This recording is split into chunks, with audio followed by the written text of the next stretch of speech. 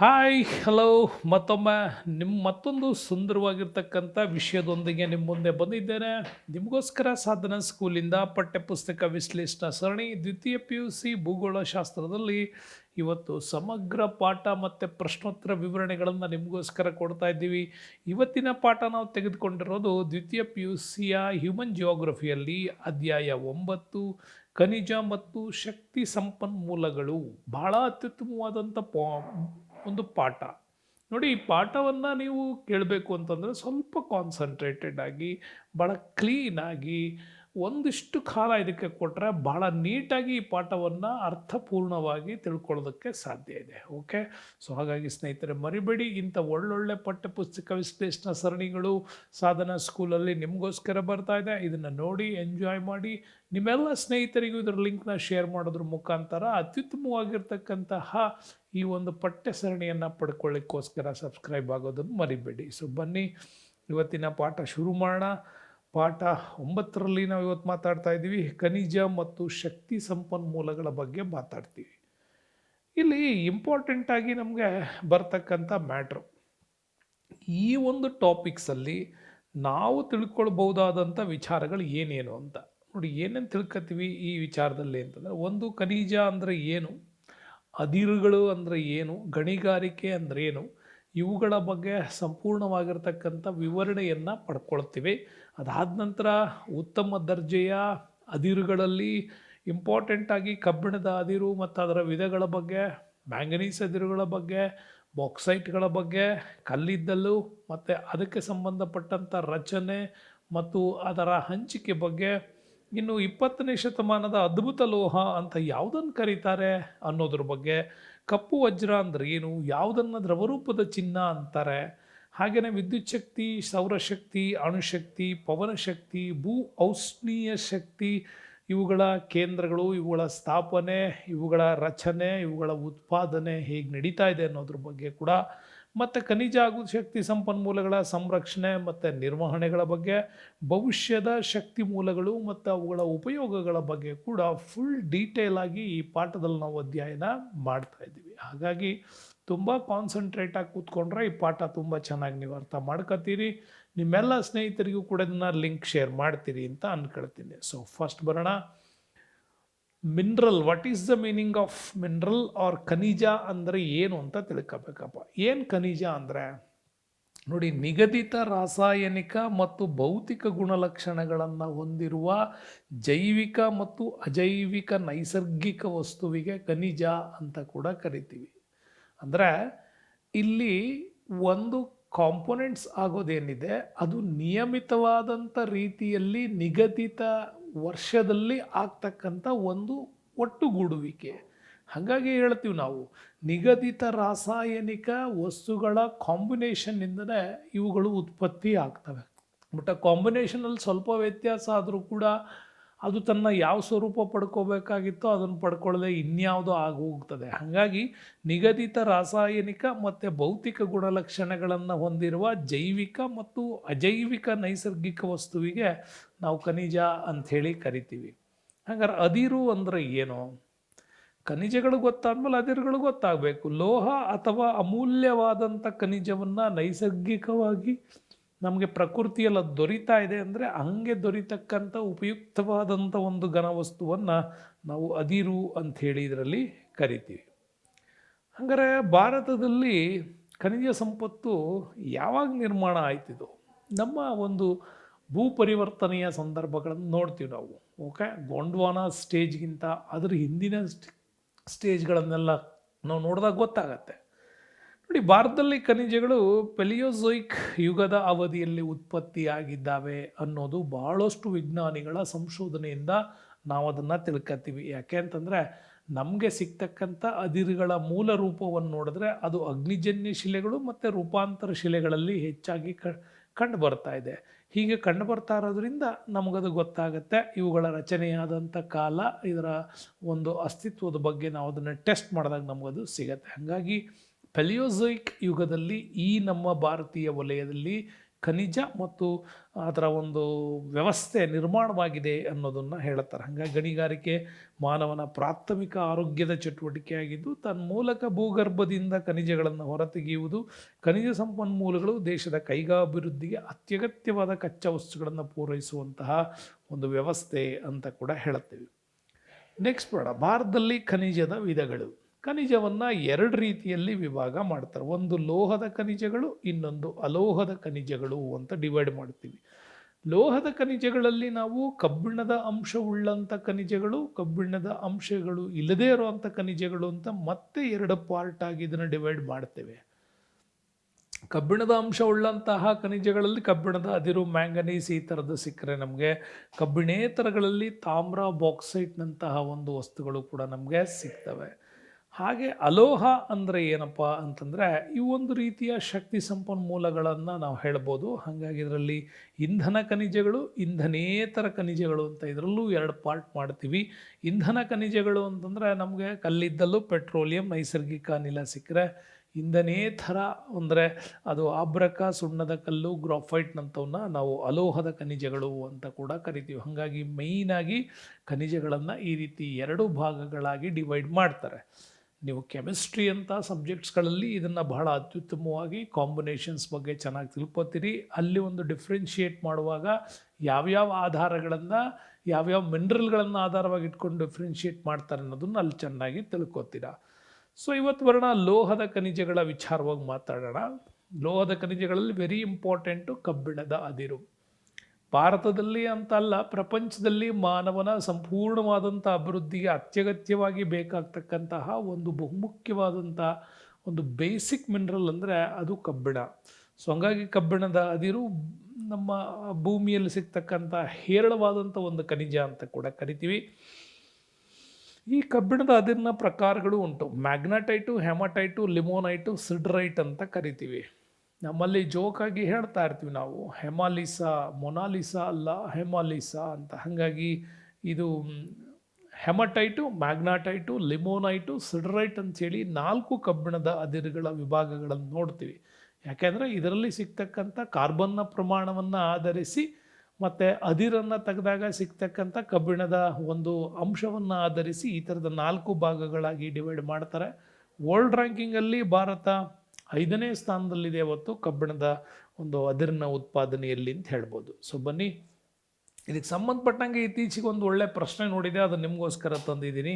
ಈ ಕೆಳಗಿನ ಯಾವ ಕಬ್ಬಿಣದ ಅದಿರನ್ನು ಕಪ್ಪು ಅದಿರು ಅಂತ ಹೇಳಿ ಕೂಡ ಕರೀತಾರೆ ಮತ್ತು ಇದು ಅತ್ಯುತ್ತಮ ಕಬ್ಬಿಣದ ಅದಿರು ಆಗಿದೆ ಅಂತ. ಈ ಕೆಳಗೆ ಕೊಟ್ಟಿರ್ತಕ್ಕಂಥ 4 ವಿಧಗಳಿದಾವಲ್ಲ, ಇದರಲ್ಲಿ ಯಾವುದನ್ನು ಕಪ್ಪು ಅದಿರು ಅಂತ ಕರೀತಾರೆ, ಈ ಯಾವುದನ್ನು ಇದು ಅತ್ಯುತ್ತಮವಾದ ಕಬ್ಬಿಣದ ಅದಿರು ಆಗಿದೆ ಅಂತ? ಮ್ಯಾಗ್ನಾಟೈಟು, ಹೆಮಾಟೈಟು, ಲಿಮೋನೈಟು ಮತ್ತು ಸಿಡ್ರೈಟ್ ಅಂತ 4 ಭಾಗಗಳಿದಾವೆ. ಯಾವುದು ಅಂದ ತಕ್ಷಣ ನಿಮಗೆ ಗೊತ್ತಾಗಬೇಕು ಅದು ಅತ್ಯುತ್ತಮವಾದ ಅದಿರು ಯಾವಾಗಲೂ ಮ್ಯಾಗ್ನಾಟೈಟೇ ಆಗಿರುತ್ತೆ ಅಂತ. ಹಾಗಾಗಿ ನಮ್ಮಲ್ಲಿ ಸಿಗ್ತಕ್ಕಂಥ ಅತ್ಯುತ್ತಮ ಕಬ್ಬಿಣದ ಅದಿರಿನ ವಿಚಾರದಲ್ಲಿ ಕಬ್ಬಿಣದ ಅಂಶ 72% ದೊರೆತರೆ ಅದನ್ನು ನಾವು ಮ್ಯಾಗ್ನಾಟೈಟ್ ಅದಿರು ಅಂತ ಕೂಡ ಕರಿತೀವಿ. ಇದರ ಬಣ್ಣ ಸ್ವಲ್ಪ ಕಂದು ಮತ್ತು ಕಪ್ಪಾಗಿರ್ತದೆ ಹೆಚ್ಚಾಗಿ, ಹಾಗಾಗಿ ಇದನ್ನು ಕಪ್ಪು ಅದಿರು ಅಂತಲೂ ಕೂಡ ಮ್ಯಾಗ್ನಾಟೈಟ್ಗೆ ಕರೀತಾರೆ. ಭಾರತದಲ್ಲಿ ಆಂಧ್ರ ಪ್ರದೇಶ, ಜಾರ್ಖಂಡ್, ಗೋವಾ, ಕೇರಳ, ತಮಿಳುನಾಡು, ಕರ್ನಾಟಕ, ಮಹಾರಾಷ್ಟ್ರ ಈ ರಾಜ್ಯಗಳಲ್ಲಿ ಅತ್ಯಂತ ಹೆಚ್ಚಿನ ಪ್ರಮಾಣದಲ್ಲಿ ನಮಗೆ ಮ್ಯಾಗ್ನಾಟೈಟ್ ದೊರೆಯುತ್ತೆ. ಕರ್ನಾಟಕದಲ್ಲಿ ಕೇಳಿದ್ರು ಅಷ್ಟೇ ಭಾಳ ಅತ್ಯುತ್ತಮವಾದಂಥ ಮ್ಯಾಗ್ನಾಟೈಟ್ ಅದಿರು ಕರ್ನಾಟಕದಲ್ಲಿ ಕೂಡ ನಮಗೆ ಹೆಚ್ಚಾಗಿ ಸಿಗತ್ತೆ. ಯಾಕೆ ಇದರಲ್ಲಿ ಒಂದು ಮ್ಯಾಗ್ನಾಟೈಟ್ ಅಂತ ಇದಕ್ಕೆ ಹೆಸರು ಬಂತು ಅಂತಂದರೆ 72% ಕಬ್ಬಿಣದ ಅಂಶಗಳು ಇರೋದ್ರಿಂದ ಇದು ಒಂದು ಶ್ರೇಷ್ಠ ಅಯಸ್ಕಾಂತೀಯ ಗುಣಗಳನ್ನು ಹೊಂದಿರ್ತದೆ. ಯಾವಾಗ ಅಯಸ್ಕಾಂತೀಯ ಗುಣಗಳು ಇದರಲ್ಲಿ ಹೆಚ್ಚಾಯಿತೋ ಆಟೋಮ್ಯಾಟಿಕ್ಲಿ ಇದರ ಹೆಸರನ್ನು ಮ್ಯಾಗ್ನಾಟೈಟ್ ಅಂತೇಳಿ ಇದಕ್ಕೆ ಹೆಸರಿಟ್ಟರು. ಹಾಗಾಗಿ ಮ್ಯಾಗ್ನಾಟೈಟ್ ಅಂತ ಹೆಸರಿಡೋಕ್ಕೆ ಕಾರಣ 72% ಐರನ್ ಕಂಟೆಂಟ್ ಇರೋದ್ರಿಂದ ಇದರಲ್ಲಿ ಅಯಸ್ಕಾಂತೀಯ ಗುಣಗಳು ಹೆಚ್ಚಾಗುತ್ತೆ. ಹಾಗಾಗಿ ಇದನ್ನು ಮ್ಯಾಗ್ನಾಟೈಟ್ ಅಂತ ಕೂಡ ಕರೀತಾರೆ. ನೆಕ್ಸ್ಟ್ ಬಂದರೆ ನಮಗೆ ಹೆಮಾಟೈಟ್ ವಿಚಾರ ಮಾತಾಡ್ತೀವಿ. ನೋಡಿ, ಮ್ಯಾಗ್ನಾಟೈಟಲ್ಲಿ 75+ಗೆ ನೀವು ಹೋದರೆ ಹೆಮಾಟೈಟಲ್ಲಿ 60% 70%ನಷ್ಟು ಕಬ್ಬಿಣದ ಅದಿರಿನ ಅಂಶಗಳನ್ನು ನಾವು ಇದರಲ್ಲಿ ನೋಡ್ತೀವಿ.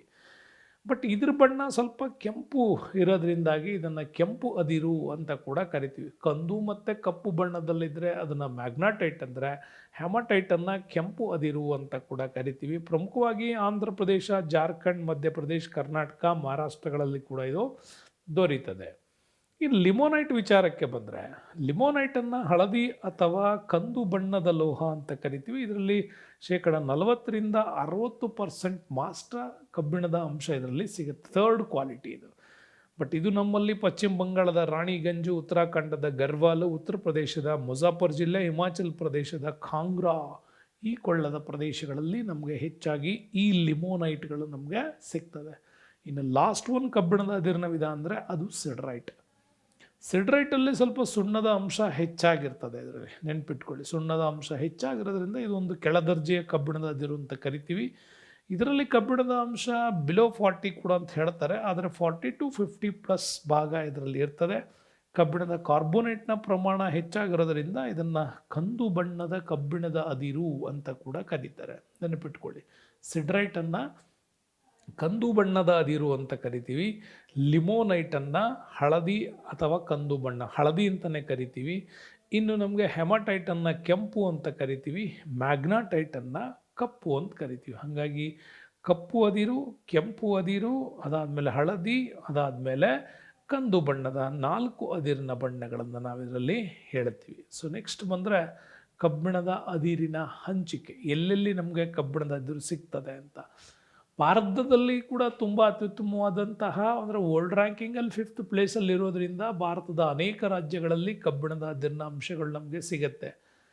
ಆದರೆ ಹೆಚ್ಚಿನ ಭಾಗ ನಮಗೆ ಸಿಗ್ತಕ್ಕಂಥದ್ದು ದಾಮೋದರ ನದಿ ಕೊಳ್ಳಗಳು ಮತ್ತು ಮಹಾನದಿ ನದಿ ಕೊಳ್ಳಗಳು ಮತ್ತು ನರ್ಮದಾ ಬಯಲುಗಳು ಬಿಟ್ಟರೆ ನಮಗೆ ದಕ್ಷಿಣದ ಕಾವೇರಿ ನದಿ ಕೊಳ್ಳಗಳು ಅಂತ ಕೂಡ ಕರಿತೀವಿ. ಈ ಥರದ ಕೆಲವು ಕೃಷ್ಣ, ಈ ಥರದ ಕೆಲವು ನದಿ ಬಯಲಿನ ವಲಯಗಳನ್ನು ಹೇಳ್ತಾರೆ. ಆದರೆ ಎಕ್ಸಾಕ್ಟ್ಲಿ ನಾವು ಒಡಿಸ್ಸಾಕ್ಕೆ ಬಂದರೆ, ಒಡಿಸ್ಸಾನೇ ಭಾರತದಲ್ಲಿ ಅತಿ ಹೆಚ್ಚು ಕಬ್ಬಿಣದ ಅದಿರನ್ನು ಉತ್ಪಾದಿಸುವಂಥ ಒಂದು ರಾಜ್ಯ ಇದು ಒಡಿಶಾ. ಸೊ ಹಾಗಾಗಿ ದೇಶದ ಒಟ್ಟು ಉತ್ಪಾದನೆಯಲ್ಲಿ 47%ನಷ್ಟು ಅದಿರನ್ನು ಈ ಒಡಿಸ್ಸಾ ರಾಜ್ಯ ಒಂದೇ ನಮಗೆ ಸಪ್ಲೈ ಮಾಡ್ತದೆ. ಹಾಗಾಗಿ ಈ ಒಡಿಸ್ಸಾ ಸಪ್ಲೈ ಮಾಡತಕ್ಕಂಥ ಅದಿರುಗಳಲ್ಲಿ ದಿ ಬೆಸ್ಟ್ ಕ್ವಾಲಿಟಿಯ 2 ಅದಿರುಗಳು ಕೂಡ ಈ ಒಂದು ಒಡಿಸ್ಸಾದಲ್ಲಿ ಸಿಗುತ್ತೆ. ಹಾಗಾಗಿ ಮ್ಯಾಗ್ನಾಟೈಟ್ ಮತ್ತು ಹೆಮಟೈಟ್ನ ವಿಧಗಳು ಹೆಚ್ಚಾಗಿ ಕಂಡು ಬರೋದು ನಮಗೆ ಒರಿಸ್ಸಾದ ಪ್ರಮುಖ ಪ್ರದೇಶಗಳು ಸುಂದರ್ಗಢ, ಮಯೂರ್ಭಂಜ್, ಕಿಯೋನ್ಝಾರ, ಕಟಕ್ ಮತ್ತು ಖೋರಾಪಾಟ್ ಅಂತ ಕರಿತೀವಿ. ಈ 4 ಜಿಲ್ಲೆಗಳಲ್ಲಿ ಭಾಳ ಅತ್ಯುತ್ತಮವಾಗಿರ್ತಕ್ಕಂಥ ಒಂದು ಅದಿರು ಸಿಗತ್ತೆ. ಹಾಗಾಗಿ ಇಲ್ಲಿ ಉತ್ಪಾದನೆ ಆಗುವ ಕಬ್ಬಿಣದ ಅದಿರಿಗೆ ದಿ ಬೆಸ್ಟ್ ಕ್ವಾಲಿಟಿಯಲ್ಲಿ ಕಬ್ಬಿಣ ಮತ್ತು ಉಕ್ಕಿನ ತಯಾರು ಮಾಡತಕ್ಕಂಥ ಕಂಪನಿಗಳಿಗೆ ಇದನ್ನು ಹೆಚ್ಚಾಗಿ ಕಳಿಸ್ತಾರೆ. ಹಾಗಾಗಿ ಜಮ್ಶೆಡ್ಪುರ, ದುರ್ಗಾಪುರ, ರೂರ್ಕೆಲಾ ಮತ್ತು ಬೊಕಾರೋ ಈ 4 ಕೈಗಾರಿಕೆಗಳು ಒಡಿಶಾದ ಈ ಅದಿರಿನ ಸಂಪೂರ್ಣ ಡಿಮ್ಯಾಂಡ್ಸನ್ನು ನಾವು ಪರ್ಚೇಸ್ ಮಾಡೋದ್ರ ಮುಖಾಂತರ ಅದೊಂದು ಬೇಡಿಕೆಯನ್ನು ಯಾವಾಗಲೂ ಇಡ್ತಾ ಇರ್ತವೆ. ಹಾಗಾಗಿ ಒಡಿಶಾ ಭಾರತದಲ್ಲೇ ಅತಿ ಹೆಚ್ಚು ಕಬ್ಬಿಣದ ಅದಿರನ್ನು ಉತ್ಪಾದನೆ ಮಾಡುವಂಥ ಒಂದು ರಾಜ್ಯ. ಅದ್ರ ಬಿಟ್ಟರೆ ನೆಕ್ಸ್ಟ್ ಬರೋದು ಅದೇ ಒಡಿಸ್ಸಾದ ಪಕ್ಕದಲ್ಲಿ ಬರೋವಂಥ ಛತ್ತೀಸ್ಗಢ ಬರ್ತದೆ. ಸೊ ಛತ್ತೀಸ್ಗಢ ರಾಜ್ಯ ಇಲ್ಲೂ ಕೂಡ ಅಷ್ಟೇ ಕಬ್ಬಿಣದ ಅದಿರಿನಲ್ಲಿ ಇದು ಉತ್ಪಾದನೆಯಲ್ಲಿ ಕೂಡ ದ್ವಿತೀಯ ಸ್ಥಾನದಲ್ಲಿ ನಮಗದು ಬರುತ್ತೆ. ಸೊ ಟೋಟಲಾಗಿ ಹೇಳಬೇಕು ಅಂದರೆ ಒಂದು 21% ಇದೇ ನಮ್ಮ ಭಾರತದ ಒಂದು ಅದಿರಿನ ಒಂದು ಸಂಪನ್ಮೂಲ ಏನಿದೆ ಅದರಲ್ಲಿ 21% ಡಿಮ್ಯಾಂಡ್ಸನ್ನು ಇದು ಕ್ಲಿಯರ್ ಮಾಡುತ್ತೆ. ಇಲ್ಲಿ ಕೂಡ ಅಷ್ಟೇ ಬಸ್ತಾರ್ ಜಿಲ್ಲೆಯ ಬೈಲಾದಿಲ್ ಅಥವಾ ಜಬ್ಬಲ್ಪುರ, ದರ್ಗ್ ಜಿಲ್ಲೆಗಳಲ್ಲಿ ಮತ್ತು ಹೆಚ್ಚಾಗಿ ರಾಜಾರ್ ಜಿಲ್ಲೆಗಳಲ್ಲೂ ಕೂಡ ಛತ್ತೀಸ್ಗಢಲ್ಲಿ ಪ್ರಮುಖ ಕಬ್ಬಿಣದ ಅದಿರು ಸಿಗ್ತವೆ. ಬಟ್ ಇಲ್ಲಿ ಕಬ್ಬಿಣದ ಅದಿರು ಬೆಲಾಯಿಯಲ್ಲಿ ಇರ್ತಕ್ಕಂಥ ಹಿಂದೂಸ್ತಾನ್ ಐರನ್ ಆ್ಯಂಡ್ ಟೂಲ್ಸ್ ಅಂತ ಏನು ಕರಿತೀವಲ್ಲ, ಆ ಹಿಂದೂಸ್ತಾನ್ ಐರನ್ ಆ್ಯಂಡ್ ಸ್ಟೀಲ್ ಕಂಪನಿಗೆ ಇದು ಹೆಚ್ಚಾಗಿ ಛತ್ತೀಸ್ಗಢ ಆ ಒಂದು ಪೂರೈಕೆಯನ್ನು ಮಾಡ್ತಾ ಇದೆ. ಇನ್ನು ಜಾರ್ಖಂಡಿಗೆ ಬಂದರೆ ನಮಗೆ ಜಾರ್ಖಂಡ್ ಬಹುಪ್ರಮುಖವಾಗಿ ಒಟ್ಟು ಕಬ್ಬಿಣದ ಅದಿರಿನ ಉತ್ಪಾದನೆಯಲ್ಲಿ 13% ಇದೇನೆ. ಹಾಗಾಗಿ 47%, 21%, 31% ನಿಮಗೆ ಈ 3 ರಾಜ್ಯಗಳೇ ಇಲ್ಲಿ ಸಪ್ಲೈ ಮಾಡ್ತವೆ. ಹಾಗಾಗಿ ಇದು ಕೂಡ ನಮ್ಮ ಭಾರತ ದೇಶದಲ್ಲಿ ಉತ್ಪಾದನೆಯಲ್ಲಿ 3ನೇ ಸ್ಥಾನದಲ್ಲಿ ಕಬ್ಬಿಣದ ಅದಿರಿನ ಉತ್ಪಾದನೆ ನಮಗೆ ಇಲ್ಲಿ ಸಿಗ್ತದೆ. ಇಲ್ಲಿ ಜಾರ್ಖಂಡಲ್ಲಿ ಸಿಂಗ್ಭೂಮ್ ಜಿಲ್ಲೆಯಲ್ಲಿ ಬರುವಂಥ ಬುದಾಬೂರು ಮತ್ತು ಕೋಟಾಮಟ್ಟಿಬುರು ಮತ್ತು ರಚೋರಿಬುರು, ಪಾಲ್ಮು ಮತ್ತು ಡೋಲ್ಬಾಗಂಜ್ ಅಂತ, ಎಕ್ಸ್ಪೆಷಲಿ ನಿಮಗೆ ಜಾರ್ಖಂಡ್ ಅಂತ ರಾಜ್ಯ ನೆನ್ಪಿಟ್ಕೊಂಡ್ರೆ ಸಾಕು, ಅದರಲ್ಲಿ ಸಿಂಗ್ಭೂಮ್ ಜಿಲ್ಲೆಯನ್ನು ನೆನ್ಪಿಟ್ಕೊಂಡ್ರೆ ಸಾಕು. ಇವುಗಳಲ್ಲಿ ಹೆಚ್ಚೆಚ್ಚಿನ ಪ್ರಮಾಣದಲ್ಲಿ ಇಲ್ಲಿವು ತಯಾರು ಮಾಡ್ತವೆ. ಹಜಾರಿಬಾಗ್, ಧನಬಾದ್ ಮತ್ತು ರಾಂಚಿ ಜಿಲ್ಲೆಗಳಲ್ಲಿಯೂ ಕೂಡ ಕಬ್ಬಿಣದ ಅದಿರನ್ನ ಉತ್ಪಾದನೆ ಮಾಡ್ತವೆ. ಅದರಲ್ಲಿ ನಿಮಗೆ ಇಂಪಾರ್ಟೆಂಟ್ ನಾನು ಹೇಳಿದೆ ಸಿಂಗ್ಭೂಮ್ ಜಿಲ್ಲೆ ನೆನ್ಪಿಟ್ಕೊಳ್ಳಿ. ಯಾಕೆಂದರೆ ದಿ ಬೆಸ್ಟ್ ಕ್ವಾಲಿಟಿಯ ಕಬ್ಬಿಣದ ಅದಿರನ್ನು ಉತ್ಪಾದನೆ ಮಾಡೋದು ಜಾರ್ಖಂಡಲ್ಲಿ ಸಿಂಗ್ಭೂಮ್ ಜಿಲ್ಲೆ. ಇಲ್ಲಿ ಉತ್ಪಾದನೆ ಆಗ್ತಕ್ಕಂಥ ಕಬ್ಬಿಣದ ಅದಿರನ್ನು Indian iron and steel company ಅಂತ ಏನು ಕರಿತೀವಲ್ಲ, ಇಸ್ಕೋ, ಸೊ ಈ ಇಸ್ಕೋ ಕಂಪನಿಗೆ ಕಳಿಸ್ತಾರೆ. ಜೊತೆಗೆ ಬೊಕಾರೋ ಕಂಪನಿ ಕೂಡ ಇದನ್ನು ತೆಗೆದುಕೊಳ್ಳುತ್ತದೆ. ಹಾಗಾಗಿ ಟಿಸ್ಕೋ, ಇಸ್ಕೋ, ವಿಸ್ಕೋ ಅನ್ನುವಂಥ ಈ 3 ಕಂಪನಿಗಳು ನಿಮಗೆ ಸ್ವತಂತ್ರ ಪೂರ್ವದಲ್ಲಿ ಸಿಗ್ತಕ್ಕಂಥ ಐರನ್ ಆ್ಯಂಡ್ ಸ್ಟೀಲ್ ಕಂಪನಿಗಳು. ಅವುಗಳ ಉತ್ಪಾದನೆಯಲ್ಲಿಗೆ ಬೇಕಾಗ್ತಕ್ಕಂಥ ಕಬ್ಬಿಣದ ಅದಿರನ್ನು ಜಾರ್ಖಂಡ್ನಂಥ ರಾಜ್ಯಗಳು ಇಲ್ಲಿ ಸಪ್ಲೈ ಮಾಡ್ತವೆ. ಇನ್ನು ಕರ್ನಾಟಕಕ್ಕೆ ಬಂದರೆ, ಕರ್ನಾಟಕದಲ್ಲಿ ಹೆಮಟೈಟ್ ಅದಿರಿಗೆ ನಾವು ಮಾತಾಡ್ತೀವಿ. ಸೊ ಕರ್ನಾಟಕದಲ್ಲಿ ವೆರಿ ಇಂಪಾರ್ಟೆಂಟ್ ಏನಪ್ಪ ಅಂತಂದರೆ, ಇದು ಒಂದು ಒಟ್ಟು ಕಬ್ಬಿಣದ ಅದಿರಿನ ಉತ್ಪಾದನೆಯಲ್ಲಿ 4% ಮಾತ್ರ ಉತ್ಪಾದನೆ ಮಾಡುತ್ತೆ. ಬಟ್ ಇಲ್ಲಿ ಹೆಮಟೈಟ್ ಮತ್ತು ಮ್ಯಾಗ್ನೆಟೈಟ್ ಅದಿರು 2 ಉತ್ತಮ ದರ್ಜೆಯ ಕಬ್ಬಿಣದ ಅದಿರುಗಳನ್ನು ಕರ್ನಾಟಕ ಸಪ್ಲೈ ಮಾಡುತ್ತೆ. ಅದರಲ್ಲೂ ಕರ್ನಾಟಕದಲ್ಲಿ ಮುಖ್ಯವಾಗಿ ಚಿಕ್ಕಮಗಳೂರು ಜಿಲ್ಲೆಯಲ್ಲಿ ಬರೋ ಕುದುರೆಮುಖ, ಕೆಮ್ಮಣ್ಣುಗುಂಡಿ, ಬಳ್ಳಾರಿ ಜಿಲ್ಲೆಯಲ್ಲಿ ಸಂಡೂರು ಮತ್ತು ಹೊಸಪೇಟೆ ಬರುತ್ತೆ, ಚಿತ್ರದುರ್ಗ ಜಿಲ್ಲೆಯಲ್ಲಿ ಹೊಸದುರ್ಗ, ತುಮಕೂರು ಜಿಲ್ಲೆಯಲ್ಲಿ ಹುಲಿಯೂರು, ಶಿವಮೊಗ್ಗ ಜಿಲ್ಲೆಯಲ್ಲಿ ಹಲಸೂರುಗಳಲ್ಲಿ ಹಂಚಿಕೆ ಆಗಿರ್ತಕ್ಕಂಥ the best quality iron and steel ಇಲ್ಲಿ ಸಿಗುತ್ತೆ. ಬಟ್ ಇಲ್ಲಿ ತಯಾರಾಗ್ತಕ್ಕಂತಹ ಅಂದರೆ ಉತ್ಪಾದನೆ ಆಗ್ತಕ್ಕಂಥ ಕಬ್ಬಿಣದ ಅದಿರು ಏನಿದೆ VSLಗೆ ಹೋಗುತ್ತೆ. ಅಂದರೆ Visvesvaraya iron and steel company ಮತ್ತು ಜಿಂದಾಲ್ ಇದೆ. ಈ 2 ಕಂಪನಿಗಳು ಇಲ್ಲಿನ ಅದಿರನ್ನು ತೆಗೆದುಕೊಂಡು ಉತ್ಪಾದನೆ ಮಾಡ್ತವೆ. ಆದರೆ ಕರ್ನಾಟಕದಲ್ಲಿ ಅಲ್ಪ ಪ್ರಮಾಣದಲ್ಲಿ ವಿದೇಶಗಳಿಗೆ ಸಪ್ಲೈ ಮಾಡುತ್ತೆ. ಹೈಯೆಸ್ಟ್ ಜಪಾನ್ಗೆ ನಾವು ಸಪ್ಲೈ ಮಾಡ್ತೀವಿ. ಇಲ್ಲಿಂದ ಹೈಯೆಸ್ಟ್ ಕಬ್ಬಿಣದ ಅದಿರನ್ನ ಸಪ್ಲೈ ಮಾಡುವಂಥ ರಾಜ್ಯ. ಆ ಕಡೆಯಿಂದ ದಿ ಹೆವಿ ಲೆತ್ ಮಿಷನ್ಸ್ಗಳು ಏನಿದ್ದಾವೆ ಅವುಗಳನ್ನು ಭಾರತಕ್ಕೆ ಅದು ಕೂಡ ಪರ್ಚೇಸ್ ಮಾಡ್ಕೊಂಬರುತ್ತೆ. ಸೊ ಇವೆಲ್ಲ ಭಾರತದಲ್ಲಿ ಇರ್ತಕ್ಕಂಥ ಪ್ರಮುಖವಾಗಿರ್ತಕ್ಕಂಥ ಕಬ್ಬಿಣದ ಅದಿರಿನ ಉತ್ಪಾದನೆಗಳನ್ನು ನೋಡ್ತೀವಿ. ಸೊ ನೆಕ್ಸ್ಟ್ ಬಂದುಬಿಟ್ಟು ನಮಗೆ ಈ ಕೆಳಗಿನ ಯಾವ ಲೋಹವನ್ನು ಫೆರೋ ಆಲಿ ಅಥವಾ ಮಿಶ್ರಲೋಹ ಖನಿಜ ಅಂತ ಕರೀತಾರೆ ಅಂತ. ಅಂದರೆ ಕಬ್ಬಿಣದ ಅದಿರು, ಮ್ಯಾಂಗನೀಸ್, ಬಾಕ್ಸೈಟ್, ಬಂಗಾರ ಅಂತಿದೆ. ಇಲ್ಲಿ ಫೆರೋ ಆಲಿ ಅಂದರೆ ಮಿಶ್ರಲೋಹ ಖನಿಜ ಅಂತ ಯಾವುದನ್ನು ಕರೀತಾರೆ ಅಂದರೆ ನಿಮ್ಮ ಉತ್ತರ ಆಗಿರುತ್ತೆ ಮ್ಯಾಂಗನೀಸ್. ಮ್ಯಾಂಗನೀಸನ್ನು ಮಿಶ್ರಲೋಹ ಖನಿಜ ಅಂತ ಕೂಡ ಇಲ್ಲಿ ಕರಿತೀವಿ. ಯಾಕೆ ಇದನ್ನು ಮಿಶ್ರಲೋಹ ಖನಿಜ ಅಂತಂದ್ರೆ ಇದು ಕಬ್ಬಿಣದ ವರ್ಗಕ್ಕೂ ಸೇರಿರ್ತಕ್ಕಂಥದ್ರಿಂದ, ಮತ್ತು ಇದು ಕಬ್ಬಿಣ ಮತ್ತು ಉಕ್ಕಿನ ಉತ್ಪಾದನೆಗೆ ಮತ್ತು ಇತರ ವಸ್ತುಗಳ ಉತ್ಪಾದನೆಯಲ್ಲಿಯೂ ಕೂಡ ಅತಿ ಹೆಚ್ಚು ಬಳಕೆ ಆಗ್ತಕ್ಕಂಥದ್ದು ನಮಗೆ ಬರುತ್ತೆ. ಹಾಗಾಗಿ ಇದೊಂದು ಮ್ಯಾಂಗನೀಸ್ ತುಂಬ ಗಟ್ಟಿಯಾಗಿರ್ತಕ್ಕಂಥ ವಸ್ತು. ಇದು ಕಪ್ಪು ಬಣ್ಣವನ್ನು ಇದು ಸಾಮಾನ್ಯವಾಗಿ ಹೊಂದಿರುತ್ತೆ. ನೈಸರ್ಗಿಕ ಆಕ್ಸೈಡ್ ಆಗಿಯೂ ಕೂಡ ಇದು ನಮಗೆ ಸಿಗುತ್ತೆ. ಕಬ್ಬಿಣದ ಅದನ್ನು ಕರಗಿಸ್ಲಿಕ್ಕೆ, ಉಕ್ಕಿನ ಕೈಗಾರಿಕೆಯಲ್ಲಿ ಕಚ್ಚಾ ವಸ್ತುವನ್ನಾಗಿ ಉಪಯೋಗಿಸ್ಲಿಕ್ಕೂ ಕೂಡ ಮ್ಯಾಂಗನೀಸ್ ತುಂಬಾ ಉಪಯುಕ್ತ ಆಗಿರುತ್ತೆ. ಹಾಗಾದರೆ ಮ್ಯಾಂಗನೀಸ್ನ ಉಪಯೋಗ ಬರೋಣ. ಎಲ್ಲೆಲ್ಲಿ ಮ್ಯಾಂಗನೀಸನ್ನು ಉಪಯೋಗಿಸ್ತಾರೆ ಅಂತ. ಮ್ಯಾಂಗನೀಸನ್ನು ಉಕ್ಕಿನ ಕಾಠಿಣ್ಯತೆಯನ್ನು ಹೆಚ್ಚಿಸಬೇಕು ಅಂದರೆ ಹಾರ್ಡ್ನೆಸ್ ಆಫ್ ದ ಸ್ಟೀಲ್ ಅಂತ ಕರಿತೀವಿ. ಆ ಹಾರ್ಡ್ನೆಸ್ಸನ್ನು ಕ್ರಿಯೇಟ್ ಮಾಡೋದಕ್ಕೆ ಬಳಸ್ತಾರೆ. ಬಟ್ ಇದು ನಿಮಗೆ ಕೆಮಿಸ್ಟ್ರಿಯವ್ರು ಹೇಳ್ಬೇಕಾದ್ರೆ ಅದನ್ನು ಬೇರೆ ಥರನೇ ಹೇಳ್ತಾರೆ. ಬಟ್ ನಾನು ಭೂಗೋಳಶಾಸ್ತ್ರ ಹೇಳುವಾಗ ಇದನ್ನು ಇಲ್ಲಿ ಹೆಂಗಿದೆಯೋ ಹಾಗೆ ಹೇಳಬೇಕಾಗತ್ತೆ. ಅಲ್ಲಿ ಸ್ವಲ್ಪ ಕಾಂಬಿನೇಷನ್ಸ್ ಬೇರೆ ಹೇಳ್ತಾರೆ. ಸೊ ಅಲ್ಲಿಗೆ ಇಲ್ಲಿಗೆ. ಹಾಗಾಗಿ ಮ್ಯಾಂಗನೀಸನ್ನು ಉಕ್ಕಿನ ಕಾಠಿಣ್ಯತೆಯನ್ನು ಹೆಚ್ಚಿಸಲಿಕ್ಕೆ ಇದನ್ನು ಉಪಯೋಗಿಸ್ತಾರೆ. ಬೆಸ್ಟ್ ಅಂದರೆ ತುಕ್ಕು ನಿರೋಧಕವಾಗಿ ಉಪಯೋಗಿಸೋದು ಕೂಡ ಇದನ್ನು ಹೌದು. ಇದ್ರ ಜೊತೆಗೆ ವಿದ್ಯುತ್ ಬ್ಯಾಟ್ರಿಗಳಲ್ಲಿ ಬಣ್ಣ, ವಾರ್ನಿಷ್ಗಳ ತಯಾರಿಕೆ, ರಾಸಾಯನಿಕ ಗೊಬ್ಬರ, ಕ್ಯಾಲಿಕೋ ಪ್ರಿಂಟಿಂಗು, ಔಷಧಿ, ಪಿಂಗಾಣಿ, ರಾಸಾಯನಿಕ ಕೈಗಾರಿಕೆಗಳಲ್ಲಿ ಕಪ್ಪು ಎನಾಮೆಲ್ಗಳ ತಯಾರಿಕೆ, ಬೀಚಿಂಗ್ ಪೌಡರ್ ಮತ್ತು ಎಲೆಕ್ಟ್ರಿಕಲ್ ಗಾಜು ಮೊದಲಾದವುಗಳ ತಯಾರಿಕೆಯಲ್ಲಿ ಬಳಸ್ತಾರೆ. ಹಾಗಾಗಿ ಇದನ್ನು ಜಾಕ್ ಆಫ್ ಆಲ್ ಟ್ರೇಡರ್ಸ್ ಅಂತ ಕೂಡ ಇದನ್ನು ಕರೀತಾರೆ. ನೆನಪಿಟ್ಕೊಳ್ಳಿ, ಮ್ಯಾಂಗನೀಸನ್ನು ಜಾಕ್ ಆಫ್ ಆಲ್ ಟ್ರೇಡರ್ಸ್ ಅಂತ ಕರೆಯೋದು. ಈ ಎಲ್ಲ ವಸ್ತುಗಳ ಉತ್ಪಾದನೆಯಲ್ಲಿ ಮ್ಯಾಂಗನೀಸನ್ನು ತುಂಬ ಉಪಯುಕ್ತವಾದಂಥ ವಸ್ತುವನ್ನಾಗಿ ಬಳಕೆ ಮಾಡೋದರಿಂದ ಇದನ್ನು ಆ ರೀತಿ ಕರೀಲಾಗತ್ತೆ. ಹಾಗಾದರೆ ಮ್ಯಾಂಗನೀಸ್ ಅದಿರುಗಳ ವಿಚಾರಕ್ಕೆ ಬರೋಣ. ಓಕೆ, ಈಗ ಕಬ್ಬಿಣದ ಅದಿರುಗಳಲ್ಲಿ ನೀವು ಹೇಮ ಅಂತ ನೆನ್ಪಿಟ್ಕೊಂಡ್ರೆ, ಹೆಮಟೈಟ್, ಮ್ಯಾಗ್ನೆಟೈಟ್ ಅಂತ ನೆನ್ಪಿಟ್ಕೊಂಡ್ರೆ, ಇಲ್ಲಿ ನೀವು ಏನು ನೆನ್ಪಿಟ್ಕೋಬೇಕು ಅಂದರೆ ಪೈಸೈ ಅಂತ ನೆನ್ಪಿಟ್ಕೊಳ್ಳಿ. ಯಾಕೆ ಅಂತಂದರೆ ಪೈರಲೋಸೈಟ್ ಮತ್ತು ಸೆಲೋಮಲಿನ್ ಇಲ್ಲಿ ಇಂಪಾರ್ಟೆಂಟ್ ಆಗಿರ್ತಕ್ಕಂಥವು. ಬ್ರಾನೈಟ್ ಮತ್ತು ಹಾಲಂಡೈಟ್ ಅಂತ ಕೂಡ ಕರಿತೀವಿ. ಈ 4 ರೀತಿಯ ಕಬ್ಬಿಣದ ಅದಿರುಗಳು ಇಲ್ಲಿ ಸಿಗತ್ತೆ. ಆದರೆ 90% ಭಾಗ ಮ್ಯಾಂಗನೀಸ್ ಅದಿರು ನಿಕ್ಷೇಪದಲ್ಲಿ ಭಾರತದಲ್ಲಿ ದೊರೆಯೋದು ಸೆಲೋಮಲಿನ್ ಮತ್ತು ಬ್ರಾನೈಟ್ ಅಂತ ಕರಿತೀವಿ. 2 ಅದಿರುಗಳು ಭಾಳ ಪ್ರಮುಖವಾಗಿ ನಮ್ಮಲ್ಲಿ ಅತ್ಯುತ್ತಮವಾಗಿರ್ತಕ್ಕಂಥವು ಅಂತ ಹೇಳ್ಬೋದು. ಹಾಗಾಗಿ ಉತ್ಪಾದನೆಗೆ ಬರೋಣ. ಮ್ಯಾಂಗನೀಸ್ ಉತ್ಪಾದನೆಯನ್ನು ನೀವು ಗಮನಿಸಿದ್ರೆ ವರ್ಲ್ಡ್ ಲೆವೆಲಲ್ಲಿ ಜಿಂಬಾಬ್ವೆ, ದಕ್ಷಿಣ ಆಫ್ರಿಕಾದಲ್ಲಿ ಒಂದು ಆಫ್ರಿಕನ್ ಕಾಂಟಿನೆಂಟಲ್ಲಿ ಬರೋ ಜಿಂಬಾಬ್ವೆ ಭಾಳ ಪ್ರಮುಖವಾಗಿ ಉತ್ಪಾದನೆ ಮಾಡುತ್ತೆ. ಅದು ಬಿಟ್ಟರೆ 2ನೇ ಸ್ಥಾನದಲ್ಲಿ ಭಾರತ ಉತ್ಪಾದನೆ ಮಾಡುತ್ತೆ.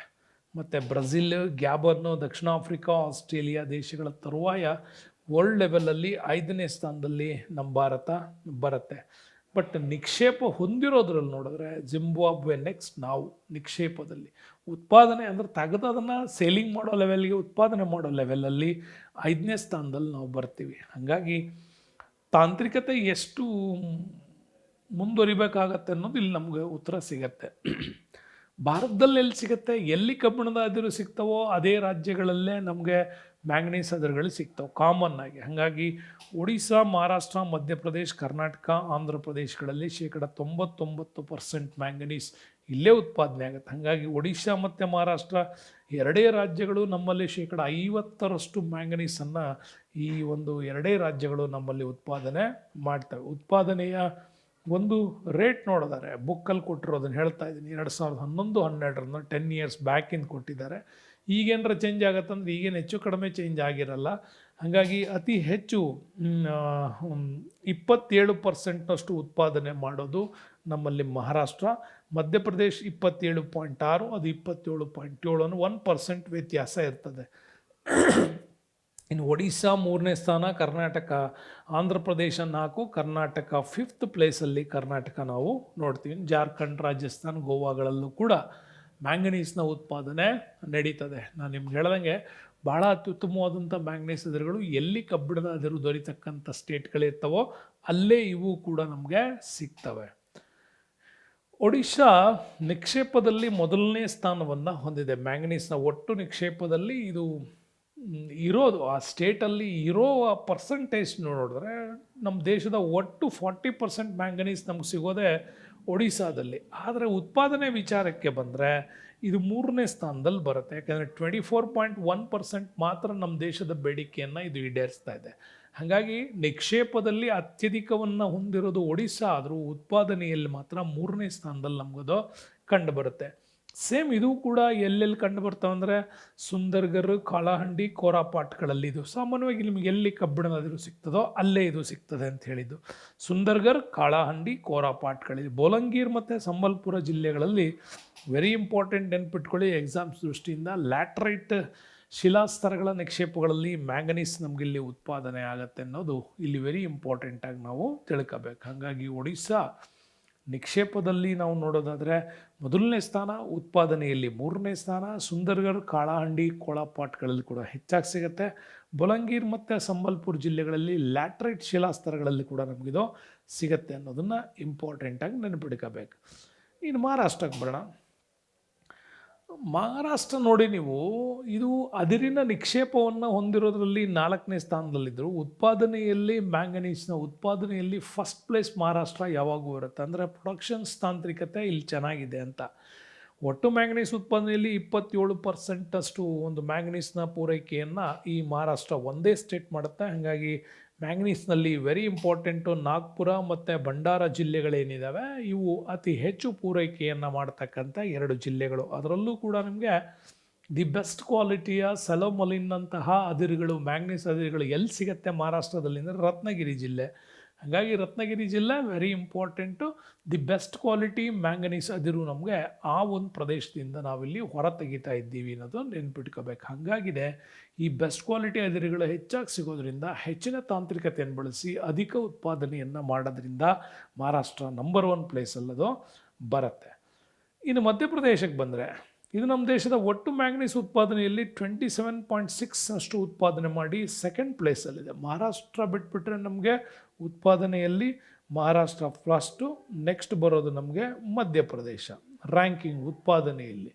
ಆದರೆ ನಿಕ್ಷೇಪವನ್ನು ಹೊಂದಿರೋದಲ್ಲಿ ಒಡಿಶಾ ನಮಗೆ ನಿಕ್ಷೇಪದಲ್ಲಿ 1ನೇ ಸ್ಥಾನದಲ್ಲಿ ಬರ್ತದೆ. ಬಟ್ ಮ್ಯಾಂಗನೀಸ್ ಅದಿರು ಹೆಚ್ಚಾಗಿ ನಮಗೆ ಮಧ್ಯಪ್ರದೇಶದ ಬಾಲ್ಘಟ್, ಚಿಂದ್ವಾರ, ಜಬಲ್ಪುರ ಮತ್ತು ದೇವಾಸ್ ಈ 4 ಜಿಲ್ಲೆಗಳಲ್ಲಿ ಅತ್ಯಂತ ಹೆಚ್ಚಿನ ಪ್ರದೇಶದ ಒಂದು ಮ್ಯಾಂಗನೀಸ್ ಅದಿರು ನಮಗಿಲ್ಲಿ ಸಿಗತ್ತೆ. ಕರ್ನಾಟಕಕ್ಕೆ ಬರೋಣ. ಕರ್ನಾಟಕ ನಮ್ಮಲ್ಲಿ ಪ್ರಮುಖವಾದ 5ನೇ ಪ್ರಮುಖ ಮ್ಯಾಂಗನೀಸ್ ಅದಿರು ಉತ್ಪಾದಕ ರಾಜ್ಯ ನಮ್ಮದೇನೆ. ದೇಶದ ಒಟ್ಟು ಉತ್ಪಾದನೆಯಲ್ಲಿ ನಾವು 5.79% ಇಲ್ಲಿ ಕೊಡ್ತಾ ಇದ್ವಿ. ಕರ್ನಾಟಕದಲ್ಲಿ ನೋಡಿ ಉತ್ತರ ಕನ್ನಡ, ಶಿವಮೊಗ್ಗ, ಬಳ್ಳಾರಿ, ಚಿತ್ರದುರ್ಗ, ತುಮಕೂರು ಜಿಲ್ಲೆಗಳಲ್ಲಿ ಅತಿ ಹೆಚ್ಚು ಮ್ಯಾಂಗ್ನೀಸ್ ಅದಿರು ನಮ್ಮಲ್ಲಿ ಹಂಚಿಕೆಯಾಗಿರುತ್ತೆ. ಬಟ್ ಉತ್ಪಾದನೆ ಮತ್ತು ಅದರ ಪ್ರೊಡಕ್ಷನ್ ಹಾಗೂ ಸಪ್ಲೈ ಕಾಸ್ಟಲ್ಲಿ ನಾವು 5.79% ಮಾತ್ರ ಪೂರೈಕೆಯನ್ನು ಮಾಡ್ತಾ ಇದ್ದೀವಿ. ಅದು ಬಿಟ್ಟರೆ ನಮಗೆ ನೆಕ್ಸ್ಟ್ ಬರೋದು ಆಂಧ್ರ ಪ್ರದೇಶ್ ಭಾರತದಲ್ಲಿ ಪ್ರಮುಖವಾಗಿ ಮತ್ತೊಂದು ಮ್ಯಾಂಗ್ನೀಸ್ ಉತ್ಪಾದನಾ ರಾಜ್ಯ. ಇದು ನಮ್ಮ ದೇಶದ ಟೋಟಲ್ ಉತ್ಪಾದನೆಯಲ್ಲಿ ಕರ್ನಾಟಕಕ್ಕಿಂತ ಆಂಧ್ರ ಪ್ರದೇಶ್ ತುಂಬ ಸ್ಟ್ಯಾಂಡರ್ಡ್, ಯಾಕೆಂದರೆ 13.8% ಅದು ಉತ್ಪಾದನೆ ಮಾಡುತ್ತೆ. ಬಟ್ ಈಗಿದ್ರ ಪ್ರಮಾಣ ಕಡಿಮೆ, ಯಾಕೆಂದರೆ ಈ ಡಾಟಾಗಳು ನಿಮಗೆಲ್ಲ 2011 ಡಾಟಾ ಆಗಿರ್ತವೆ. ಬಟ್ ಈಗಿನ ಪ್ರಮಾಣ ನೀವು ನೋಡ್ಕೊಂಡ್ರೆ ತೆಲಂಗಾಣ ಅನ್ನೋ ಒಂದು ಸ್ಟೇಟಲ್ಲಿ ಡಿವೈಡ್ ಆದಮೇಲೆ ಅವುಗಳ ಉತ್ಪಾದನೆ ಮತ್ತು ಅದರ ತಾಂತ್ರಿಕತೆಯಲ್ಲಿ ವ್ಯತ್ಯಾಸ ಕಂಡೇ ಬರುತ್ತೆ. ಹಾಗಾಗಿ ಮ್ಯಾಂಗ್ನೀಸ್ ನಿಕ್ಷೇಪ ಅತಿ ಹೆಚ್ಚಾಗಿ ಕಂಡುಬರೋದು ಶ್ರೀಕಾಕುಳಂ, ವಿಶಾಖಪಟ್ಟಣ, ನೆಲ್ಲೂರು ಮತ್ತು ಕಡಪ ಜಿಲ್ಲೆಗಳಲ್ಲಿ ನಮಗೆ ಇವು ಹೆಚ್ಚಾಗಿ ಸಿಗ್ತವೆ. ಇನ್ನು ಮ್ಯಾಂಗನೀಸ್ ಉತ್ಪಾದನೆಯ ಇತರೆ ರಾಜ್ಯಗಳಿಗೆ ಬಂದರೆ ರಾಜಸ್ಥಾನದ ಉದಯ್ಪುರ ಮತ್ತು ಬನ್ಸ್ವಾರಾದಲ್ಲಿ, ಜಾರ್ಖಂಡ್ನ ಸಿಂಗ್ಭೂಮ್ ಮತ್ತು ಧನ್ಬಾದ್, ಹಾಗೆ ಗುಜರಾತ್ನ ವಡೋದರ, ಪಶ್ಚಿಮ ಬಂಗಾಳದ ಮಿಡ್ನಾಪುರ, ಬಿಹಾರದ ಗಯಾ ಮತ್ತು ಮೊಂಗೈರ್ ಜಿಲ್ಲೆಗಳಲ್ಲಿ ಇವು ಹೆಚ್ಚಾಗಿ ನಮಗೆ ಮ್ಯಾಂಗನೀಸ್ ಅದಿರು ಸಿಗ್ತಾ ಇದೆ. ನೆಕ್ಸ್ಟ್ ಬರೋಣ. ಬ್ಯೂಟಿಫುಲ್ ಕ್ವಶನ್ಸ್ ಮತ್ತೊಂದು ನಿಮ್ಮ ಮುಂದೆ ತಂದಿದ್ದೇನೆ ನೋಡಿ. 20ನೇ ಶತಮಾನದ ಅದ್ಭುತ ಲೋಹ, 20ನೇ ಶತಮಾನದ ಅದ್ಭುತ ಲೋಹ ಅಂತ ಯಾವುದನ್ನು ಕರೀತಾರೆ? ಕಬ್ಬಿಣ, ಮ್ಯಾಂಗನೀಸ್, ಅಲ್ಯೂಮಿನಿಯಂ, ಬಂಗಾರ ಅಂತಿದೆ. ಹಾಗಾದರೆ 20ನೇ ಶತಮಾನದ ಅಂದರೆ 20th ಸೆಂಚುರೀಸ್ ವಂಡರ್ ಮೆಟಲ್ ಅಂತ ಕರೆಯೋದು ಯಾವುದಕ್ಕೆ ಅಂತ ಬಂದರೆ ಅದು ಅಲ್ಯೂಮಿನಿಯಂ. ಅಂದರೆ ಬಾಕ್ಸೈಟ್ನ ಅದಿರಿನಿಂದ ತಯಾರು ಮಾಡುವಂತಹ ಒಂದು ವ್ಯವಸ್ಥಿತವಾದ ಖನಿಜವೇ ಈ ಒಂದು ಅಲ್ಯೂಮಿನಿಯಂ. ಓಕೆ, ಬಾಕ್ಸೈಟಿಂದ ಇದನ್ನು ತಯಾರು ಮಾಡಲಾಗತ್ತೆ. ಹಾಗಾಗಿ ಅಲ್ಯೂಮಿನಿಯಂ ನಮ್ಮ ಭಾರತದಂತ ಅಲ್ಲ, ಪ್ರಪಂಚದಾದ್ಯಂತ 20th ಸೆಂಚುರಿಯಲ್ಲಿ ಅನೇಕ ವಸ್ತುಗಳ ತಯಾರಿಕೆಯಲ್ಲಿ, ನಿಮ್ಮ ಮನೆಯ ಗೃಹ ಬಳಕೆಯ ಅತಿ ಸಣ್ಣ ವಸ್ತುಗಳಿಂದ ಹಿಡಿದು ಬೃಹತ್ ಗಾತ್ರದ ಯಂತ್ರಗಳಲ್ಲಿಯೂ ಕೂಡ ಮತ್ತು ಉಪಗ್ರಹಗಳ ತಯಾರಿಕೆಯಲ್ಲೂ ಕೂಡ ಈ ಲೆವೆಲ್ಗೆ ಬಳಕೆಯಾಗ್ತಕ್ಕಂಥದ್ದು ಅಂತಂದರೆ ಈ ಒಂದು ಲೋಹ. ಹಾಗಾಗಿ 20th ಸೆಂಚುರೀಸ್ ವಂಡರ್ ಮೆಟಲ್ ಯಾವುದು ಅಂತಂದರೆ ಈ ಅಲ್ಯೂಮಿನಿಯಂ ಬಗ್ಗೆ ಹೇಳ್ತಾರೆ. ಹಾಗಾಗಿ ಬಾಕ್ಸೈಟ್ ಅಲ್ಯೂಮಿನಿಯಂ ತಯಾರಿಕೆಗೆ ಬಳಕೆ ಆಗ್ತಕ್ಕಂಥ ಒಂದು ಅದಿರು, ಬಟ್ ಅಲ್ಯೂಮಿನಿಯಂನ ಒಂದು ಆಕ್ಸೈಡ್ ಆಗಿರುತ್ತೆ. ವರ್ಲ್ಡ್ ರ್ಯಾಂಕಿಂಗಲ್ಲಿ ಭಾರತ 6ನೇ ಸ್ಥಾನದಲ್ಲಿ ಇದರ ಉತ್ಪಾದನೆ ಮಾಡುತ್ತೆ. ಲಕ್ಷಣಗಳು ನೋಡ್ತಾ ಹೋದರೆ ಇದು ಹೇಳಬೇಕು ಅಂದರೆ ಒಂದು ನಿರ್ದಿಷ್ಟವಾದಂಥ ಖನಿಜವೇ ಅಲ್ಲ ಇದು, ಯಾವುದು ಈ ಬಾಕ್ಸೈಟ್. ಸೊ ವಿಶೇಷವಾಗಿ ಇದು ಹೈಡ್ರೇಟೆಡ್ ಅಲ್ಯೂಮಿನಿಯಂ ಆಕ್ಸೈಡ್ಗಳಂಥ ಒಂದು ಶಿಲೆ ಆಗಿರೋದ್ರಿಂದ ಇದನ್ನು ಸಂಸ್ಕರಿಸ್ತಾರೆ. ಯಾಕೆಂದರೆ ಜೇಡಿ ಮಣ್ಣಂಥ ವಸ್ತುವಾಗಿರೋದ್ರಿಂದ ಇದನ್ನು ಕಬ್ಬಿಣ ಅಂಶದ ಪ್ರಮಾಣಕ್ಕೆ ಅನುಗುಣವಾಗಿ ನಸುಗೆಂಪು ಅಥವಾ ಪಾಟಲ ವರ್ಣದ ಬಿಳಿ ಅಥವಾ ಕೆಂಪು ಬಣ್ಣವನ್ನು ಇದು ಹೊಂದಿರ್ತದೆ. ಆ ರೀತಿ ಹೊಂದಿರುವ ವಸ್ತುವನ್ನು ನಮ್ಮಲ್ಲಿ ಪ್ರೊಡಕ್ಷನ್ಸ್ ಯೂನಿಟ್ಟಿಗೆ ಒಯ್ದುಬಿಟ್ಟು ಫಿಲ್ಟ್ರೇಷನ್ಸ್ ಮಾಡಿ ಆನಂತರ ತಯಾರು ಮಾಡೋದು ಈ ಒಂದು ಅಲ್ಯೂಮಿನಿಯಮನ್ನು. ಹಾಗಾಗಿ ಈ ಅಲ್ಯೂಮಿನಿಯಂನ ಉಪಯೋಗ ಅಂತೂ ಹೇಳುತ್ತಿರೋದು 20ನೇ ಶತಮಾನದಲ್ಲಿ ಇಷ್ಟೊಂದು ಅದ್ಭುತವಾಗಿರ್ತಕ್ಕಂಥ ಎಲ್ಲ ರೀತಿಯ ವಸ್ತುಗಳ ಉತ್ಪಾದನೆ ಇಲ್ಲಿದು ಬಳಕೆ ಆಗ್ತಾ ಇದೆ ಅಂದರೆ ಇದಕ್ಕಿರೋ ಅಂತಹ ಬೆಸ್ಟ್ ಕ್ವಾಲಿಟೀಸ್, ಈ ಒಂದು ಲೋಹಕ್ಕಿರ್ತಕ್ಕಂಥ ಲಕ್ಷಣಗಳನ್ನು ನಾವು ನೋಡ್ತೀವಿ. ಹಾಗಾಗಿ ಇದರ ಉಪಯೋಗ ಹೆಚ್ಚೆಚ್ಚಾಗಿ ನಮಗೆ ಕಂಡುಬರುತ್ತೆ. ಯಾಕೆಂದರೆ ಈ ಒಂದು ಬಹಳಷ್ಟು ಹಗುರವಾದಂಥ ಮೃದುವಾದಂಥ ಒಂದು ಲೋಹ, ಅಂದರೆ ಮೌಲ್ಡೆಡ್ ಮೆಟಲ್ಲು, ಸಾಫ್ಟ್ ಮತ್ತು ಲೈಟ್ ವೆಯ್ಟ್ ಮೆಟಲ್ ಆಗಿರೋದ್ರಿಂದಾಗಿ ಇದನ್ನು ಬಳಸ್ತಾರೆ. ಮತ್ತು ಇಂಪಾರ್ಟೆಂಟ್ ಏನಪ್ಪ ಅಂದರೆ ತುಕ್ಕು ನಿರೋಧಕ, ತುಕ್ಕು ಹಿಡಿಯೋದಿಲ್ಲ ಇದು. ಆ ಒಂದು ಉದ್ದೇಶದಿಂದಾಗಿಯೂ ಕೂಡ ಬಳಕೆ ಆಗುತ್ತೆ. ಮತ್ತು ವೆರಿ ಇಂಪಾರ್ಟೆಂಟ್ ಅಂದರೆ ತನ್ಮೂಲಕ ವಿದ್ಯುತ್ತನ್ನು ಹರಿಯ ಬಿಡುವಂಥ ಕ್ವಾಲಿಟಿಯಲ್ಲಿ ದಿ ಬೆಸ್ಟ್ ಇರೋದ್ರಿಂದ ಒಳ್ಳೆಯ ವಿದ್ಯುತ್ ವಾಹಕತ್ವ ಗುಣಗಳು ಕೂಡ ಇದೆ. ಹೆಚ್ಚು ಶಾಖವನ್ನು ಕೂಡ ಇದು ಸಂಗ್ರಹಿಸಿ ಇಟ್ಕೊಳ್ಳೋದಕ್ಕೂ ಕೂಡ ಇದಕ್ಕೆ ಸಾರ್ಥಕತೆ ಇದೆ. ಹಾಗಾಗಿ ಇದನ್ನು ಪಾತ್ರೆಗಳ ತಯಾರಿಕೆಯಲ್ಲಿಂದ ಹಿಡಿದು ದೊಡ್ಡ ಮಟ್ಟದ ಉಪಗ್ರಹಗಳ ತಯಾರಿಕೆಯಲ್ಲಿ ಕೂಡ ಬಳಸುವಷ್ಟು ಮಟ್ಟಿಗೆ ಹೋಗಿರೋದು. ಹಾಗಾಗಿ ವಿದ್ಯುತ್ ಪ್ರಸರಣಕ್ಕೆ, ವಿದ್ಯುತ್ ಉಪಕರಣಗಳ ತಯಾರಿಕೆಗೆ, ವಿಮಾನಗಳ ತಯಾರಿಕೆಗೆ, ಸ್ವಯಂ ಚಾಲಿತ ವಾಹನಗಳ ತಯಾರಿಕೆಗೆ, ರೈಲ್ವೆ ಬೋಗಿ, ಹಡಗು, ಮನೆ ಬಳಕೆಯ ಪಾತ್ರೆಗಳು, ಎಲ್ಲ ರೀತಿಯ ವಸ್ತುಗಳ ಉತ್ಪಾದನೆಯಲ್ಲಿ ದಿ ಬೆಸ್ಟ್ ಕ್ವಾಲಿಟಿಯಲ್ಲಿ ಈ ಒಂದು ಲೋಹದ ಗುಣಗಳಿರೋದ್ರಿಂದಾಗಿ ಇದನ್ನು ಹೆಚ್ಚೆಚ್ಚು ನಮ್ಮಲ್ಲಿ ಬಳಸ್ತಾರೆ. ಇದರ ಹಂಚಿಕೆ ವಿಚಾರಕ್ಕೆ ಬಂದರೆ ಭಾರತದಲ್ಲಿ ಬಾಕ್ಸೈಟ್ ಮುಖ್ಯವಾಗಿ ಟರ್ಷಿಯರಿ ಭೂಪ್ರದೇಶದ ಲ್ಯಾಟ್ರೈಟಸ್ ಶಿಲಾಸ್ತರಗಳನ್ನು ಹೊಂದಿರತಕ್ಕಂಥ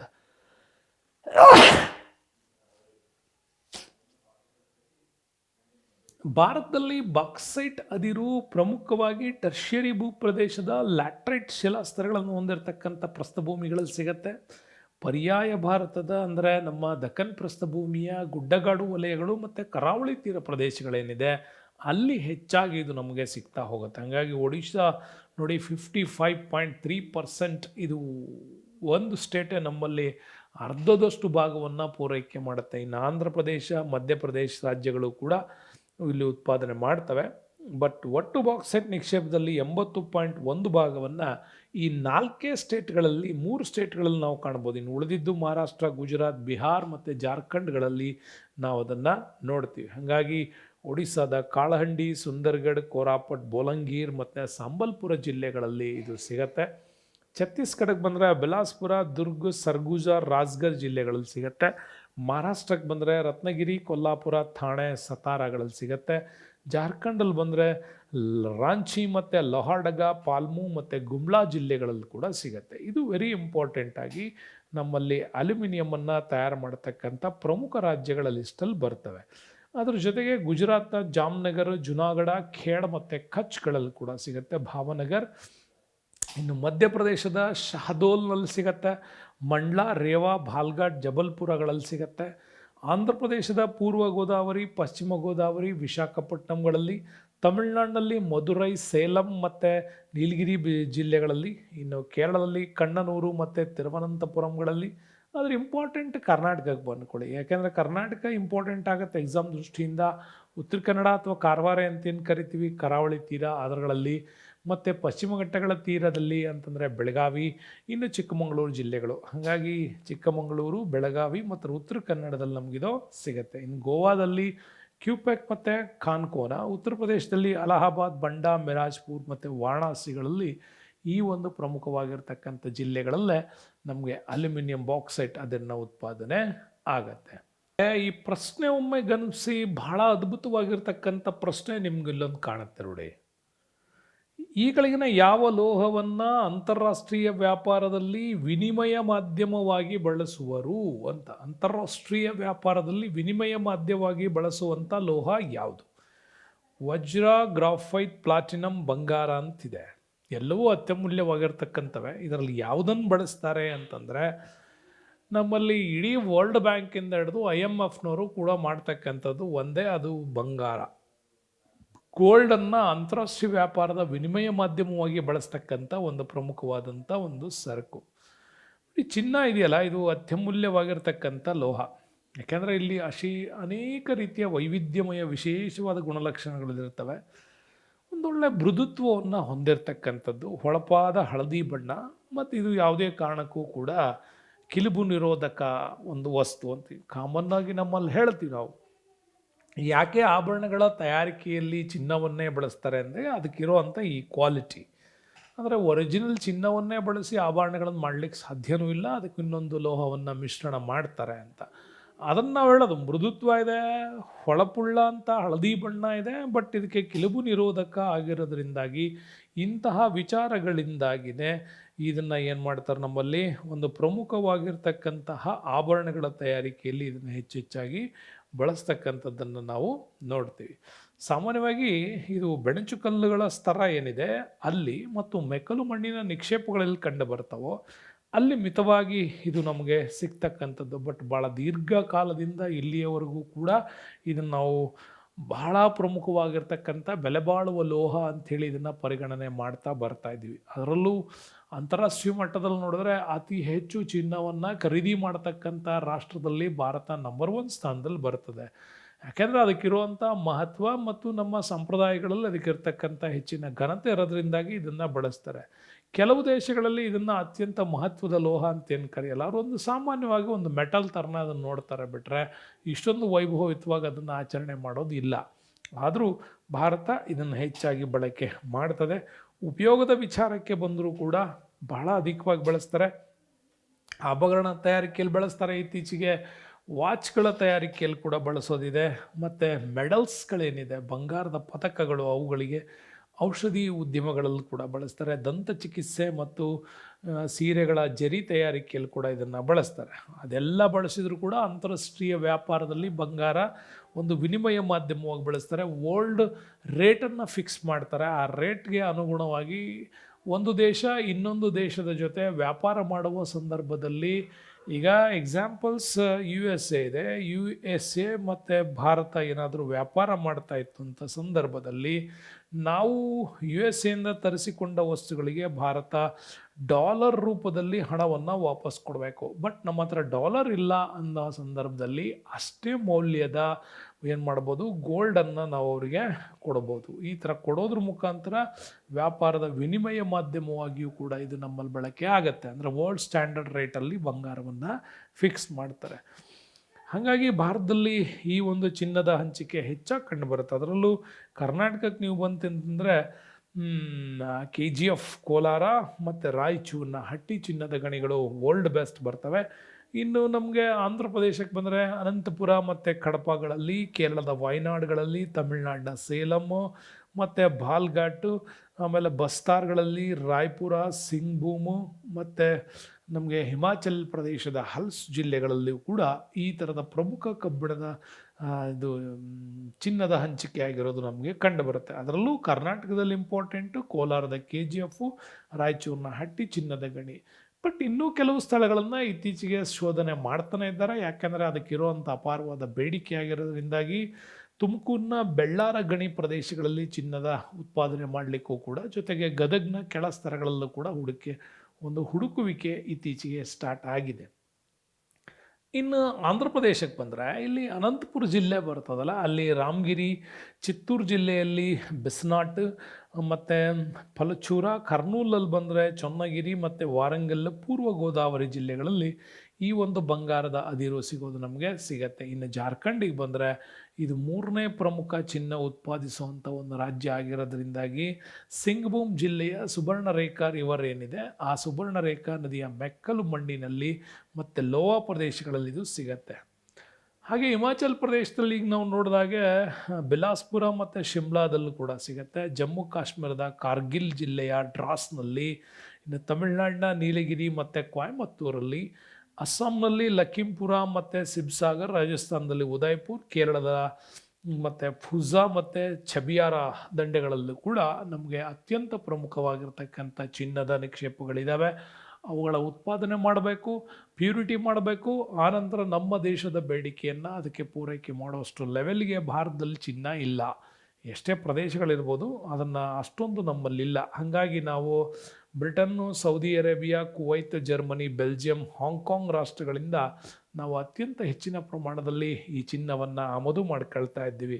ಅಂತಾರಾಷ್ಟ್ರೀಯ ಮಟ್ಟದಲ್ಲಿ ಭಾರತದ ಅತಿ ಹೆಚ್ಚು ಹಣ ಹೋಗೋದೇ ಚಿನ್ನಕ್ಕಾಗಿ. ಹಂಗಾಗಿ ಮಾರುಕಟ್ಟೆಯಲ್ಲಿ ಅತಿ ಹೆಚ್ಚು ಚಿನ್ನವನ್ನು ಖರೀದಿ ಮಾಡುವ ದೇಶ ಇಂಟರ್ನ್ಯಾಷನಲ್ ಲೆವೆಲಲ್ಲಿ ಯಾವುದು ಅಂದರೆ ಭಾರತ. ಹಾಗಾಗಿ ಭಾರತ ಅತಿ ಹೆಚ್ಚು ಗೋಲ್ಡ್ ಸ್ಟಾಕನ್ನು ಹೊಂದಿರತಕ್ಕಂಥ ಒಂದು ರಾಷ್ಟ್ರ ಇದು. ನೆಕ್ಸ್ಟ್ ಬರೋಣ, ಯಾವಾಗ ನಮಗೆ ಮಿನರಲ್ಸ್ಗಳಾಯಿತು, ಈಗ ಪವರ್ ರಿಸೋರ್ಸಸ್ ಬಗ್ಗೆ ಮಾತಾಡ್ತೀವಿ. ಶಕ್ತಿ ಸಂಪನ್ಮೂಲಗಳು ಇದು ಇಂಪಾರ್ಟೆಂಟ್ ಆಗಿರ್ತಕ್ಕಂಥ ವಿಚಾರ. ಏನು ಶಕ್ತಿ ಸಂಪನ್ಮೂಲಗಳು ಅಂತಂತಂದರೆ, ನಮ್ಮಲ್ಲಿ ಶಕ್ತಿಯ ಮೂಲಗಳು ಮತ್ತು ಅದರ ಬಳಕೆಯನ್ನು ಆಧರಿಸಿ ಈ ಒಂದು ಶಕ್ತಿ ಸಂಪನ್ಮೂಲಗಳನ್ನು 2 ಪ್ರಮುಖ ಗುಂಪುಗಳನ್ನಾಗಿ ಮಾಡ್ತಾರೆ. ಒಂದು ವಾಣಿಜ್ಯ ಮಾದರಿಯಲ್ಲಿ, ಇನ್ನೊಂದು ವಾಣಿಜ್ಯೇತರ. ವಾಣಿಜ್ಯ ಶಕ್ತಿ ಸಂಪನ್ಮೂಲಗಳು, ಇನ್ನೊಂದು ವಾಣಿಜ್ಯೇತರ ಶಕ್ತಿ ಸಂಪನ್ಮೂಲಗಳು ಅಂತ 2 ಭಾಗ ಮಾಡ್ತೀವಿ. ಹಾಗಾದರೆ ಶಕ್ತಿ ಸಂಪನ್ಮೂಲಗಳಲ್ಲಿ ನಾವು ವಾಣಿಜ್ಯ ಶಕ್ತಿ ಸಂಪನ್ಮೂಲಗಳ ಗುಂಪಿಗೆ ಯಾವ್ಯಾವ ಸೇರ್ತವೆ ಅಂದರೆ ನೋಡಿ, ಕಲ್ಲಿದ್ದಲು, ಪೆಟ್ರೋಲಿಯಂ, ನೈಸರ್ಗಿಕ ಅನಿಲ LPG ಮತ್ತು ಜಲವಿದ್ಯುತ್ ಶಕ್ತಿ, ಅಣುಶಕ್ತಿ, ಪವನಶಕ್ತಿ, ಸೌರಶಕ್ತಿ ಇವೆಲ್ಲವೂ ಕೂಡ ವಾಣಿಜ್ಯ ಶಕ್ತಿ ಸಂಪನ್ಮೂಲಗಳ ಪಟ್ಟಿಗೆ ಸೇರ್ತವೆ. ಬಟ್ ವಾಣಿಜ್ಯೇತರ ಶಕ್ತಿ ಸಂಪನ್ಮೂಲಗಳ ಪಟ್ಟಿಗೆ ಅವು ಉರುವಲು ಕಟ್ಟಿಗೆಗಳು, ಇದ್ದಲ್ಲಿ ಬೆರಣಿ, ಪ್ರಾಣಿಗಳ ಶಕ್ತಿ ಅಂದರೆ ನಾವು ಬಯೋಗ್ಯಾಸ್ ಮತ್ತು ಕೃಷಿ ತ್ಯಾಜ್ಯ ವಸ್ತುಗಳಿಂದ ತಯಾರಾಗ್ತಕ್ಕಂಥ ಪವರ್ಸ್ ಏನಿದೆ ಅದನ್ನು ವಾಣಿಜ್ಯೇತರ ಶಕ್ತಿ ಸಂಪನ್ಮೂಲಗಳು ಅಂದರೆ ಒಂದು ಸಣ್ಣ ಒಂದು ಮನೆ ಬಳಕೆ ಮಾಡ್ತಕ್ಕಂಥದ್ದು. ಕಮರ್ಷಿಯಲ್ ಲೆವೆಲಲ್ಲಿ ಬಳಕೆ ಮಾಡ್ತಕ್ಕಂಥವೆಲ್ಲ ಈ ಕಲ್ಲಿದ್ದಲು, ಪೆಟ್ರೋಲಿಯಂ, LPG ಮತ್ತು ಹೈಡ್ರೋ ಎಲೆಕ್ಟ್ರಿಸಿಟಿ, ಅಟೋಮಿಕ್ ಪವರು, ಆಮೇಲೆ ವಿಂಡ್ ಎನರ್ಜಿ ಮತ್ತು ಸೋಲಾರ್ ಎನರ್ಜಿಗಳು ನಮಗಿಲ್ಲಿ ಸಿಗ್ತವೆ. ಹಾಗೆಯೇ ಶಕ್ತಿ ಸಂಪನ್ಮೂಲಗಳನ್ನು ಇದೇ ಒಂದು ಫಾರ್ಮೆಟಲ್ಲಿ ಇನ್ನೊಂದು ಕಡೆ ನೀವು ಓದಿದರೆ 2 ರೀತಿಯ ವಿಭಾಗಗಳು ಕಂಡುಬರ್ತವೆ. ಒಂದು ಸಾಂಪ್ರದಾಯಿಕ, ಮತ್ತೊಂದು ಅಸಾಂಪ್ರದಾಯಿಕ. ಸಾಂಪ್ರದಾಯಿಕ ಶಕ್ತಿ ಸಂಪನ್ಮೂಲಗಳಲ್ಲಿ ನಮಗೆ ಮೊದಲಿಂದಲೂ ಬಳಕೆ ಆಗ್ತಕ್ಕಂಥ ಕಮರ್ಷಿಯಲ್ ವಾಣಿಜ್ಯ ಶಕ್ತಿ ಸಂಪನ್ಮೂಲಗಳೇ ಇಲ್ಲಿ ಸಿಗ್ತಾವೆ ನಮಗೆ. ಕಲ್ಲಿದ್ದಲು, ಪೆಟ್ರೋಲಿಯಂ, ನೈಸರ್ಗಿಕ ಅನಿಲ, ವಿದ್ಯುತ್ ಶಕ್ತಿ, ಪವನ ಶಕ್ತಿ, ಸೌರಶಕ್ತಿ, ಆಟೋಮಿಕ್ ಪವರ್. ಸೊ ಇವೆಲ್ಲ ನಮ್ಮಲ್ಲಿ ಸಾಂಪ್ರದಾಯಿಕ ಶಕ್ತಿ ಸಂಪನ್ಮೂಲಗಳು. ಬಟ್ ಇವನ್ನ ಒಂದು ಸಾರಿ ಬಳಸಿದರೆ ಮುಗೀತು. ಮುಗಿದು ಹೋಗುವ ಸಂಪನ್ಮೂಲಗಳು ಅಂತಲೂ ಕೂಡ ಇವುಗಳನ್ನು ಕರಿತೀವಿ ನಾವು. ಹಾಗಾದರೆ ಮುಗಿದು ಹೋಗದೇ ಇರುವ ಸಂಪನ್ಮೂಲಗಳು ಅಂತಂದರೆ ಎರಡನೇದು ನಮಗೆ ಅಸಾಂಪ್ರದಾಯಿಕ ಶಕ್ತಿ ಸಂಪನ್ಮೂಲಗಳು ಅಂತ ಕರಿತೀವಿ. ನೀವು ಎಷ್ಟೆಷ್ಟು ಬಳಕೆ ಮಾಡಿದ್ರೂ ಅಷ್ಟು ರೀಜನ್ರೇಟ್ ಆಗ್ತಕ್ಕಂಥವು. ಅದರಲ್ಲಿ ಸೌರಶಕ್ತಿ, ಪವನ ಶಕ್ತಿ, ಸಮುದ್ರದ ಅಲೆಗಳಿಂದ ತಯಾರ್ತಕ್ಕಂಥ ಟೈಡಲ್ ಎನರ್ಜಿ, ಭೂ ಔಷ್ಣೀಯ ಶಕ್ತಿ, ಜೈವಿಕ ಅನಿಲ, ಇವೆಲ್ಲವೂ ಕೂಡ ನಮಗೆ ಅಸಾಧಾರಣವಾಗಿ ಸಿಗ್ತಕ್ಕಂಥ ಅಸಾಂಪ್ರದಾಯಿಕ ಶಕ್ತಿ ಸಂಪನ್ಮೂಲ ಅಂತ ಕೂಡ ಇದನ್ನು ಕರಿತೀವಿ. ಅಂದರೆ ಮುಗಿದು ಹೋಗದೇ ಇರುವ ಸಂಪನ್ಮೂಲಗಳು ಅಂತಲೂ ಕೂಡ ಇದನ್ನು ಹೇಳ್ತಾರೆ. ಸೊ ಹಾಗಾಗಿ ಇದನ್ನು ಎರಡನೇ ಪ್ರಕಾರವಾಗಿ ನಾವಿಲ್ಲಿ ನೋಡ್ತೀವಿ. ಹಾಗಾದರೆ ಕಲ್ಲಿದ್ದಲಿಗೆ ಬರೋಣ. ಓಕೆ,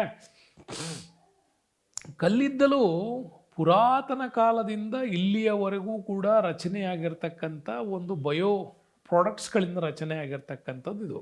ಹೇಗೆ ಅಂದರೆ ಬಹಳ ದಟ್ಟವಾದಂತಹ ಒಂದು ಕಾಡುಗಳ ಪ್ರದೇಶದಲ್ಲಿ ಯಾವುದಾದ್ರೂ ಸ್ಲೈಡಿಂಗ್ಗಳಾದರೆ, ಅಂದರೆ ಪರ್ವತಗಳ ಇಳಿಜಾರುಗಳಾದರೆ, ಈ ಒಂದು ಜೈವಿಕ ವಸ್ತುಗಳು, ಕಾಡು, ಅರಣ್ಯ, ಪ್ರಾಣಿ ಇವೆಲ್ಲ ಹೋಗಿ ಇವು ಭೂಮಿಯ ಅಡಿಯಲ್ಲಿ ಸಿಕ್ಕಾಕೊಳ್ತವೆ. ಮೇಲೆ ಮಣ್ಣು ಬೀಳುತ್ತೆ, ಇದರಿಂದ ಪ್ರೆಷರ್ ಕ್ರಿಯೇಟ್ ಆಗುತ್ತೆ. ಹಾಗೆ ಪ್ರೆಷರ್ ಕ್ರಿಯೇಟ್ ಆದಾಗ ಅದರಿಂದ ಉತ್ಪಾದನೆಯಾಗುವಂತಹ ಇದ್ದಿಲು ರೀತಿಯ ಏನಿದ್ದಾವೆ ಅದನ್ನೇ ನಾವು ಕಲ್ಲಿದ್ದಲು ಅಂತ ಕೂಡ ಇದನ್ನು ಕರಿತೀವಿ. ಹೆಚ್ಚು ಇಂಗಾಲ ಅಂಶಗಳನ್ನು ಹೊಂದಿರೋದರಿಂದ ಶಾಖವನ್ನು ಹೆಚ್ಚು ಹೊರಹಾಕುವ ಸಾಮರ್ಥ್ಯ ಅದಕ್ಕೆ ಹೆಚ್ಚಾಗಿ ಇರ್ತದೆ. ಅಂದರೆ ಲಕ್ಷಾಂತರ ವರ್ಷಗಳ ಹಿಂದೆ ಆಗಿರ್ತಕ್ಕಂಥ ಒಂದು ವಿಚಾರದಿಂದ ಇವು ರಚನೆ ಆಗಿರ್ತವೆ. ಹೀಗಾಗಿ ನಮ್ಮಲ್ಲಿ ಕಲ್ಲಿದ್ದಲು ದಹಿಸುವಂಥ ಬಾಷ್ಪಾಂಶ, ತೇವಾಂಶ, ಇಂಗಾಲ, ಜಲಜನಕ ಇಂತಹ ಬೂದಿಗಳನ್ನು ಅತ್ಯಧಿಕ ಪ್ರಮಾಣದಲ್ಲಿ ವೈವಿಧ್ಯಮಯವಾದ ರೀತಿಯಲ್ಲಿದು ಹೊಂದಿರ್ತದೆ. ಹಾಗಾಗಿ ಇದು ಇಂಧನ ಖನಿಜ, ನಮಗೆ ಕಣಶಿಲೆಗಳಲ್ಲಿ ಕಂಡುಬರ್ತಕ್ಕಂಥ ಪ್ರಮುಖವಾಗಿರ್ತಕ್ಕಂಥ ಅದಿರು. ಹಾಗಾಗಿ ಮೂಲತಃ ಇದು ಜೈವಿಕ ಅಂಶಗಳಿಂದ ಉತ್ಪತ್ತಿಯಾಗೋದ್ರಿಂದ ಭೂಕಲ್ಪಯುಗವಾದ ಕಾರ್ಬೋನಿಫೆರಸ್ ಅವಧಿಯಲ್ಲಿ ಪೃಥ್ವಿಯ ಚಿಪ್ಪಿನ ಸ್ಥಾನಪಲ್ಲಟದಿಂದಾಗಿ ಈ ಒಂದು ಸಸ್ಯವರ್ಗವು ಭೂಮಿಯ ಒಡಲಲ್ಲಿ ಸಿಕ್ಕಾಕೊಂಡಾಗ ಅದರ ಕೆಸರು ಅಥವಾ ಮಡ್ಡಿಗಳ ತಳದಲ್ಲಿ ಹುದುಗಿ ಹೋಗುತ್ತೆ. ಹಾಗೆ ಹುದುಗಿ ಹೋಗಿದ್ದದ್ದು ಮುಂದೆ ಅಧಿಕ ಉಷ್ಣಾಂಶ ಮತ್ತು ಒತ್ತಡಕ್ಕೊಳಪಟ್ಟು ಇದು ಕಲ್ಲಿದ್ದಲಾಗಿ ಮಾರ್ಪಾಟು ಆಗಿರುತ್ತೆ. ಹಂಗಾರೆ ಈ ಕಲ್ಲಿದ್ದಲನ್ನು ಉಪಯೋಗಕ್ಕೆ ಬರೋಣ. ಹೆಂಗೆ ಉಪಯೋಗ ಮಾಡ್ತಾ ಇದ್ದೀವಿ? ಕಲ್ಲಿದ್ದಲು ಅತ್ಯಂತ ಹೆಚ್ಚಿನ ಉಷ್ಣಾಂಶವನ್ನು ಹೊರಹಾಕುವಂತಹ, ಅದನ್ನು ದಹಿಸೋದ್ರಿಂದ ಹೆಚ್ಚು ಉಷ್ಣಾಂಶ ಸಿಗ್ತದೆ. ಹಾಗಾಗಿ ಕಬ್ಬಿಣ ಮತ್ತು ಉಕ್ಕಿನ ತಯಾರಿಕೆಗಳಲ್ಲಿ ಅಂದರೆ ಅದನ್ನು ಕಬ್ಬಿಣದ ಅದಿರನ್ನು ಕರಗಿಸೋದಕ್ಕೆ ಬೇಕಾಗಿರ್ತಕ್ಕಂಥ ಹೈಯೆಸ್ಟ್ ಟೆಂಪ್ರೇಚರ್ಸ್ನ ಇದರಿಂದ ಪಡಿತಾರೆ. ಇನ್ನು ರಾಸಾಯನಿಕ ಉದ್ದಿಮೆಗಳಲ್ಲಿ ಕಲ್ಲಿದ್ದಲನ್ನ ಬಹುವಾಗಿ ಬಳಸ್ತಕ್ಕಂಥದ್ದು ನಮಗೆ ಕಂಡು ಬರುತ್ತೆ. ಜೊತೆಗೆ ಇದೊಂದು ಪ್ರಮುಖ ಶಕ್ತಿ ಸಾಧನ ಆಗಿರೋದ್ರಿಂದ ರಾಸಾಯನಿಕ ಉದ್ಯಮಗಳಲ್ಲಿ ಕಚ್ಚಾ ವಸ್ತುಗಳ ಪೂರೈಸೋದಲ್ಲದೆ ಅನೇಕ ಉಪ ಉತ್ಪನ್ನಗಳನ್ನು ಕೂಡ ಇದು ಸಪ್ಲೈ ಮಾಡುತ್ತೆ. ಅದರಲ್ಲಿ ಡಾಂಬರ್, ನ್ಯಾಪ್ತಲಿನ್, ಅಮೋನಿಯಂ ಅನಿಲ, ಕೋಲಾ ಗ್ಯಾಸ್ ಮತ್ತು ಬೆನ್ಸಾಲ್ ಇಂತಹ ಅನೇಕ ಉಪ ಉತ್ಪನ್ನಗಳ ತಯಾರಿಕೆಯಲ್ಲೂ ಕೂಡ ಕಲ್ಲಿದ್ದಲು ಬಳಕೆ ಆಗತ್ತೆ. ಹಾಗಾಗಿ ರಾಸಾಯನಿಕ ವಿಚಾರಕ್ಕೆ ಬಂದರೆ ರಾಸಾಯನಿಕ ಕೈಗಾರಿಕೆಗಳು, ಬಣ್ಣಗಳ ತಯಾರಿಕೆ, ಕೃತಕ ರಬ್ಬರು, ಪ್ಲಾಸ್ಟಿಕ್, ಕೀಟನಾಶಕಗಳ ಬಳಕೆಯಲ್ಲೂ ಕೂಡ ಕಲ್ಲಿದ್ದಲು ಹೆಚ್ಚೆಚ್ಚು ಬಳಕೆ ಆಗತ್ತೆ. ಭಾಳಷ್ಟು ಜನರಿಗೂ ಕೂಡ ಕೆಲವೊಂದು ವಿಚಾರಗಳು ಕೂಡ ಗೊತ್ತಿರೋದಿಲ್ಲ. ಕಲ್ಲಿದ್ದಲನ್ನು ಇಂತಹ ವಸ್ತುಗಳಿಗೆಲ್ಲ ಬಳಸ್ತಾರ ಅಂತ. ಅಂದರೆ ಅನೇಕ ಕೆಮಿಕಲ್ಸ್, ಫರ್ಟಿಲೈಸರ್ಸ್ ಮತ್ತು ಪೆಸ್ಟಿಸೈಡ್ಸ್ಗಳಲ್ಲಿ ಬಳಕೆ ಮಾಡ್ತಾರೆ. ನಾವು ಬಳಸ್ತಕ್ಕಂಥ ದಿನನಿತ್ಯದ ಕೆಲವು ವಸ್ತುಗಳಲ್ಲೂ ಕೂಡ ಕಲ್ಲಿದ್ದಲನ್ನು ಬೆರಕೆ ಮಾಡಲಾಗ್ತದೆ. ಸೊ ಇದನ್ನು ನೀವು ಮನಗಾಣಬೇಕು. ಜಸ್ಟ್ ಒಂದು ಸಾರಿ ರಿಸರ್ಚ್ ಮಾಡಿ ನೋಡಿ. ನೀವು ಬಳಸ್ತಕ್ಕಂಥ ಟ್ಯಾಲ್ಕಮ್ ಪೌಡರ್ಸ್ ಇದೆಯಲ್ಲ, ಇದರಲ್ಲಿ ಕಲ್ಲಿದ್ದಲನ್ನ ಬಳಕೆ ಆಗತ್ತಾ ಅನ್ನೋದು ನನ್ನದೊಂದು ಪ್ರಶ್ನೆ ಇದೆ. ಸೊ ಇದನ್ನು ನೀವು ರಿಸರ್ಚ್ ಮಾಡಿ ಬಳಕೆ ಆಗುತ್ತೆ ಅಂದರೆ ಎಸ್ ಹೇಗೆ ಅಂತ ಕೂಡ ನೀವು ನನಗೆ ಕಮೆಂಟಲ್ಲಿ ತಿಳಿಸ್ಬೋದು. ನೆಕ್ಸ್ಟ್ ಬರೋಣ, ಕಲ್ಲಿದ್ದಲಿನ ಪ್ರಕಾರಗಳಿಗೆ ಬರ್ತೀವಿ. ಕಲ್ಲಿದ್ದಲಿನ ಪ್ರಕಾರಗಳಲ್ಲಿ ನೋಡಿ, ಇಂಗಾಲದ ಪ್ರಮಾಣ, ಅದರಲ್ಲಿ ಸಿಗ್ತಕ್ಕಂಥ ಎಷ್ಟು ಕಾರ್ಬೋನಿಕ್ ಪ್ರಮಾಣ ಇದೆ ಅನ್ನೋದ್ರ ಮೇಲೆ ಮತ್ತು ಅದರ ಬಣ್ಣ ಮತ್ತು ಶಾಖದ ಪ್ರಮಾಣವನ್ನು ಆಧರಿಸಿ ಕಲ್ಲಿದ್ದಲನ್ನು ಡಿವೈಡ್ ಮಾಡ್ತಾರೆ. ಅದರಲ್ಲಿ ಆಂಥ್ರಾಸೈಟು, ಬಿಟುಮಿನಾಸ್, ಲಿಗ್ನೈಟು ಮತ್ತು ಪೀಟ್ ಅಂತ ಕರಿತೀವಿ. ಓಕೆ, ನೀವು ಫಸ್ಟು ನಾವು ಕಬ್ಬಿಣದ ಅದಿರು ಹೇಳುವಾಗ ಹೇಮಾ ಬಗ್ಗೆ ಹೇಳಿದ್ವಿ, ಆಮೇಲೆ ಪೈಸಾ ಅಂತ ಕೂಡ ಹೇಳಿದ್ವಿ ಮ್ಯಾಂಗನೀಸ್ ಬಗ್ಗೆ.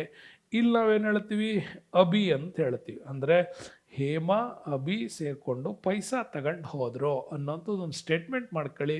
ನಿಮಗಿದು ಭಾಳ ಈಸಿಯಾಗಿ ನೆನ್ಪುಳಿಯುತ್ತೆ. ಓಕೆ, ಹೇಮಾ ಅಬಿ ಜೊತೆಗೆ ಪೈಸಾ, ಇವಿಷ್ಟು ಮೂರು ಇಟ್ಕೊಂಡ್ಬಿಟ್ರೆ ನಿಮಗೆ ಎಲ್ಲ ಅದರಿನ ವಿಧಗಳನ್ನು ಭಾಳ ನೀಟಾಗಿ ಬರೀತೀರಿ. ಹಾಗಾಗಿ ಆಂಥ್ರಾಸೈಟ್, ಬಿಟುಮಿನಾಸ್, ಲಿಗ್ನೈಟ್ ಮತ್ತು ಪೀಟ್ ಯಾವುದನ್ನು ಆಧರಿಸ್ತಾರೆ? ಇಂಗಾಲದ ಪ್ರಮಾಣ, ಬಣ್ಣ ಮತ್ತು ಇದರಲ್ಲಿ ಹೊರಹಾಕುವಂಥ ಶಾಖದ ಪ್ರಮಾಣವನ್ನು ಆಧರಿಸಿ ಇದನ್ನು ಡಿವೈಡ್ ಮಾಡ್ತಾರೆ. ಹಂಗಾರೆ ಇತ್ತೀಚೆಗೆ ಒಂದು ಪ್ರಶ್ನೆ ನೋಡಿದ್ದೀನಿ, ಎಲ್ಲಿ ಬಂದಿದೆ, ಇದು ಯಾವ ಕಲ್ಲಿದ್ದಲಿನ ಅದಿರನ್ನು ಅತ್ಯಂತ ಶ್ರೇಷ್ಠ ದರ್ಜೆಯ ಕಲ್ಲಿದ್ದಲು ಅಂತ ಕರೀತಾರೆ? ಅಂದರೆ ಹೈಯೆಸ್ಟ್ ಕಾರ್ಬೋನಿಕ್ ಅಂಶ ಇರತಕ್ಕಂತಹ ಕಲ್ಲಿದ್ದಲು ಯಾವುದು ಅಂತ ಕೇಳ್ಬೋದು. ಅತ್ಯಂತ ಹೆಚ್ಚು ಉಷ್ಣಾಂಶವನ್ನು ಹೊರಹಾಕುವಂತಹ ಕಲ್ಲಿದ್ದಲು ಯಾವುದು? ಆಂಥ್ರಾಸೈಟು, ಬಿಟುಮಿನಾಸ್, ಲಿಗ್ನೈಟ್ ಮತ್ತು ಪೀಟ್ ಅಂತಿದೆಯಲ್ಲ, ಈ ಥರದ 4 ಆಪ್ಷನ್ಸೇ ಕೊಟ್ಬಿಟ್ರೆ ಇವು ಕಲ್ಲಿದ್ದಲ ವಿಧಗಳಲ್ಲಿ ಇಂಪಾರ್ಟೆಂಟಾಗಿ ಆಂಥ್ರಾಸೈಟ್ ನಿಮ್ಗೆ ಇದ್ರ ಉತ್ತರ ಸಿಗತ್ತೆ. ಆಂಥ್ರಾಸೈಟ್ ಏನಿದೆ ಇದು ಅತ್ಯಂತ ಶ್ರೇಷ್ಠ ದರ್ಜೆಯ ಕಲ್ಲಿದ್ದಲು ಅಂತ ಕರಿತೀವಿ. ಯಾಕೆಂದರೆ ಇದರಲ್ಲಿ 80-90% ಇದರಲ್ಲಿ ಕಾರ್ಬನ್ ಅಂಶ ಇರ್ತದೆ. ಯಾವಾಗ ಕಾರ್ಬನ್ ಅಂಶ ಹೆಚ್ಚಾಗುತ್ತೋ ಆಟೋಮ್ಯಾಟಿಕ್ಲಿ ಅದರ ಬಣ್ಣ ಕಪ್ಪು ಆಗಿರುತ್ತೆ. ಹೆಚ್ಚು ಉಷ್ಣಾಂಶ ಹೊರಹಾಕತ್ತೆ ಅಂದರೆ ಒತ್ತೊತ್ತಾಗಿ ಇರ್ತದೆ, ಬರ್ನಿಂಗ್ ಕೆಪಾಸಿಟಿ ಜಾಸ್ತಿ ಇರುತ್ತೆ, ಹೀಟ್ನ ಹೊರಗಾಕತ್ತೆ, ತುಂಬ ಕಠಿಣವಾಗಿರುತ್ತೆ ಅಂತ ಅಂದ್ಕೊಳ್ಬೇಕು. ಅಗ್ನಿಸ್ಪರ್ಶಕ್ಕೆ ಬೇಗನೆ ಹೊತ್ಕೊಳ್ಳಲ್ಲ ಇದು. ಹಾಗೇನಾದರೂ ಒಮ್ಮೆ ಹೊತ್ಕೊಂಡು ಬಿಡ್ತು ಅಂದರೆ ಹೆಚ್ಚು ಕಾಲ ಒಂದು ಬ್ಲೂ ಫ್ಲೇಮನ್ನು ಹೊರಗಾಕತ್ತೆ.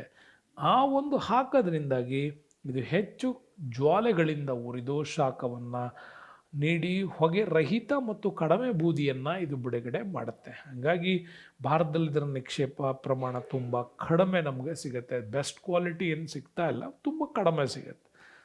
ಮುಖ್ಯವಾಗಿ ಜಮ್ಮು ಕಾಶ್ಮೀರ ರಾಜ್ಯದಲ್ಲಿ ಹಂಚಿಕೆಯಾಗಿರೋದು. ಇನ್ನು ಈ ಕಲ್ಲಿದ್ದಲನ್ನ ಸೆಂಟ್ರಲ್ ಹೀಟಿಂಗು, ಹಡಗುಗಳಲ್ಲಿ ಮತ್ತು ಬಾಯ್ಲರ್ಸ್ಗಳಲ್ಲಿ ಹೆಚ್ಚಾಗಿ ಇದನ್ನು ಬಳಸ್ತಾರೆ. ಬಟ್ ಇತ್ತೀಚೆಗೆ ಹಡಗುಗಳು ಪೆಟ್ರೋಲ್ ಡೀಸೆಲ್ ಚಾಲಿತ ಹೆಚ್ಚೆಚ್ಚಾಗಿರೋದ್ರಿಂದಾಗಿ ಆ ಅಂಶ ಸ್ವಲ್ಪ ಕಡಿಮೆನೇ.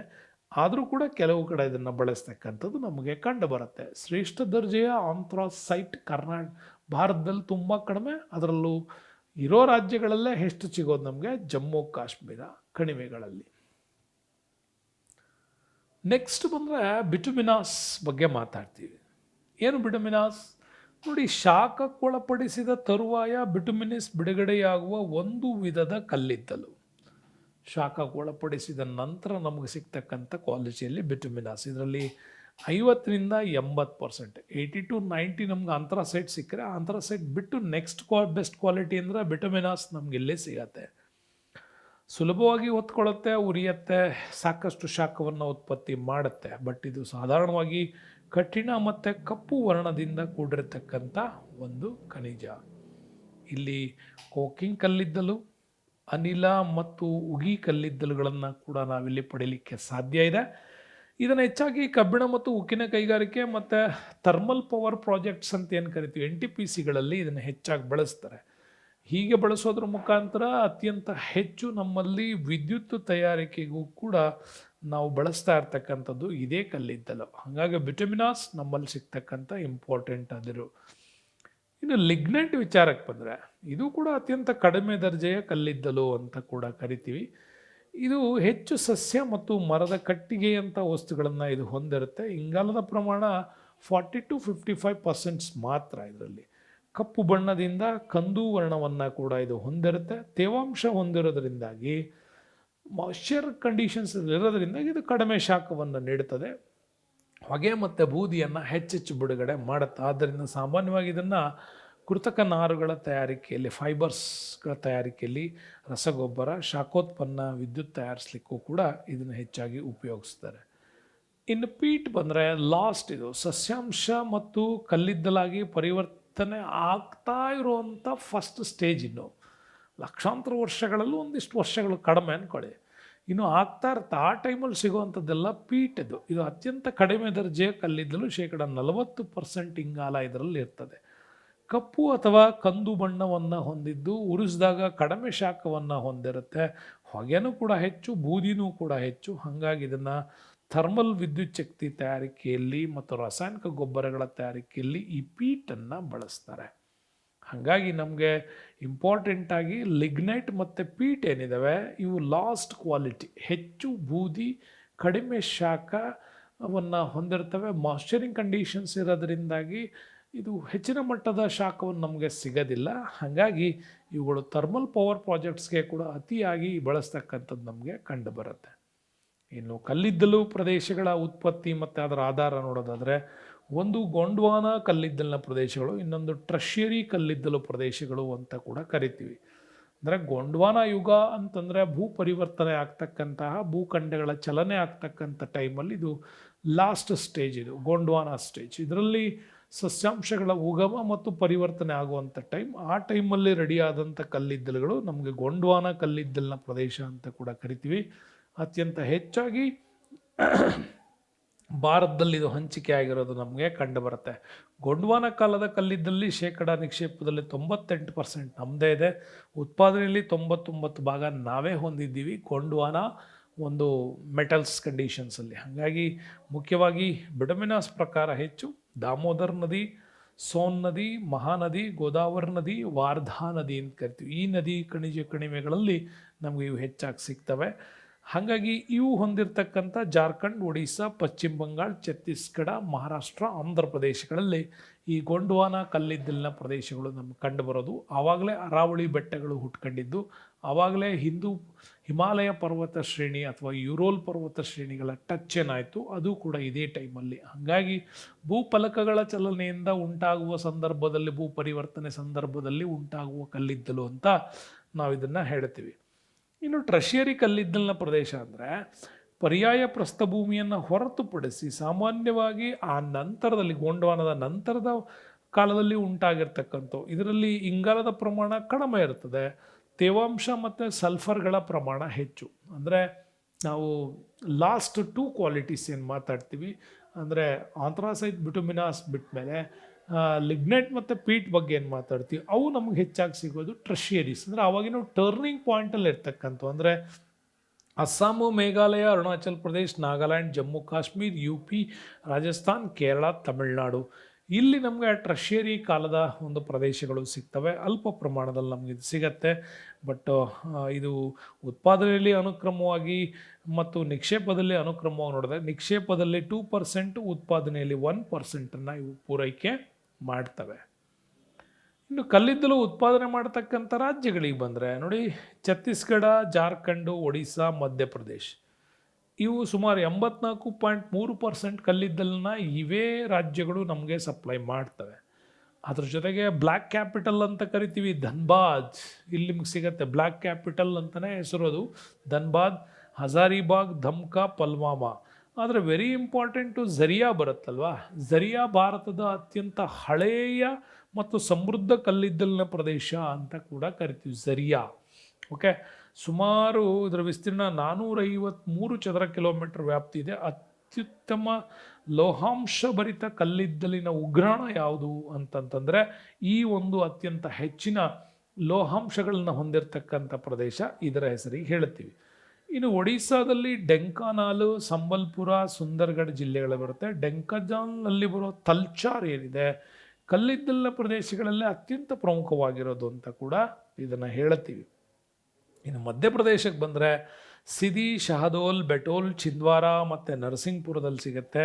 ಅದರಲ್ಲೂ ಸಿಂಗ್ರೌಲಿ ಕಲ್ಲಿದ್ದಲು ಏನಿದೆ ಅತ್ಯಂತ ವಿಶಾಲವಾಗಿರ್ತಕ್ಕಂಥ ಸುಮಾರು 300 ಕಿಲೋಮೀಟ್ರ್ ಉದ್ದಕ್ಕೆ ಹರಡಿರೋದು ನಮಗೆ ಕಾಣುತ್ತೆ. ಇನ್ನು ಆಂಧ್ರ ಪ್ರದೇಶಕ್ಕೆ ಬಂದರೆ ಪೂರ್ವ ಮತ್ತು ಪಶ್ಚಿಮ ಗೋದಾವರಿ ತೀರದಗಳು ಆದಿಲಾಬಾದ್, ಕರೀಂನಗರ್, ವಾರಂಗಲ್ ಮತ್ತು ಖಮ್ಮಂ ಜಿಲ್ಲೆಗಳಲ್ಲಿ ಹೆಚ್ಚಾಗಿರುತ್ತೆ. ಮಹಾರಾಷ್ಟ್ರದಲ್ಲಿ ಬಂದರೆ ವಾರ್ಧಾ ನದಿ ಕಣಿವೆಗಳಲ್ಲಿ, ಅದರಲ್ಲೂ ಚಲ್ಲಾರ್ಪುರ, ವರೋರಾ, ಯವತ್ಮಾಲ್ ಮತ್ತು ಉನ್ ಪ್ರದೇಶಗಳಲ್ಲಿ ಮತ್ತು ನಾಗ್ಪುರ್ ಜಿಲ್ಲೆಯಲ್ಲಿ ಕಾಮ್ಸ್ಟಿ ಅಂತ ಏನು ಕರಿತೀವಿ, ಈ ಜಿಲ್ಲೆಗಳಲ್ಲಿ ಅತ್ಯಂತ ಹೆಚ್ಚಿನ ಪ್ರಮಾಣದ ನಮಗೆ ಕಲ್ಲಿದ್ದಲು ಸಿಗತ್ತೆ.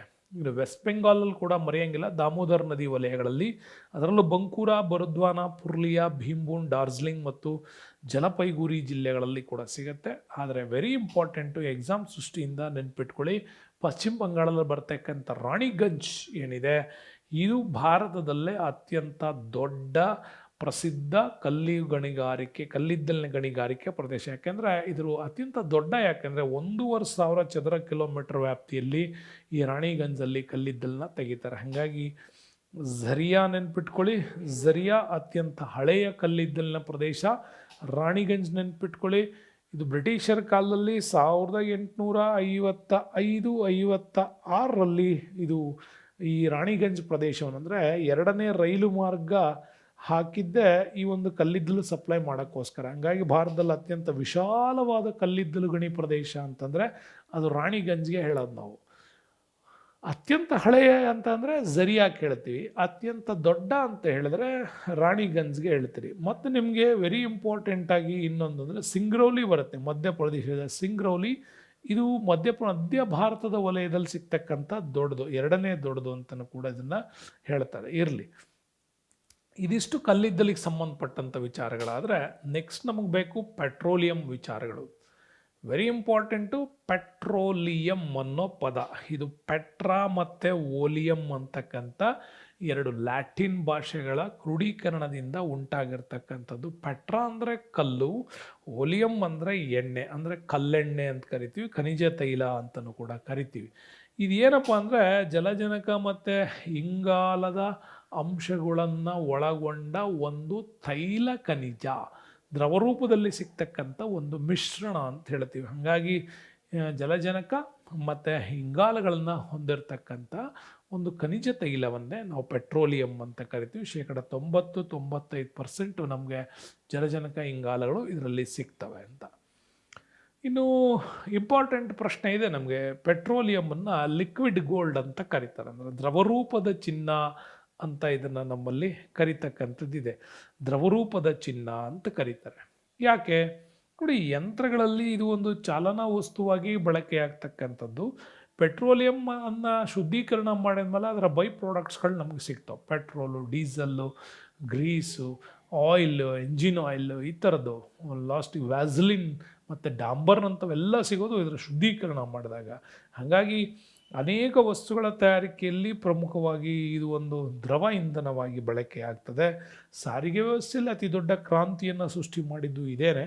ಮತ್ತು ನಮ್ಮಲ್ಲಿ ರಾಸಾಯನಿಕ ಕೈಗಾರಿಕೆಗಳಲ್ಲಿ ಕೂಡ ರಾಸಾಯನಿಕ ಕೈಗಾರಿಕೆಗಳಿಗೆ ಪ್ರಮುಖ ಕಚ್ಚಾ ವಸ್ತು ಕೂಡ ಇದೇನೆ. ಹಾಗಾಗಿ ರಬ್ಬರು, ಬಣ್ಣದ ವಸ್ತುಗಳು, ಪ್ಲಾಸ್ಟಿಕ್ಗಳ ತಯಾರಿಕೆ, ಆಹಾರದ ಬಣ್ಣಗಳು, ಸ್ಫೋಟಕಗಳು, ಮುದ್ರಣಕ್ಕೆ ಬಳಸ್ತಕ್ಕಂಥ ಶಾಹಿಗಳು, ಚಲನಚಿತ್ರದಲ್ಲಿ ಬಳಸ್ತಕ್ಕಂಥ ಫೋಟೋಗ್ರಫಿಗಳಿಗೆ, ಸೌಂದರ್ಯ ದ್ರವ್ಯಗಳಿಗೆ, ವಾರ್ನಿಷ್, ಬಣ್ಣ ಯಂತ್ರಗಳ ತಯಾರಿಕೆಗೆ, ಅನೇಕ ವೈವಿಧ್ಯಮಯವಾಗಿರ್ತಕ್ಕಂಥ ವಸ್ತುಗಳ ಉತ್ಪಾದನೆಯಲ್ಲಿ ಇದನ್ನು ಬಳಸೋದ್ರಿಂದ ಇದನ್ನು ಲಿಕ್ವಿಡ್ ಗೋಲ್ಡ್ ಅಂತ ಕೂಡ ಇದನ್ನು ಕರಿತೀವಿ.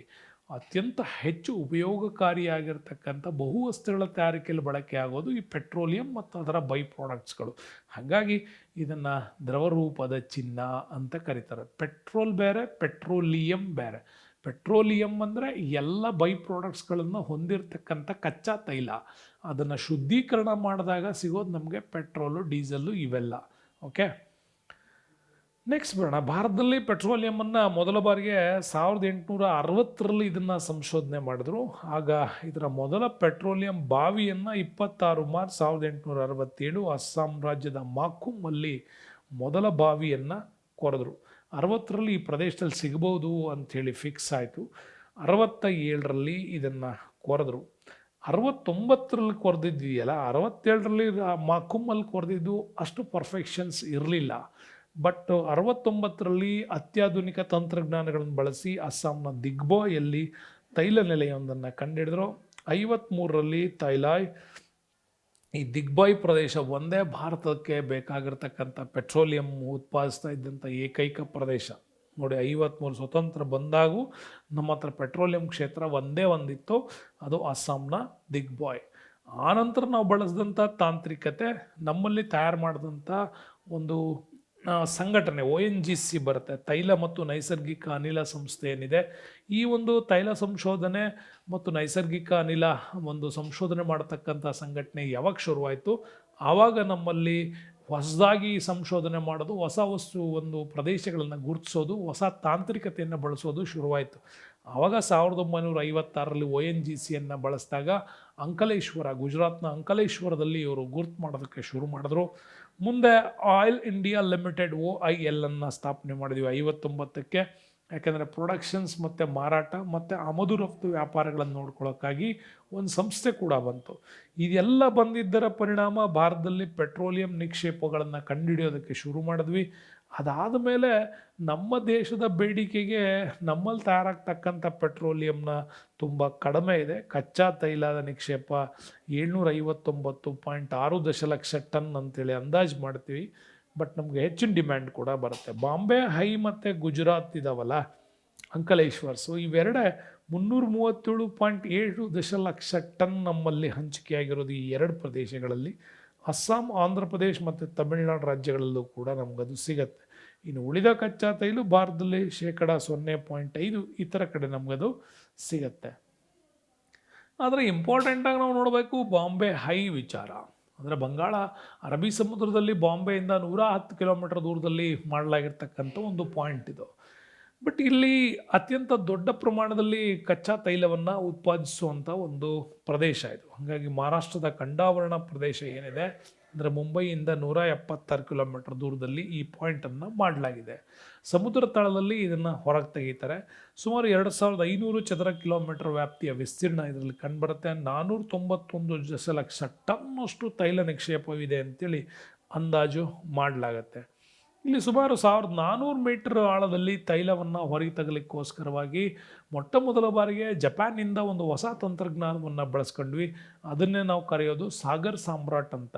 ಈ ಸಾಗರ್ ಸಾಮ್ರಾಟಿಂದನೇ ಭೂತಳದಲ್ಲಿ ಅಂದರೆ ಸಮುದ್ರದ ತಳದಲ್ಲಿ ನಾವು ಬೋರ್ವೆಲ್ ರಿಂಗ್ ಥರ ಟ್ಯೂಬ್ಗಳನ್ನು ಹಾಕಿಬಿಟ್ಟು ಅಲ್ಲಿಂದ ಹೊರ ತೆಗಿತೀವಿ ಕಚ್ಚಾ ತೈಲ. ಅದನ್ನು ತಂದುಬಿಟ್ಟು ನೆಕ್ಸ್ಟ್ ಅದನ್ನು ಏನು ಮಾಡ್ತೀವಿ, ಶುದ್ಧೀಕರಣ ಕೇಂದ್ರಗಳಿಗೆ ಕಳಿಸಿ ಅದನ್ನು ಶುದ್ಧೀಕರಣ ಮಾಡಿದಾಗ ನಮಗೆ ಈ ಥರ ಬೈ ಪ್ರಾಡಕ್ಟ್ಸ್ಗಳು ಕೂಡ ಸಿಗ್ತವೆ. ಹಾಗಾಗಿ ಭಾರತದಲ್ಲಿ ಮೊಟ್ಟ ಮೊದಲ ಬಾರಿಗೆ ಇಂಥದ್ದೊಂದು ಕಂಡಾವರಣ ಪ್ರದೇಶದ ಶೋರ್ಗಳಲ್ಲಿ ತೆಗಿತಕ್ಕಂಥ ಇಂಪಾರ್ಟೆಂಟಾಗಿ ಸಾಗರ್ ಸಾಮ್ರಾಟ್ ಬಂದ ಮೇಲೆ ನಮ್ಮಲ್ಲಿ 2012-13ರಲ್ಲಿ ಉತ್ಪಾದನೆ ಪ್ರಮಾಣ 21.8 ದಶಲಕ್ಷ ಟನ್ನಷ್ಟಕ್ಕೆ ನಾವು ತೈಲ ಬಾವಲಿಗಳನ್ನು ಹೊಂದಿದ್ದೀವಿ.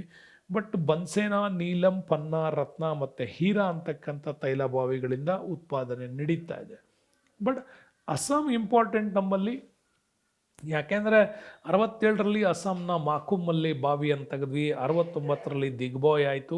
ದಿಗ್ಬಾಯನ್ನೇ ಭಾರತದ ಮೊದಲ ಒಂದು ತೈಲ ನಿಕ್ಷೇಪದ ಬಾವಿ ಅಂತ ಕೂಡ ಕರಿತೀವಿ. ಸುಮಾರು ಅಸ್ಸಾಂ ರಾಜ್ಯದಲ್ಲೇ 172.5 ದಶಲಕ್ಷ ಟನ್ನಷ್ಟು ಪೆಟ್ರೋಲಿಯಂ ಉತ್ಪಾದನೆಯಲ್ಲಾಗತ್ತೆ. ಅಂದರೆ ನಮ್ಮ ದೇಶದ ಪ್ರೊಡಕ್ಷನ್ಸಲ್ಲಿ 22% ಅಸ್ಸಾಂ ಒಂದೇ ಸ್ಟೇಟ್ ನಮಗೆ ಕೊಡ್ತಾ ಇದೆ. ಒಟ್ಟು ಉತ್ಪಾದನೆಯಲ್ಲಿ 13% ನಮಗದು ಪ್ರೊಡಕ್ಷನ್ ಇದೆ. ನಿಕ್ಷೇಪದಲ್ಲಿ ಬಂದರೆ 22% ಅಸ್ಸಾಂ ಇದೆ.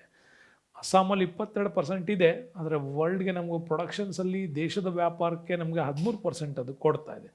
ದಿಗ್ಬಾಯ್ ಇದೆ, ನಹರ್ಕಟಿಯಾ ಇದೆ, ರುದ್ರಸಾಗರ್ ಇದೆ, ಸಿಬ್ಸಾಗರ್ ಮತ್ತು ಹುಗ್ರಿಜಿನ್ಗಳಿದ್ದಾವೆ. ಇವೆಲ್ಲ ತೈಲ ಉತ್ಪಾದನೆ ಮಾಡ್ತಕ್ಕಂಥ ಅತ್ಯಂತ ಪ್ರಮುಖ ಪ್ರದೇಶಗಳಾಗಿ ಅಸ್ಸಾಮಲ್ಲಿ ನಮಗೆ ಸಿಗ್ತವೆ. ಇನ್ನು ಬಿಟ್ಟರೆ ಗುಜರಾತ್ ನಿಮ್ಗೆ ಹೇಳಿದೆ, ಅಂಕಲೇಶ್ವರ ONGCನವರು ಮೊಟ್ಟ ಮೊದಲ ಬಾರಿಗೆ ಭಾರತದಲ್ಲಿ ಗುರುತಿಸಿದಂಥ ಒಂದು ಪಾಯಿಂಟ್ ಅಂದರೆ ಗುಜರಾತ್ನ ಅಂಕಲೇಶ್ವರ. ಇದು ತೈಲ ನಿಕ್ಷೇಪದಲ್ಲಿ 17.82% ಗುಜರಾತ್ ತೈಲ ನಿಕ್ಷೇಪ ಹೊಂದಿದ್ರೂ ಕೂಡ ಉತ್ಪಾದನೆಯಲ್ಲಿ 15.2% ಉತ್ಪಾದನೆ ಮಾಡುತ್ತೆ. ನೋಡಿ, ಅಸ್ಸಾಂ ನಮ್ಮಲ್ಲಿ 13% ಇದೆ. 22% ಇದ್ದರೂ 13% ಪ್ರೊಡಕ್ಷನ್ ಅಸ್ಸಾಂ ಕೊಟ್ಟರೆ ಗುಜರಾತ್ 15.2 ಕೊಡುತ್ತೆ ನಮಗೆ. ಹಾಗಾಗಿ ರಾಜ್ಯದ ತೈಲ ನಿಕ್ಷೇಪಗಳು ಹೆಚ್ಚಿನ ಪ್ರಮಾಣ ತೀರ ಪ್ರದೇಶದಲ್ಲೇ ಕಂಡು ಬರ್ತವೆ. ಹಾಗಾಗಿ ಗುಜರಾತ್ನ ಅಂಕಲೇಶ್ವರ, ಕ್ಯಾಂಬೆ, ಕಲೋಲಾ, ಮೆಹಸಾನ್ ಮತ್ತು ನೌಗಮ್, ಅದರಲ್ಲಿ ಅಂಕಲೇಶ್ವರ ಮತ್ತು ಕ್ಯಾಂಬೆ ಏನಿದೆ ಇದು ಜೌಗು ವಲಯ ಅತ್ಯಂತ ಹೆಚ್ಚಿನ ಪ್ರಮಾಣದ ಪೆಟ್ರೋಲಿಯಮನ್ನು ಉತ್ಪಾದನೆ ಮಾಡತಕ್ಕಂಥ ಪ್ರದೇಶವಾಗಿ ನಮಗೆ ಸಿಗತ್ತೆ. ಇನ್ನು ಪೂರ್ವ ಕರಾವಳಿಯ ತೈಲ ಪ್ರದೇಶಗಳಿಗೆ ಬಂದರೆ ಆಂಧ್ರ ಪ್ರದೇಶದ ಗೋದಾವರಿ ನದಿ ಸೇರ್ತಕ್ಕಂಥ ಪ್ರದೇಶ ಏನಿದೆ, ವಿಜಯವಾಡದಿಂದ ಮುಂದೆ ಒಂದು 90 ಕಿಲೋಮೀಟರ್ಸ್ ದೂರದಲ್ಲಿ ನಮಗೆ ಗೋದಾವರಿ ಮತ್ತು ಕೃಷ್ಣಾ ನದಿ ಮತ್ತು ತಮಿಳುನಾಡಿನ ಕಾವೇರಿ ನದಿ ವಲಯಗಳು, ಮುಖಜ ಭೂಮಿಗಳು ಏನಿದ್ದಾವೆ ಈ ಒಂದು ಪೂರ್ವ ತೀರಗಳಲ್ಲಿ ನಮಗದು ಹೆಚ್ಚಾಗಿ ಸಿಗ್ತವೆ. ಅದರಲ್ಲೂ ಉತ್ತರ ಪ್ರದೇಶದ ರಾಂಪುರ್ ಜಿಲ್ಲೆಯ ಬಿಲಾಸ್ಪುರ ತಾಲೂಕು, ರಾಜಸ್ಥಾನ್ ಮರುಭೂಮಿಯ ಪ್ರದೇಶಗಳು, ಪಂಜಾಬ್ನ ಜ್ವಾಲಾಮುಖಿ ಪ್ರದೇಶಗಳಲ್ಲಿ ತೈಲ ನಿಕ್ಷೇಪಗಳು ಹಂಚಿಕೆ ಆಗಿದೆ ಅಂತೇಳಿ ಸಂಶೋಧನೆಗಳು ನಮಗವನ್ನು ತಿಳಿಸ್ತಾ ಇದ್ದಾವೆ. ಏನೇ ಪ್ರೊಡಕ್ಷನ್ಸ್ ಮಾಡಿದ್ರೂ ಕೂಡ ಭಾರತದ ಉತ್ಪಾದನೆಯಲ್ಲಿ ಆಗ್ತಕ್ಕಂಥ ಉತ್ಪಾದನೆ ನಮ್ಮ ದೇಶದ ಬೇಡಿಕೆಯನ್ನು ಈಡೇರ್ಸಕ್ಕೆ ಸಾಧ್ಯ ಇಲ್ಲ. ನಾವಿನ್ನೂ ಕೂಡ ಪೆಟ್ರೋಲಿಯಂ ಮತ್ತು ಅದರ ಉತ್ಪನ್ನಗಳಲ್ಲಿ ಇನ್ನೂ ಸ್ವಾವಲಂಬಿಗಳಾಗಿಲ್ಲ. ಅಷ್ಟೊಂದು ದೊಡ್ಡ ಮಟ್ಟದ ತೈಲ ನಿಕ್ಷೇಪಗಳು ನಮಗೆ ಸಿಗದೇ ಇರೋದರಿಂದಾಗಿ ವಿದೇಶಗಳಿಂದ ನಾವು ಇದನ್ನು ಆಟೋಮ್ಯಾಟಿಕಲಿ ಆಮದು ಮಾಡಿಕೊಳ್ಳೇಬೇಕು. ಅತಿ ಹೆಚ್ಚಾಗಿ ನಾವು Saudi Arabia, Iran, Iraq, Kuwait, Russia, ಕಜಕಿಸ್ತಾನ್ಗಳನ್ನ, ಅದರಲ್ಲೂ ಇಂಪಾರ್ಟೆಂಟ್ ನೆನ್ಪಿಟ್ಕೊಳ್ಳಿ, ಇತ್ತೀಚೆಗೆ ರಷ್ಯಾದಿಂದನೂ ಕೂಡ ನಾವು ತರಿಸ್ಕೊಂಡ್ವಿ. ಯಾಕಂದರೆ ಅತ್ಯಂತ ಕಡಿಮೆ ಮಟ್ಟದಲ್ಲಿ ಅವರು ಸಪ್ಲೈ ಮಾಡೋದಕ್ಕೆ ರೆಡಿ ಇದ್ದಿದ್ದರಿಂದಾಗಿ ರಷ್ಯಾ ಕೂಡ ನಮಗದು ಸಪ್ಲೈ ಮಾಡ್ತು. ಹಾಗಾಗಿ ಭಾರತದ ಪ್ರಮುಖ ಆಮದು ಮತ್ತು ರಫ್ತು ವ್ಯಾಪಾರಗಳಲ್ಲಿ ಕಚ್ಚಾ ತೈಲ ಮತ್ತು ಪೆಟ್ರೋಲಿಯಂ ಪ್ಲಸ್ ಗೋಲ್ಡ್ ನಮ್ಮಲ್ಲಿ ಹೆಚ್ಚಾಗಿ ನಾವು ಆಮದು ಮಾಡ್ತಕ್ಕಂಥ ವಸ್ತುಗಳಾಗಿ ಉಳ್ಕೊಂಡಿದೆ. ಇನ್ನು ನಮ್ಮಲ್ಲಿ EPZ ಬರ್ತಾವೆ, ನಮ್ಮಲ್ಲಿ ತೈಲ ಶುದ್ಧೀಕರಣ ಕೇಂದ್ರಗಳು ಅಂತ. ಅಂದರೆ ಭೂಗರ್ಭದಿಂದ ನಾವು ಪೆಟ್ರೋಲಿಯಂನ ಕಚ್ಚಾ ತೈಲಗಳನ್ನು ತೈಲ ಬಾವಿಗಳಿಂದ ಹೊರಗೆ ತೆಗೆದ ಮೇಲೆ ಅದನ್ನು ಶುದ್ಧ ತೈಲವನ್ನಾಗಿ ಕನ್ವರ್ಟ್ ಮಾಡಬೇಕು. ಹಾಗೆ ಶುದ್ಧ ತೈಲವನ್ನಾಗಿ ಕನ್ವರ್ಟ್ ಮಾಡಬೇಕು ಅಂತಂದರೆ ಅದನ್ನು ಶುದ್ಧೀಕರಣ ಮಾಡಿಸ್ಬೇಕು. ಅಂಥ ಶುದ್ಧೀಕರಣ ಮಾಡಿಸ್ದಾಗೆ ನಮ್ಗಲ್ಲಿ ಸಿಗ್ತಕ್ಕಂಥದ್ದು ಬಿಟುಮನ್ನು, ಡೀಸೆಲು, ಸೀಮೆ ಎಣ್ಣೆ, ಪೆಟ್ರೋಲು, ಕೀಲೆಣ್ಣೆ, ಗ್ರೀಸ್, ಡಾಂಬರ್, ಈ ಥರದ ಅನೇಕ ಬೈ ಪ್ರಾಡಕ್ಟ್ಸ್ಗಳು ನಮಗೆ ಶುದ್ಧೀಕರಣ ಕೇಂದ್ರಗಳಿಂದನೇ ಸಿಗ್ತಕ್ಕಂಥದ್ದು. ಹಾಗಾಗಿ ಎಲ್ಲ ಶುದ್ಧ ಅಶುದ್ಧ ವಸ್ತುಗಳ ಮಿಶ್ರಣದ ಒಂದು ತೈಲವನ್ನೇ ನಾವು ಕಚ್ಚಾ ತೈಲ ಅಂತ ಕರೀತೀವಿ. ಅದನ್ನೇ ಪೆಟ್ರೋಲಿಯಂ ಅಂತ ಕರಿತೀವಿ, ಕಲ್ಲೆಣ್ಣೆ ಅಂತ. ಆಮೇಲೆ ಅದನ್ನು ಶುದ್ಧೀಕರಣ ಮಾಡಿದ ಮೇಲೆ ನಮ್ಗೆ ಇವೆಲ್ಲ ಬೈ ಪ್ರಾಡಕ್ಟ್ಸ್ಗಳು ನಮ್ಗೆ ಅದರಲ್ಲಿ ಸಿಗ್ತವೆ. ಭಾರತದಲ್ಲಿ ತೈಲ ಶುದ್ಧೀಕರಣ ಕೇಂದ್ರಗಳು ಭಾಳ ಇದೆ. ಅದರಲ್ಲಿ ಕರ್ನಾಟಕದಲ್ಲಿ ಇಂಪಾರ್ಟೆಂಟಾಗಿ ನೆನ್ಪಿಟ್ಕೊಳ್ಳಿ, ಮಂಗಳೂರಲ್ಲಿದೆ. ವಿಶೇಷ ಆರ್ಥಿಕ ವಲಯದಲ್ಲಿ ಒಂದು ಶುದ್ಧೀಕರಣ ಕೇಂದ್ರವನ್ನು ಮಂಗಳೂರಲ್ಲಿ ಕೂಡ ಸ್ಥಾಪನೆ ಮಾಡಿರ್ತಕ್ಕಂಥದ್ದು ಇದೆ. ಓಕೆ, ಅದು ಕೂಡ ನಿಮಗೆ ನೆನ್ಪಿಟ್ಕೊಳ್ಳಿ. ಕೊಚ್ಚಿನಲ್ಲಿದೆ, ಇನ್ನು ಮುಂಬೈಯಲ್ಲಿದೆ. ಓಕೆ, ಭಾಳಷ್ಟು ಕಡೆ ಇದೆ. ಹಿಂದೂಸ್ತಾನ್ ಪೆಟ್ರೋಲಿಯಂನಂಥ ಕಾರ್ಖಾನಕ ಒಂದು ಪ್ರೊಡಕ್ಷನ್ಸ್ ಯೂನಿಟ್ಗಳಿರ್ಬೋದು, ಮತ್ತು ಅನೇಕ ಒಂದು ತೈಲ ನಿಕ್ಷೇಪದ ಶುದ್ಧೀಕರಣ ಕೇಂದ್ರಗಳು ನಮ್ಮಲ್ಲಿ ಕಂಡು ಬರ್ತಾವೆ. ಅದರಲ್ಲಿ ಪ್ರಮುಖವಾಗಿ ನಾವು ನೋಡೋದಾದರೆ ಬರೌನಿ ಬರುತ್ತೆ. ಇದನ್ನು IOC ಅಂತ ಕರಿತೀವಿ, ಇಂಡಿಯನ್ ಆಯಿಲ್ ಕಾರ್ಪೊರೇಷನ್ಸ್ ಅಂತ ಏನು ಕರಿತೀವಿ. ಪೆಟ್ರೋಲಿಗೆ ಹಾಕ್ಸಕ್ಕೆ ಹೋದಾಗ ಗೋಣತ್ತೆ ನೋಡಿ, IOC ಇದ್ದರೆ ಅದು ಬಿಹಾರ. ಆಮೇಲೆ BPCL ಅಂತ ಬಿನಾ ಅಂತ ಬರುತ್ತೆ, ಇದು ಮಧ್ಯಪ್ರದೇಶದಲ್ಲಿ. ಬೊಂಗೈ ಗಾನಾದಲ್ಲಿ ಬರೋದು ಅಸ್ಸಾಂನಲ್ಲಿ ಬರುತ್ತೆ. ದಿಗ್ಬಾಯಿ ಇದು ಕೂಡ IOCನವ್ರದ್ದೇ. ಹಾಗಾಗಿ ದಿಗ್ಬಾಯ್ನಲ್ಲೂ ಕೂಡ ನಮಗೆ IOC ಸೆಂಟರ್ಗಳು ಸಿಗ್ತವೆ, ಮತ್ತು ಬದೌನಿಯಲ್ಲಿ ಕೂಡ ಸಿಗ್ತವೆ. ಆಮೇಲೆ ನಮ್ಮ ಗುವಾಹತಿನಲ್ಲಿ ಹಾಲ್ಡಿಯಾದ್ಗಳಲ್ಲಿ ಕೂಡ ಸಿಗ್ತವೆ, ಮತ್ತು ಅನೇಕ ಕಡೆಗಳು ಸಿಗ್ತವೆ. ಇನ್ನು ಕರ್ನಾಟಕಕ್ಕೆ ನೀವು ಬಂದರೆ MRPL ಅಂತ ಕೂಡ ಕರಿತೀವಿ. ಈ MRPLs ಕೂಡ ಸಿಗೋದು ಮಂಗಳೂರಿನ ಕರ್ನಾಟಕ ಪ್ರದೇಶದಲ್ಲಿ ಸಿಗುತ್ತೆ. ಹಾಗಾಗಿ ಮಥುರಾ, ಮುಂಬೈ, ನಾರಿಮನ್ನಂ, ನುಮಾಲಿಗರ್, ಪಾಣಿಪತ್, ಮುಂಬೈ, ಪಾರಾದೀಪ್, ತಟಿಪಾಕ, ವಿಶಾಖಪಟ್ಟಣಂ, ಮನಾಲಿ ಎಲ್ಲ ಕಡೆಗಳಲ್ಲೂ ಕೂಡ ತೈಲ ಶುದ್ಧೀಕರಣ ಕೇಂದ್ರಗಳನ್ನು ಸ್ಥಾಪನೆ ಮಾಡ್ತಾ ಇದ್ದೀವಿ. ಕಾರಣ ಹೆಚ್ಚು ಪ್ರೊಡಕ್ಷನ್ಸ್ಗಳನ್ನು ಮಾಡಲಿಕ್ಕೆ. ನೆಕ್ಸ್ಟು ನಮಗೆ ಬರೋದು LPG ವಿಚಾರ. ನೆಕ್ಸ್ಟ್ ಬರೋಣ ನಮಗೆ LPG ವಿಚಾರ. ಸ್ವಾಭಾವಿಕ ಅನಿಲದ ಬಗ್ಗೆ ನಾವು ಮಾತಾಡ್ತೀವಿ. ಪ್ರಮುಖವಾಗಿ ಮೀಥೇನನ್ನು ಒಳಗೊಂಡಂಥ ಅನಿಲ ರೂಪದ ಹೈಡ್ರೋಕಾರ್ಬನ್, ಮೀಥೇನನ್ನು ಒಳಗೊಂಡಿರ್ತಕ್ಕಂಥ ಹೈಡ್ರೋಕಾರ್ಬನ್ಗೆ ನಾವು ಸ್ವಾಭಾವಿಕ ಅನಿಲ ಅಥವಾ ನೈಸರ್ಗಿಕ ಅನಿಲ ಅಂತ ಕೂಡ ಕರಿತೀವಿ. ಇದು ಪೆಟ್ರೋಲಿಯಂ ಉತ್ಪಾದನಾ ಪ್ರಕ್ರಿಯೆ ಎಲ್ಲೆಲ್ಲಿ ನಡೆಯುತ್ತೋ ಅಲ್ಲಲ್ಲೇ ಈ ಸ್ವಾಭಾವಿಕ ಅನಿಲ ಕೂಡ ನಮಗೆ ಸಿಗುತ್ತೆ. ಅಂದರೆ ಅನೇಕ ಜೀವಾವಶೇಷಗಳ ವಿಘಟನೆಯಿಂದ ಉತ್ಪಾದನೆಯಾದಂಥ ಒಂದು ಗ್ಯಾಸ್. ಇದರಲ್ಲೂ ಕೂಡ ಜಲಜನಕ ಮತ್ತು ಇಂಗಾಲಗಳ ಮಿಶ್ರಣ ವಸ್ತುವಾಗಿರುತ್ತೆ. ಬಟ್ ಇದು ಎಣ್ಣೆಗಿಂತ ಸ್ವಲ್ಪ ಹಗುರವಾಗಿರೋದ್ರಿಂದ ಎಣ್ಣೆಯಿಂದ ಮೇಲ್ಮಟ್ಟದಲ್ಲಿ, ಅಂದರೆ ತೈಲದ ಮೇಲು ಸ್ತರದಲ್ಲಿ, ಭೂಚುಪ್ಪಿನ ಒಳ ಸ್ತರದಲ್ಲಿ ಇದು ಜೋಡಣೆ ಆಗಿರುತ್ತೆ. ಬಟ್ ಇದು ಹಗುರವಾಗಿದ್ದು ತೈಲದ ಉತ್ಪಾದನೆಯಲ್ಲಿ ಸಂಚಯನಗೊಂಡಿರೋದ್ರಿಂದ ತೈಲ ಬಾವಿಯನ್ನು ಕೊರೆದಾಗ ಮೊದಲಿಗೆ ನಮಗೆ ಅನಿಲ, ಆನಂತರ ಪೆಟ್ರೋಲಿಯಂ ನಮಗಿದು ಸಿಗತ್ತೆ. ಆ ಏರ್ ಹೊರಗೆ ಬಂದ ಮೇಲೆ ನಮಗೆ ಪೆಟ್ರೋಲಿಯಂ ಕಚ್ಚಾ ತೈಲ ಸಿಗೋದು. ಹಾಗಾಗಿ ಸ್ವಾಭಾವಿಕ ಅನಿಲವನ್ನು ಅನೇಕ ಉದ್ದೇಶಗಳಿಗೆ ಬಳಸ್ತಾರೆ. ಶಾಖ, ಬೆಳಕು, ರಾಸಾಯನಿಕ ಕೈಗಾರಿಕೆ, ಕಚ್ಚಾ ವಸ್ತು, ಥರ್ಮಲ್ ಪವರ್ಸು, ಗಣಿಗಾರಿಕೆ ಮತ್ತು ಸ್ಪಾಂಜ್ ಕಬ್ಬಿಣಗಳ ತಯಾರಿಕೆಯಲ್ಲೂ ಕೂಡ ನಮಗೆ ಏನು ಬಳಸ್ತೀವಿ, ಈ ಒಂದು ಅನಿಲವನ್ನು ಬಳಸ್ತೀವಿ. ಇತ್ತೀಚೆಗೆ ಅಡುಗೆ ಮತ್ತು ವಾಹನಗಳ ಇಂಧನವಾಗಿ ನಮಗೆ ದ್ರವೀಕರಿಸಿದ ಸ್ವಾಭಾವಿಕ ಅನಿಲ, ಓಕೆ, ಆ ಒಂದು ದ್ರವೀಕರಿಸಿದ ಸ್ವಾಭಾವಿಕ ಅನಿಲದ ಬಳಕೆ ಹೆಚ್ಚು ಮಾಡ್ತಾ ಇರೋದ್ರಿಂದಾಗಿ ಕಾರು, ಆಟೋ ರಿಕ್ಷಾ ಇತ್ಯಾದಿಗಳು ಕೂಡ ಈ ಸಾಮರ್ಥ್ಯವನ್ನು ಹೆಚ್ಚಾಗಿ ಬಳಸ್ಕೊಳ್ತಾ ಇರೋದ್ರಿಂದಾಗಿ ನೆನಪಿಟ್ಕೊಳ್ಳಿ, 21ನೇ ಶತಮಾನದ ಮಹತ್ವದ ಇಂಧನ ಯಾವುದನ್ನು ಕರಿತೇವೆ ಅಂದರೆ ಇದೇ ನಾವು ಸ್ವಾಭಾವಿಕ ಅನಿಲವನ್ನು ಕರಿತಕ್ಕಂಥದ್ದು. 21ನೇ ಶತಮಾನದ ಮಹತ್ವದ ಇಂಧನ ಅಂತ ಕೂಡ ಇದನ್ನು ಕರೀತಾರೆ. ಇದರ ಹಂಚಿಕೆ ನಮ್ಮಲ್ಲಿ ಬಹಳ ವಿಶೇಷವಾಗಿ ಕಂಡು ಬರ್ತವೆ. ಎಲ್ಲೆಲ್ಲಿ ನೋಡಿ, ಭಾರತದಲ್ಲಿ ಸ್ವಾಭಾವಿಕವಾಗಿ ಈ ಅನಿಲದ ನಿಕ್ಷೇಪದ ಅನೇಕ ಕಡೆ ಅನ್ವೇಷಣೆ ನಡೀತಾನೇ ಇದೆ. ತೈಲ ಮತ್ತು ನೈಸರ್ಗಿಕ ಅನಿಲ ಸಂಸ್ಥೆ ONGC ಏನಾಗಿದೆ 1953ಇಂದ ಈ ಕೆಲಸ ಮಾಡ್ತಾ ಇದೆ. ಮತ್ತು ಭಾರತೀಯ ತೈಲ ಲಿಮಿಟೆಡ್ OIL ಇದೆಯಲ್ಲ, ಇಂಡಿಯನ್ ಆಯಿಲ್ ಕಾರ್ಪೊರೇಷನ್, ಸೊ ಅವರು ಕೂಡ ಇದನ್ನು ಮಾಡ್ತಾ ಇದ್ದಾರೆ. ಒಂದು ಅಂದಾಜಿನ ಪ್ರಕಾರ ನೋಡೋದಾದರೆ 1330.26 ಬಿಲಿಯನ್ ಘನ ಮೀಟರ್ಗಳಷ್ಟು ನಮ್ಮಲ್ಲಿ ಸ್ವಾಭಾವಿಕ ಅನಿಲ ನಿಕ್ಷೇಪವನ್ನು ನಾವು ಹೊಂದಿದ್ದೇವೆ. ಭಾರತದಲ್ಲಿರೋ ವಾರ್ಷಿಕ ಉತ್ಪಾದನೆ 47 ಬಿಲಿಯನ್ ಘನ ಮೀಟರ್ಗಳು ನಮ್ಮಲ್ಲಿ ಕಂಡು ಬರುತ್ತೆ. ಹಾಗಾಗಿ ಸಾಮಾನ್ಯವಾಗಿ ಇವು ಸ್ವಾಭಾವಿಕ ಅನಿಲದ ನಿಕ್ಷೇಪಗಳು ಕಡಲಾಚೆ ಅಂದರೆ ಆಫ್ ಶೋರಲ್ಲಿ ಮತ್ತು ಕಡಲೀಚೆ ಅಂದರೆ ಆನ್ ಶೋರಲ್ಲೂ ಕೂಡ ಇವು ನಮಗೆ ಸಿಗ್ತವೆ. ಸಮುದ್ರದ ಸ್ತರದ ಮೇಲ್ಭಾಗದಲ್ಲೂ ಕೆಳ ಸ್ತರದಲ್ಲೂ ಎರಡೂ ಕಡೆಗಳಲ್ಲೂ ಕೂಡ ನಮಗಿದು ಸಿಗ್ತಾ ಹೋಗುತ್ತೆ. ಭಾರತದಲ್ಲಿ ನೀವು ಸ್ವಾಭಾವಿಕ ಅನಿಲ ನಿಕ್ಷೇಪಗಳನ್ನು ನೋಡೋದಾದರೆ ನಮ್ಮಲ್ಲಿ ಬಾಂಬೆ ಹೈ ಬರ್ತದೆ, ಇಂಪಾರ್ಟೆಂಟು. ಅಸ್ಸಾಮು, ಗುಜರಾತ್, ಆಂಧ್ರ ಪ್ರದೇಶ್, ತಮಿಳುನಾಡು, ತ್ರಿಪುರ, ರಾಜಸ್ಥಾನ್, ನಾಗಾಲ್ಯಾಂಡ್ ಇಷ್ಟು ಕಡೆಗಳಲ್ಲೂ ಕೂಡ ನಮ್ಮಲ್ಲಿ ಪ್ರಮುಖವಾಗಿ ಉತ್ಪಾದನೆ ಆಗತ್ತೆ. ಸೊ ಅದರಲ್ಲೂ ಹೆಚ್ಚಾಗಿ ಉತ್ಪಾದನೆ ಆಗ್ತಕ್ಕಂಥದ್ದು ನಮಗೆ ಗುಜರಾತ್ನ ವಲಯಗಳು ಮತ್ತು ಅಸ್ಸಾಂನ ವಲಯಗಳು, ಆಂಧ್ರ ಪ್ರದೇಶಗಳಲ್ಲಿ ಹೆಚ್ಚಾಗಿ ಸಿಗ್ತಕ್ಕಂಥದ್ದನ್ನು ನಾವು ನೋಡ್ತೀವಿ. ಬಾಂಬೆ ಹೈಗೆ ಬಂದರೆ ನೋಡಿ, ಮಹಾರಾಷ್ಟ್ರದಿಂದ ಬಾಂಬೆಯಿಂದ ಸಿಗ್ತಕ್ಕಂಥ ಸಮುದ್ರದ ಆಫ್ ಶೋರಲ್ಲಿ ನಮಗೆ ಬಾಂಬೆ ಹೈನಲ್ಲಿ ಅತ್ಯಂತ ಹೆಚ್ಚು ನಿಕ್ಷೇಪ ಮತ್ತು ಉತ್ಪಾದನೆ ಇರೋದ್ರಿಂದಾಗಿ ಇದು ನಮ್ಮಲ್ಲಿ ಫಸ್ಟ್ ಪ್ಲೇಸ್. ಅದೇನೆ, ಹೆಚ್ಚು ನಿಕ್ಷೇಪನೂ ಇದೆ, ಹೆಚ್ಚು ಉತ್ಪಾದನೆಯೂ ಕೂಡ ಅದು ಮಾಡ್ತಾ ಇದೆ. ಹಾಗಾಗಿ ಅನಿಲದ ಉತ್ಪಾದನೆಯಲ್ಲಿ 81% ಭಾಗವನ್ನು ಈ ಬಾಂಬೆ ಹೈನೇ ಪೂರೈಕೆ ಮಾಡುತ್ತೆ. ಅದರಲ್ಲಿ ಗುಜರಾತ್, ಅಸ್ಸಾಂ ರಾಜ್ಯಗಳು ಮತ್ತು ಸ್ವಾಭಾವಿಕ ಅನಿಲ ಉತ್ಪಾದನೆಯಲ್ಲಿ ಅನುಕ್ರಮವಾಗಿ 2 ಮತ್ತು 3ನೇ ಸ್ಥಾನಗಳನ್ನು ಇವೇ ಪಡ್ಕೊಂಡಿರ್ತಾವೆ. ಆದರೆ ಆಂಧ್ರ ಪ್ರದೇಶದ ಲಿಂಗ್ಲಾ, ರಾಜಸ್ಥಾನದ ಜೈಸಲ್ಮೇರ್, ತ್ರಿಪುರ, ಅರುಣಾಚಲ್ ಪ್ರದೇಶ ರಾಜ್ಯಗಳು ಕೂಡ ಇನ್ನು ಉಳಿದಂಥ ಸ್ವಾಭಾವಿಕ ಅನಿಲವನ್ನು ಪೂರೈಕೆ ಮಾಡ್ತಾ ಇದ್ದಾವೆ. ನೆಕ್ಸ್ಟ್ ಬರೋಣ, ಹೈಡ್ರೋ ಎಲೆಕ್ಟ್ರಿಸಿಟಿ, ವಿದ್ಯುತ್ ಶಕ್ತಿ ಬಗ್ಗೆ ಮಾತಾಡ್ತೀವಿ. ಓಕೆ, ಏನಿದೆ ವಿದ್ಯುತ್ ಶಕ್ತಿ ಅಂದರೆ ಭಾರತದಲ್ಲಿ ಬಳಕೆ ಆಗ್ತಕ್ಕಂಥ 2ನೇ ಪ್ರಮುಖ ಶಕ್ತಿ ಮೂಲ ಅಂತ ಕರೆದ್ವಿ. ಹಂಗಾರೆ ಫಸ್ಟ್ ಯಾವುದು ಅಂತಂದರೆ ಅದು ಥರ್ಮಲ್ ಪವರ್ಸ್. ಭಾರತದಲ್ಲಿ ಅತಿ ಹೆಚ್ಚು ಉಪಯೋಗವಾಗ್ತಕ್ಕಂಥದ್ದು ಶಾಖೋತ್ಪನ್ನ, ಕಲ್ಲಿದ್ದಲಿಂದ ತಯಾರಿಸ್ತಕ್ಕಂಥ ಶಕ್ತಿನೇ ಫಸ್ಟು. ಸೆಕೆಂಡ್ ಬರೋದು ನಮಗೆ ಹೈಡ್ರೋ ಪವರ್, 2ನೇ ಇಂಧನವಾಗಿ ಇದನ್ನು ಬಳಸ್ತೀವಿ. ನೀರು, ಕಲ್ಲಿದ್ದಲು, ಪೆಟ್ರೋಲಿಯಂ, ಸ್ವಾಭಾವಿಕ ಅನಿಲ, ಪರಮಾಣು ಖನಿಜಗಳಿಂದ ಪಡಿಲಾಗ್ತಕ್ಕಂಥದ್ದೇ ಈ ವಿದ್ಯುತ್ ಶಕ್ತಿ. ಎಲ್ಲ ರೀತಿಯಲ್ಲಿ ಪಡಿತೀವಿ, ಆದರೆ ಅತಿ ಹೆಚ್ಚು ನಮ್ಮಲ್ಲಿ ನೀರಿಂದ ತಯಾರು ಮಾಡ್ತಾ ಇದ್ದೀವಿ.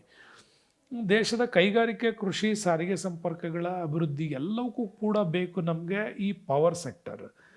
ಕರೆಂಟ್ ಅಂತೇನು ಕರಿತೀವಿ ಅದು ಹೆಚ್ಚಾಗಿ ಬಳಕೆ ಆಗತ್ತೆ. ಹಾಗಾಗಿ ನಮ್ಮ ದೇಶದ ರಾಷ್ಟ್ರೀಯ ಅಭಿವೃದ್ಧಿ ಮಟ್ಟವನ್ನು ನೀವು ನೋಡೋದಾದರೆ ಹೆಚ್ಚು ಪವರ್ನ ಮತ್ತು ಜನಜೀವನ ತುಂಬ ಚೆನ್ನಾಗಿರಬೇಕು ಅಂದರೆ ಈ ವಿದ್ಯುತ್ ಶಕ್ತಿ ನಮಗೆ ಪ್ರಮುಖವಾಗಿ ಕೂಡ ಸಿಗುತ್ತೆ.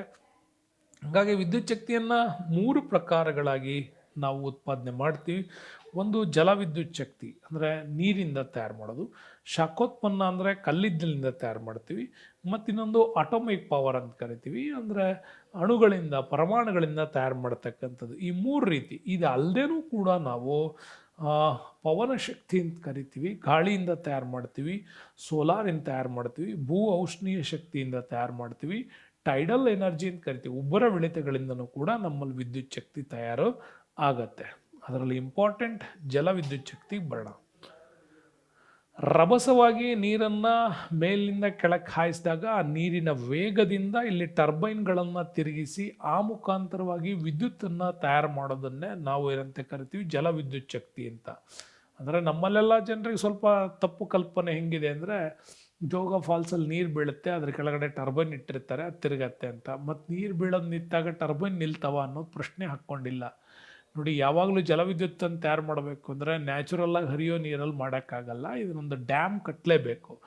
ಡ್ಯಾಮ್ ಕಟ್ಟಿ ಡ್ಯಾಮ್ನ ಕೆಳಭಾಗದಲ್ಲಿ ಲೀಸ್ಟ್ ಫ್ಲೋರಲ್ಲಿ ಇದನ್ನು ಹೆಚ್ಚಾಗಿ ನೀರನ್ನು ಹಾರಿಸ್ತಾರೆ. ಹೀಗೆ ನೀರನ್ನು ಹಾಯಿಸಿದಾಗ ಅಲ್ಲಿ ಟರ್ಬೈನ್ಗಳನ್ನು ಇಟ್ಟು ವಿದ್ಯುತ್ತನ್ನು ತಯಾರು ಮಾಡ್ತಕ್ಕಂಥ ಪ್ರಕ್ರಿಯೆ. ಹಾಗಾಗಿ ಈ ಜಲವಿದ್ಯುತ್ ಶಕ್ತಿ ಪಳೆಯುಳಿಕೆ ಇಂಧನಗಳಿಂದ ಅತಿ ಅಗ್ಗದ ದರದಲ್ಲಿ ನಮಗಿದು ಉತ್ಪಾದನೆ ಮಾಡಲಿಕ್ಕೆ ಸಾಧ್ಯ ಆಗುತ್ತೆ. ಯಂತ್ರಗಳನ್ನು ಸ್ವಚ್ಛವಾಗಿಡೋದು ನವೀಕರಿಸಬಲ್ಲ ಶಕ್ತಿಯ ಮೂಲ ಕೂಡ ಆಗಿದೆ. ಸ್ಥಳದಿಂದ ಸ್ಥಳಕ್ಕೆ ಇದನ್ನು ರವಾನಿಸೋದಕ್ಕೂ ಈ ಪವರ್ ತುಂಬ ಈಸಿ ಇದೆ. ಶಾಖ ಶಕ್ತಿಯನ್ನು ಕೊಡುವಂಥ ಒಂದು ಶಕ್ತಿಯಾಗಿರ್ತದೆ. ಹಾಗಾಗಿ ಕೈಗಾರಿಕೆಯಲ್ಲಿ ಕೂಡ ಹೆಚ್ಚೆಚ್ಚಾಗಿ ಬಳಕೆ ಆಗೋದ್ರಿಂದ ಇದನ್ನು ಬಿಳಿ ಕಲ್ಲಿದ್ದಲು ಅಂತಲೂ ಕೂಡ ಇದನ್ನು ಕರೀತಾರೆ. ಬಿಳಿ ಕಲ್ಲಿದ್ದಲು ಅಂತ ಕರೆಯೋದು ಯಾವುದನ್ನು ಅಂತ ಕೇಳಿದ್ರೆ ಜಲವಿದ್ಯುತ್ ಶಕ್ತಿ. ಈ ಥರದ ವಿಚಿತ್ರ ಪದಗಳೇ ನಿಮಗೆ ಎಕ್ಸಾಮ್ಸ್ ಸ್ವಲ್ಪ ಕಠಿಣವಾಗ್ತವೆ. ಹಾಗಾಗಿ ಕೂಡ ನೀವು ನೆನಪಿಡ್ಕೋಬೇಕು. ಭಾರತದಲ್ಲಿ ಈ ಪವರ್ ಸೆಕ್ಟರ್ನ ಮೊಟ್ಟ ಮೊದಲಿಗೂ ಜಲವಿದ್ಯುತ್ ಶಕ್ತಿಯನ್ನು ಉತ್ಪಾದನೆ ಮಾಡಲಿಕ್ಕೆ ಶುರು ಮಾಡಿದ್ದು ಡಾರ್ಜಿಲಿಂಗಲ್ಲಿ. ಸೊ ಡಾರ್ಜಿಲಿಂಗ್ 1897ರಲ್ಲಿ ಈ ಪ್ರಯೋಗವನ್ನು ಮಾಡಿದ್ರು. ಆದರೆ ದೊಡ್ಡ ಮಟ್ಟದಲ್ಲಿ ಈ ಪ್ರಯೋಗ ಸಕ್ಸಸ್ಫುಲ್ ಆಗಲಿಲ್ಲ. ಅದಾದ ನಂತರನೇ ನಮ್ಮ ಕರ್ನಾಟಕದಲ್ಲಿ, ಅದರಲ್ಲೂ ಕೂಡ ಚಿಕ್ಕದೇವರಾಜ ಒಡೆಯರ್ ಅವರ ಅಧಿಕಾರದಲ್ಲಿ ಶೇಷಾದ್ರಿ ಅಯ್ಯರ್ ಅವರು ದಿವಾನರಾಗಿದ್ದಾಗ ಶಿವನ ಸಮುದ್ರದಲ್ಲಿ ಮೊಟ್ಟ ಮೊದಲ ಬಾರಿಗೆ ಈ ಜಲವಿದ್ಯುತ್ ಶಕ್ತಿಯ ಪವರ್ ಸೆಕ್ಟರ್ನ ಆನ್ ಮಾಡಿದ್ವಿ. ಇದು ಬಹಳ ದೊಡ್ಡ ಮಟ್ಟದಲ್ಲಿ ಯಶಸ್ವಿ ಕೂಡ ಆಯಿತು. ಆ ನಂತರದಲ್ಲಿ 1947ರವರೆಗೂ ಕೂಡ ನಮ್ಮಲ್ಲಿ ಈ ಪವರ್ ಸೆಕ್ಟರ್ನ ಡೆವಲಪ್ ಮಾಡೋದಕ್ಕೆ ಎಲ್ಲ ಕ್ರಮಗಳನ್ನು ಕೈಗೊಂಡ್ವಿ. ಆದರೆ ಸರ್ಕಾರ ಅನ್ನೋದು ಇರಲಿಲ್ಲ. ಆನಂತರ ಸ್ವತಂತ್ರ ನಂತರ ಇದಕ್ಕೆ ತುಂಬ ದೊಡ್ಡ ಮಟ್ಟದ ಯೋಜಿತ ಅರ್ಥವ್ಯವಸ್ಥೆಯಲ್ಲಿ ಆರ್ಥಿಕ ಪರಿಸ್ಥಿತಿಯನ್ನು ಅಭಿವೃದ್ಧಿಪಡಿಸುವ ದೃಷ್ಟಿಯನ್ನಿಟ್ಕೊಂಡು ಈ ಪವರ್ ಪ್ರಾಜೆಕ್ಟ್ಸ್ಗಳನ್ನು ಹೆಚ್ಚೆಚ್ಚು ಡೆವಲಪ್ ಮಾಡ್ತಾ ಬಂದಿದ್ದೀವಿ. ಆದರೂ ಭಾರತದಲ್ಲಿ ಜಲವಿದ್ಯುತ್ ಶಕ್ತಿ ಅಸಮಾನವಾಗಿ ಅಭಿವೃದ್ಧಿಯಾಗಿದೆ. ಯಾಕೆಂದರೆ ದೊಡ್ಡ ದೊಡ್ಡ ಡ್ಯಾಮ್ಗಳು ಎಲ್ಲೆಲ್ಲಿರ್ತಾವೋ ಅಲ್ಲಿ ಯಾರಿಗೆ ನದಿಗಳು ಡ್ಯಾಮ್ಗಳ ಕಟ್ಟೋ ಸಾಮರ್ಥ್ಯ ಇದೆಯೋ ಆ ಸ್ಟೇಟ್ಗಳೇ ಹೆಚ್ಚಾಗಿ ಉತ್ಪಾದನೆ ಮಾಡ್ತಾ ಇದ್ದಾವೆ. ಹಾಗಾಗಿ ಆಂಧ್ರ ಪ್ರದೇಶ ಹೈಯೆಸ್ಟಾಗಿ ಉತ್ಪಾದನೆ ಮಾಡ್ತಾ ಇದೆ. ಆಂಧ್ರ ಪ್ರದೇಶ, ಕರ್ನಾಟಕ, ಮಹಾರಾಷ್ಟ್ರ, ಪಂಜಾಬ್, ತಮಿಳುನಾಡು, ಒಡಿಸ್ಸಾ. ಅದರಲ್ಲಿ ಆಂಧ್ರ ಪ್ರದೇಶ ಅತ್ಯಂತ ಹೆಚ್ಚು ಜಲವಿದ್ಯುತ್ ಶಕ್ತಿಯನ್ನು ತಯಾರು ಮಾಡತಕ್ಕಂಥ ರಾಜ್ಯ. ಜಲವಿದ್ಯುತ್ ಶಕ್ತಿಯಲ್ಲಿ ಆಂಧ್ರ ಪ್ರದೇಶ ಮೊದಲ ಸ್ಥಾನದಲ್ಲಿದೆ. ಸುಮಾರು 3272 ಮೆಗಾವ್ಯಾಟ್ನೊಟ್ಟು ಉತ್ಪಾದನೆಯನ್ನು ಮಾಡುತ್ತೆ. ಹಾಗಾಗಿ ನಾಗಾರ್ಜುನ ಸಾಗರ, ಕೃಷ್ಣಾ ನದಿ ಕಟ್ಟಿರ್ತಕ್ಕಂಥ ಒಂದು ಅಣೆಕಟ್ಟು. ಇನ್ನು ಕೆಳಮಟ್ಟದ ಸಿಲೇರು, ಮೇಲ್ಮಟ್ಟದ ಸಿಲೇರು, ಮಚಕುಂದ, ಶ್ರೀಶೈಲಂ ಮತ್ತು ನಿಜಾಂ ಸಾಗರ್ ಏನು ಬರ್ತವೆ, ಇಲ್ಲಿ ಅತ್ಯಂತ ಹೆಚ್ಚು ಪವರ್ ಪ್ರಾಜೆಕ್ಟ್ಸ್ಗಳು ಹಾಕಿರೋದ್ರಿಂದಾಗಿ ಇಲ್ಲಿ ಹೆಚ್ಚು ಜಲವಿದ್ಯುತ್ತನ್ನು ತಯಾರು ಮಾಡ್ತಾರೆ. ಭಾರತದಲ್ಲಿ ಅತಿ ಹೆಚ್ಚು ಜಲವಿದ್ಯುತ್ ತಯಾರಿಸುವ ರಾಜ್ಯ ಯಾವುದು ಅಂತ ಕೇಳಿದ್ರೆ ಅದು ಆಂಧ್ರ ಪ್ರದೇಶ್ ಬಗ್ಗೆ ಮಾತಾಡ್ತೀವಿ. ಅದು ಬಿಟ್ಟರೆ ನಮಗೆ ಕರ್ನಾಟಕ ನಮ್ಮಲ್ಲಿ ಹೈಯೆಸ್ಟ್ ಪವರ್ನ ತಯಾರು ಮಾಡೋವಂಥ ನಮ್ಮದು. ಆದರೆ ನಮ್ಮ ಕರ್ನಾಟಕದ ಬೇಡಿಕೆಯನ್ನೇ ಈಡೇರ್ಸೋಕ್ಕಾಗ್ತಿಲ್ಲ. ನಮಗೆ 2944 ಮೆಗಾವ್ಯಾಟ್ ಪವರ್ನ ತಯಾರು ಮಾಡ್ತಾ ಇದ್ದೀವಿ. ಶರಾವತಿ ನದಿ ಪಾತ್ರದಲ್ಲಿ ಬರುವಂತಹ ಮಹಾತ್ಮ ಗಾಂಧಿ ಅಂದರೆ ಸಾಗರ, ಶಿವಮೊಗ್ಗ ಸಾಗರದಲ್ಲಿ ಮಾಡುವಂಥ ಮಹಾತ್ಮ ಗಾಂಧಿ ಪ್ರಾಜೆಕ್ಟು, ಶರಾವತಿ ಮತ್ತು ಲಿಂಗನಮಕ್ಕಿ ಜಲವಿದ್ಯುತ್ ಯೋಜನೆಗಳು, ಕಾವೇರಿ ನದಿ ಪಾತ್ರದಲ್ಲಿ ಶಿವನ ಸಮುದ್ರ, ತುಂಗಭದ್ರಾ ನದಿ ಪಾತ್ರದಲ್ಲಿ ತುಂಗಭದ್ರಾ ಯೋಜನೆಗಳು ಪ್ರಮುಖವಾಗಿದ್ದಾವೆ. ಆನಮಟ್ಟಿ, ಕಾಳಿ, ನಾಗಝರಿ, ಭದ್ರಾ ಪವರ್ ಪ್ರಾಜೆಕ್ಟ್ಸ್ಗಳು ಕೂಡ ನಮ್ಮಲ್ಲಿ ವಿದ್ಯುತ್ತನ್ನು ತಯಾರು ಮಾಡಬೇಕು.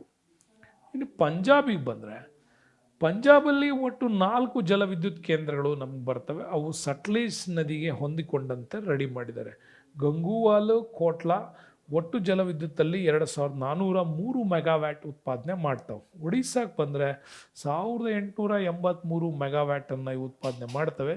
ಹೆಚ್ಚು ಕಡಿಮೆ ಮಹಾನದಿ ಪ್ರಾಜೆಕ್ಟಲ್ಲಿ ಹಿರಾಕುಡ್ಡು, ಭೀಮ್ಕುಡ್, ಬೌಲಿಮೇಲ ಮತ್ತು ರಿಗಾಲಿಗಳು ಪ್ರಮುಖವಾಗಿರ್ತಕ್ಕಂಥ ಜಲವಿದ್ಯುತ್ತನ್ನು ತಯಾರು ಮಾಡ್ತಕ್ಕಂಥ ಪ್ರಮುಖ ಕೇಂದ್ರಗಳಾಗಿ ನಮಗೆ ಸಿಗ್ತಾವೆ.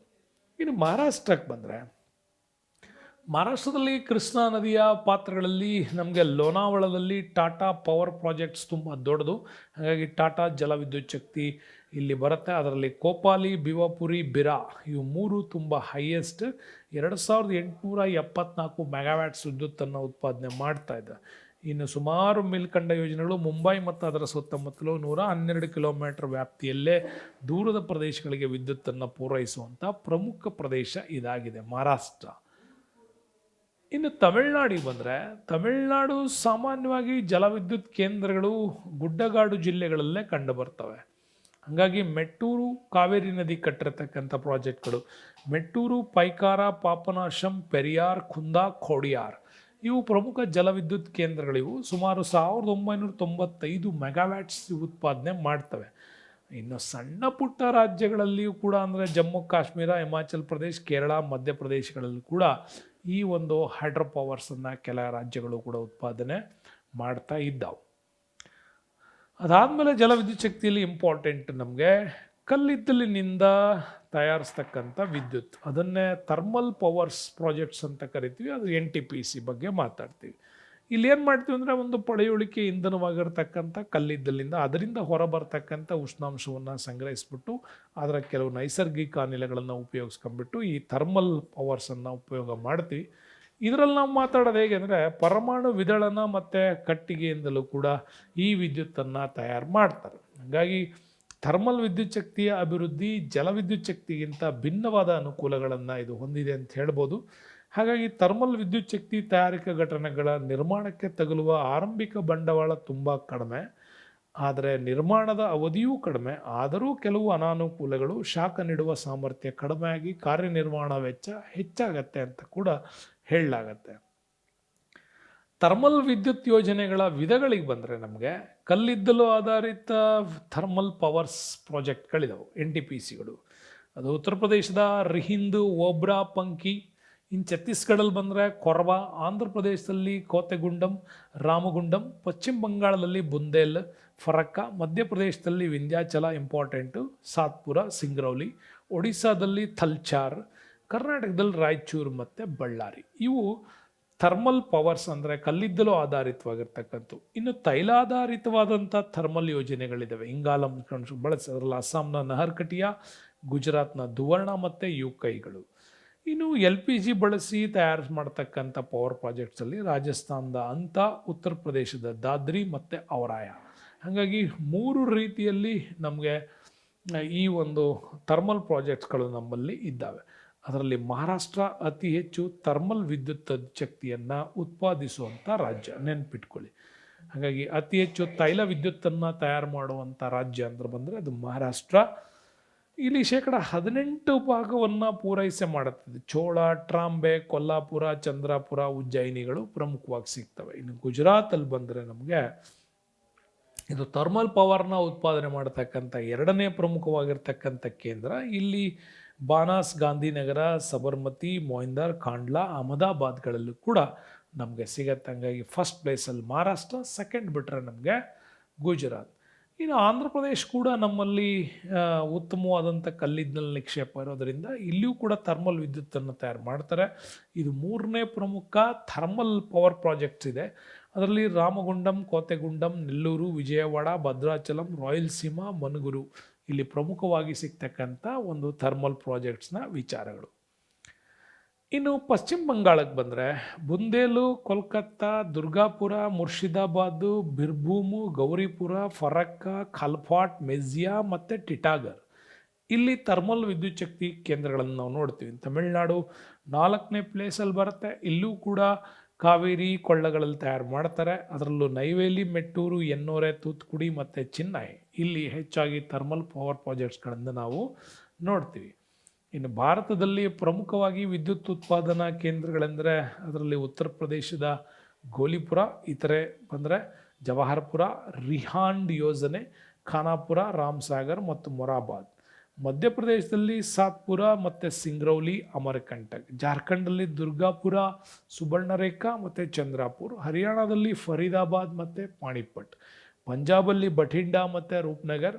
ರಾಜಸ್ಥಾನದಲ್ಲಿ ಕೋಟಾ, ಅಂತ ಮತ್ತು ಪಲ್ವಾನ್. ಕರ್ನಾಟಕದಲ್ಲಿ ರಾಯಚೂರು ಮತ್ತು ಬಳ್ಳಾರಿ. ಇವು ಭಾರತದಲ್ಲಿ ಅತ್ಯಂತ ಪ್ರಮುಖ ಥರ್ಮಲ್ ಪವರ್ ಪ್ರಾಜೆಕ್ಟ್ಸ್ಗಳನ್ನು ಹೊಂದಿರತಕ್ಕಂಥ ಪ್ಲೇಸ್ಗಳು. ಇನ್ನು ದೇಶದಲ್ಲಿ ಈ ಥರ್ಮಲ್ ಪವರ್ ಪ್ರಾಜೆಕ್ಟ್ಸನ್ನು ನೋಡ್ಕೊಳ್ಳೋದಕ್ಕೆ ಕರ್ನಾಟಕ ಕೇಂದ್ರ ಮತ್ತು ರಾಜ್ಯ ಸರ್ಕಾರಗಳು ನೋಡ್ಕೊಳ್ತಾವೆ. ಅದರಲ್ಲಿ ಒಂದು ಕೇಂದ್ರದ ಸಂಸ್ಥೆ ಇದೆ, NTPCL ಅಂಥೇಳಿ. ನಿಮ್ಮ ಪ್ರತಿ ಸಾರಿ ಕೂಡ ಈ ಎಕ್ಸಾಮ್ ನಡೀತಾ ಇರ್ತಾವೆ, NTPCL ಅಂತ. ಇಂಥ ಒಂದು ಪವರ್ ಪ್ರಾಜೆಕ್ಟ್ಸ್ಗಳಿಗೆ ಕಾರ್ಪೊರೇಷನ್ಸ್ ಲಿಮಿಟೆಡ್, ರಾಷ್ಟ್ರೀಯ ಥರ್ಮಲ್ ಕಾರ್ಪೊರೇಷನ್ಸ್ ಲಿಮಿಟೆಡು ಥರ್ಮಲ್ ವಿದ್ಯುತ್ ಶಕ್ತಿ ಅಭಿವೃದ್ಧಿಗಾಗಿ ನಡೆಸ್ತಕ್ಕಂಥವು. ಇಂಥ ಸಂಸ್ಥೆ ಭಾರತದಲ್ಲಿ ಇದನ್ನು ಡೆವಲಪ್ಮೆಂಟ್ ಮಾಡ್ತಾ ಇರ್ತದೆ. ನೀವು ಕೂಡ ಅಷ್ಟೇ NTPC ಎಕ್ಸಾಮ್ಸು ಯಾವಾಗೂ ಇರ್ತವೆ, ಅದನ್ನು ಬರಿತಾ ಇರ್ರಿ.